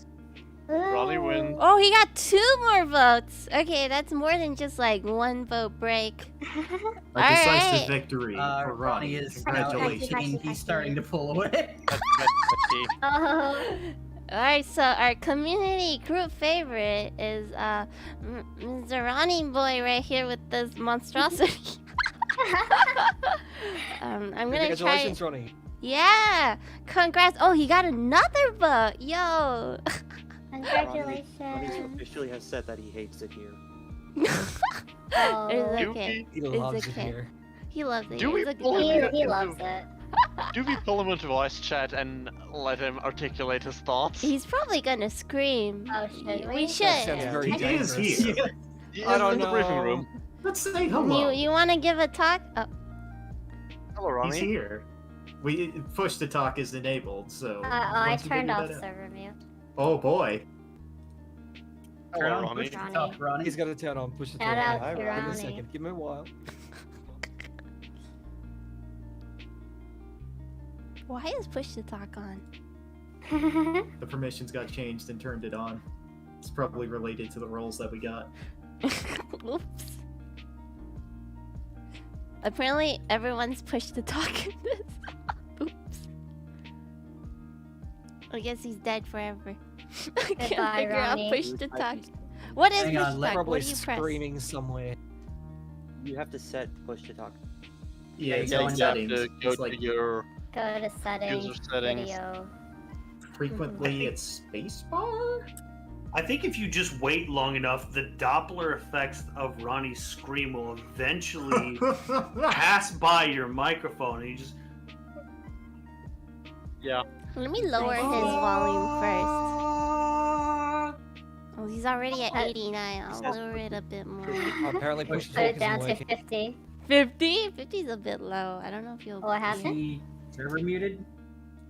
No, he's server not. I mute. turned off the server mute. He's muted. He He's muted not even himself. unmuted. Ronnie, Uh, where are you? Ronnie, He's unmute. He's speechless. alive. He's very speechless. Then you need to configure push to talk. Go into Why? Oh, he settings. probably didn't set up his mic or something. He might be server muted because he says that he can't unmute. Huh? He's on. No, Oh, there he's you not go. server muted. I turned No. that off. He Oh, can't no. He's unmute unmuted now. himself because. Oh, there we go. Yeah. Okay. Speak, Ronnie. Now we need push words. to talk. Speak, child. Oh God. Why? Congratulations on your win. Congratulations. Congratulations. Why? Congratulations. Why? Congratulations. Congratulations. Congratulations. We need to punish you, I guess. Well, thank you. Congratulations.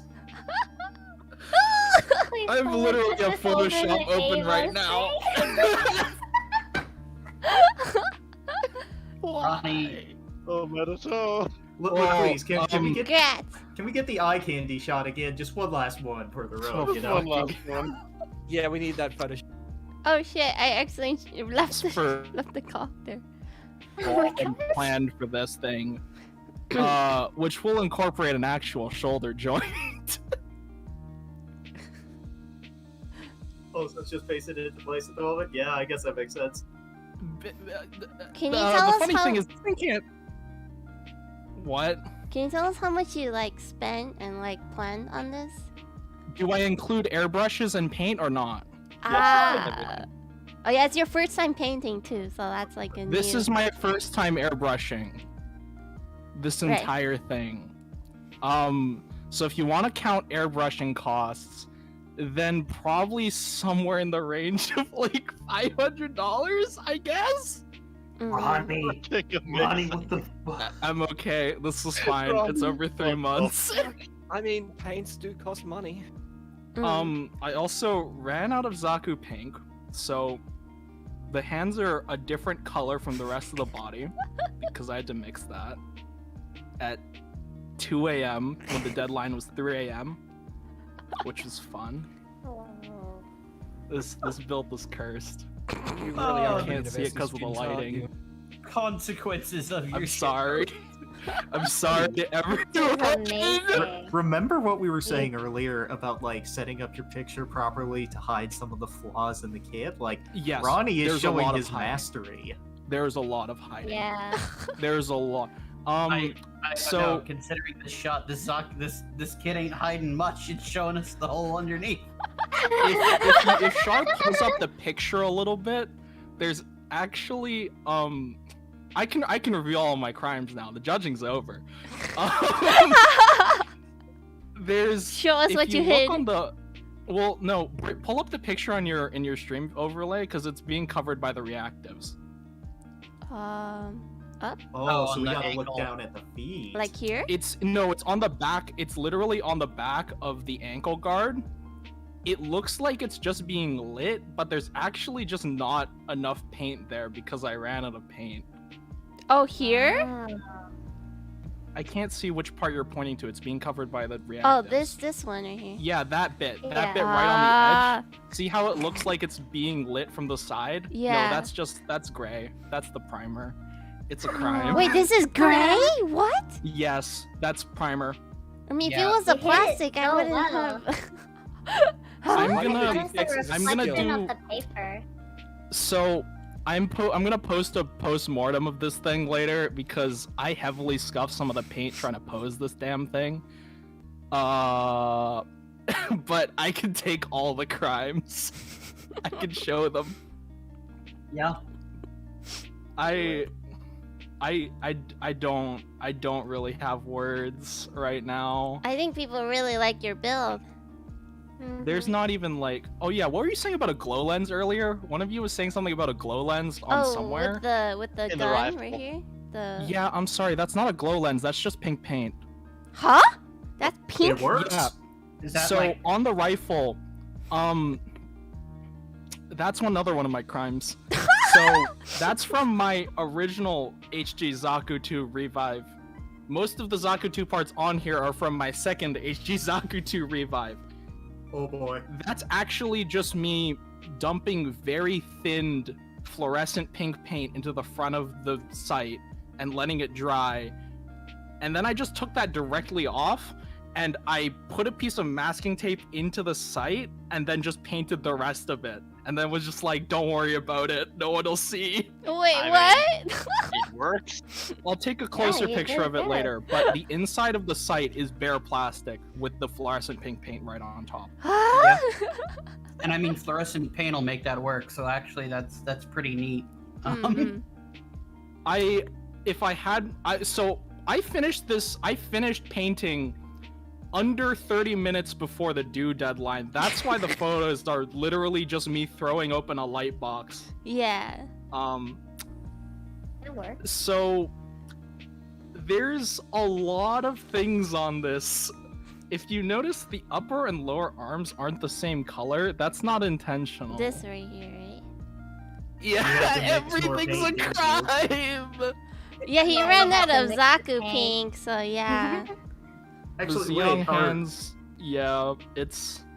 is it a trick of lighting, or are the two arms different colors? They The are. big- That's they're lighting. They're different Oh, colors lighting. because That's It is she the lighting. didn't two have arms. The different two. Oh wait, the Xiong. I think it should be lighting because the Xiong forearm should be matched, and the Xiong shoulders I know are matched.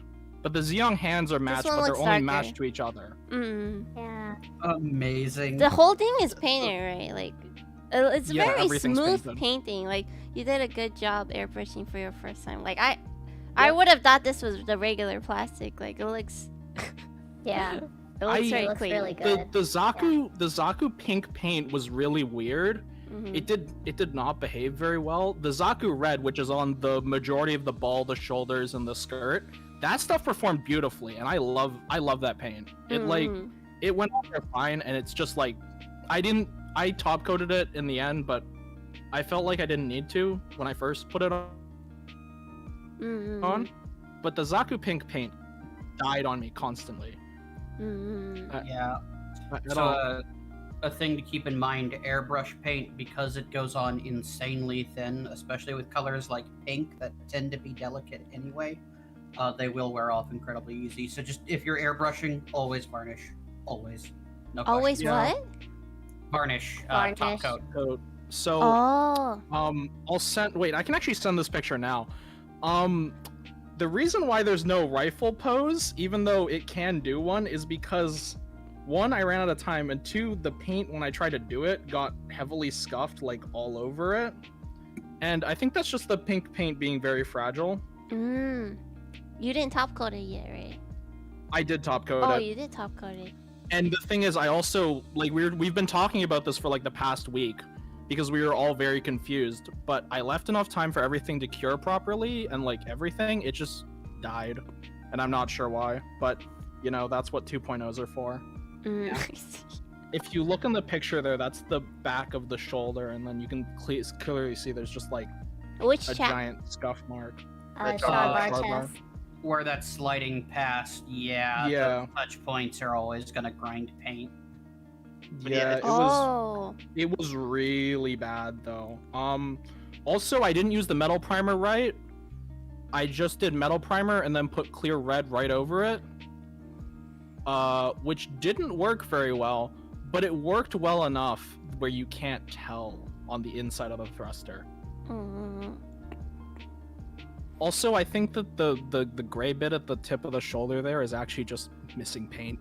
Oh. I'm pretty sure. This is a crime. This entire kit is a crime.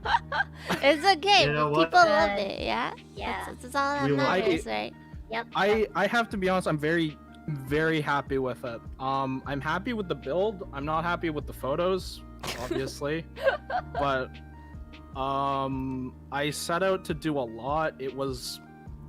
I could list off firsts for like probably 10-15 minutes, but it was a lot. Also, in this photo, you can easily see how the hands are different colors from the arms. Yep. Yeah. you really I couldn't tell the first time. Now that And you Patrick, bring it up. Magic. Yikes. Let me grab the other picture. Oh wait, no, I forgot. It won't let me send the other picture. I have to go find it in my DMs with someone because it thinks that picture is explicit content. Send it to Oh, me, no. I can copy Oh, paste no. the link to YouTube chat.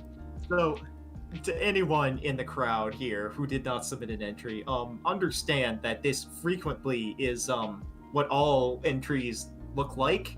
It's just the level of presentation. Like, the curtain has been pulled back here, and Ronnie is just explaining everything, showing everything. Mm-hmm. These are what is it? Behind the scenes. Yeah, behind the scenes, bloopers, images things that you probably shouldn't post in your submission because it could potentially take points off. So Yeah, I saw these were hidden. sometimes saw less people is com- better. Yeah. People comment about how the Neo core didn't win, and that's part of the reason. There were as we mentioned in our judging, there were so many pictures, they needed to be curated so you could only show us the best, but they didn't show us only the best. It was just so close. Maybe if I could do a So top yes. 3, but then that would have been the same for whatever situation. Yeah, it's just everything was so close, right? I think next time if there's a group build, we just keep it to like top 4 images to showcase. I think maybe we could do like different categories, like we mentioned before, like ambition or like style or Might have other subcategories on top of just right. Like all of these fit under our category, right? But like they excel in different points of whatever judging we do. Yeah, everyone did really amazingly, and I feel bad that like I couldn't give more prizes to like our top builds. But y'all did really great, really. Hope you guys look forward to the next one. The next one will be better. I uploaded it. I screenshotted it. But you can see there the elbow's fucked as well now. Wait, this was before painting, right? No, that's after painting. That's right now as it sits on my table. Why is it blue? Outside. No, the other picture. No, The scroll down. other one. Oh, this one? The blue is also the base Xeon plastic. Or Xeon. Nope, bottom one. That's before painting. This one? I have a delay. You have a delay. No, the Yeah, lower the it's- picture it's below the that is one the other she's bit showing of right now. scuffed paint that happened when Yeah, I was trying to pose it. It's on screen now, I think. Yeah, that. I love how cursed this looks unpainted, by the way. Yeah, it really came together with the paint. I'm probably gonna write a twit longer or something about every little crime. that you've I done love for the this jazz kid. hands vibe from Are the you unpainted are you picture. planning to fix it or? Yeah, so so essentially I'm going to take my original Zaku 2 Revive, use its parts, and basically build the Zaku 2 Revive shoulder mechanism into the ball so I can get the entire balls to like split into 3 parts and have its You're shoulders insane. actually move. You're insane. And also I'm going to take my other Zaku's waist piece, cut it in half, and make a giant extension block so the Zaku's legs will now be under the Zeong's, where the Zeong's thrusters would be. So it's going to have a very wide stance. Wait, how is the color already become different? white What? now. That's my question. Did you change the color on what? the video? On the picture? It's just the light. So I have an actual light box. That's why the lighting was so nice on those. This is just in my room. My desk is still that messy. Oops. No! Why? His Clean desk up. is the messiest desk I've ever seen. Yeah. It's worse. bad. Clearly It's hasn't bad. seen my desk. Oh, I'm guessing you're talking about the color of the hands, right, Char? Or like why it's just like the Neo Xeon color. I mean, not the Neo Xeon, but the Xeon colors. Like they're blue, right? Aren't they Oh supposed no, to be red? that's before it got colored. This is before. No, that's. Oh, before it was before. I thought you said it was during. Okay. This was I took this the night I started painting because this was the night I disassembled it for painting because I'm like, if I don't finish this is gonna be the last photo I have of this damn thing assembled. Yeah, he even like didn't put in the foot pieces because he was like, if I put it in, I won't be able to color it correctly. So he like put it in Because they later. get stuck. They're All the impossible tiny to details. do. Every part that's not on there isn't on there for a reason. That's why. Also, I lost the original clear piece for the head, so the clear piece that's in there is just a wave option part. Although I think the wave option parts are nice on the actual Bandai clear pieces. But no, it's good to know. Anyways, we should probably close this off, right? Yep. We Congratulations do have some again, Rod. ideas for the next group though, but it won't open for a while. Probably until fall. but definitely look forward to it. And congratulations to all our winners. We have Skeleton with the Lil Nitro Bear Gummy, and Hat Reaver with the Hyaku Sharshiki. And then to our community favorite, we have the Running Boys. I don't even want to read the name anymore. Please read the name. No! Please read the name. Char's B Gundam High Mobility Psycho. The man went through all this effort to build you a shitpost, and you can't even say the name with a straight face. How can you say this to your poor Gundam? Once again, thank you for giving it an incomprehensible name. Excellent work. Nope, I should have added apostrophes in random places. No! That would have made it true AOZ. Apostrophes in random places and a bunch of weird references to like Middle Eastern culture. It would have been perfect. Oh my or Watershed House. I just hope Just Cootie call would it- take this piece. Double your letters, gotta put some extra G's over. There were many BL. name revisions to this damn thing. Yeah, I I remember. only settled on the B Gundam lore like a couple days before the submission because I was like, how do I meme it more? B Gundam. B Gundam, ultimate meme. I want this name to somehow have the phrase psycho twice, but it's just called the double psycho. Oh my Oh god. dear God. I feel like the first Psycho is just the person who built it, so... Shut up, Blackio. To bring this all home, thank you very much, Char, for having us in to guest judge here. I had a blast. I'm looking forward to the future and seeing the wonderful things this community creates. Yeah, thank you for helping me judge. Like, it was my first time doing a group build, and I didn't know how to judge. And you guys really led the way, and especially like staying with me on stream for almost 5 hours. Oh my god, I'm so sorry. 5 hours? We're almost at Oh we're my. at like 4:40, so that's almost 5 hours. So thank you, Nelson, Stroud, opaqueshadow. Thank you so much. Your expertise really I think expanded everyone's minds here. I think our next group build would be definitely bigger brain, higher quality. Really Sure, I excited look for forward that. to it. Oh, you're gonna get like the same thing from me. It's gonna be on this level. I want a shit post that's even more effort. I want you to put so much effort into it, it pisses us off with how much of a shit Yeah. post it is. Make us angry. If I had more foresight, I would have used some of the windmill Gundam parts I have and put them on this thing. Oh no! No! Of course you would. He had Well, I don't know. Do I tickets. do that? Do I not do that? Yeah, do it. I hear that you Go want for to it. do maybe a ball group build contest for your next one, which would just make me so sad. That's one of the options, but I'm gonna try Ronnie. to open voting for that. So Ronnie, it probably won't be. do the Osprey rotating engines with the windmill as rotors. Oh, don't worry. I already have ideas for if you do a ball group build. More It's not ambition, over. more money spent. Can't wait. In the words of Team 4 Star's Trunks, you need to be stopped. Don't encourage it. It only increases my power.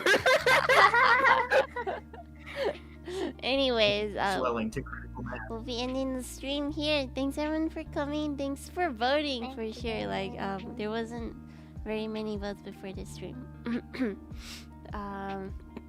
Look forward to the next group build. It'll be announced maybe within a few months. And for sure, thank you for all the people who did entries and for our judges here who spent nearly 5 hours and even more like just judging each and every entry. They spent so much time and effort on that. I really appreciate it. Thank you so much. There was sunlight out. when we started this, and now it's nighttime. Yeah, basically. Thanks for hosting, Char. It was really fun seeing everyone come together doing this. I think we learned a lot here. Oh my god, that's still better than the other way around. In the daytime? Yeah. Anyway, thank you. We'll be ending the stream here. So say bye-bye now. Bye-bye. Bye-bye. Bye-bye. Goodbye. Bye. Okay.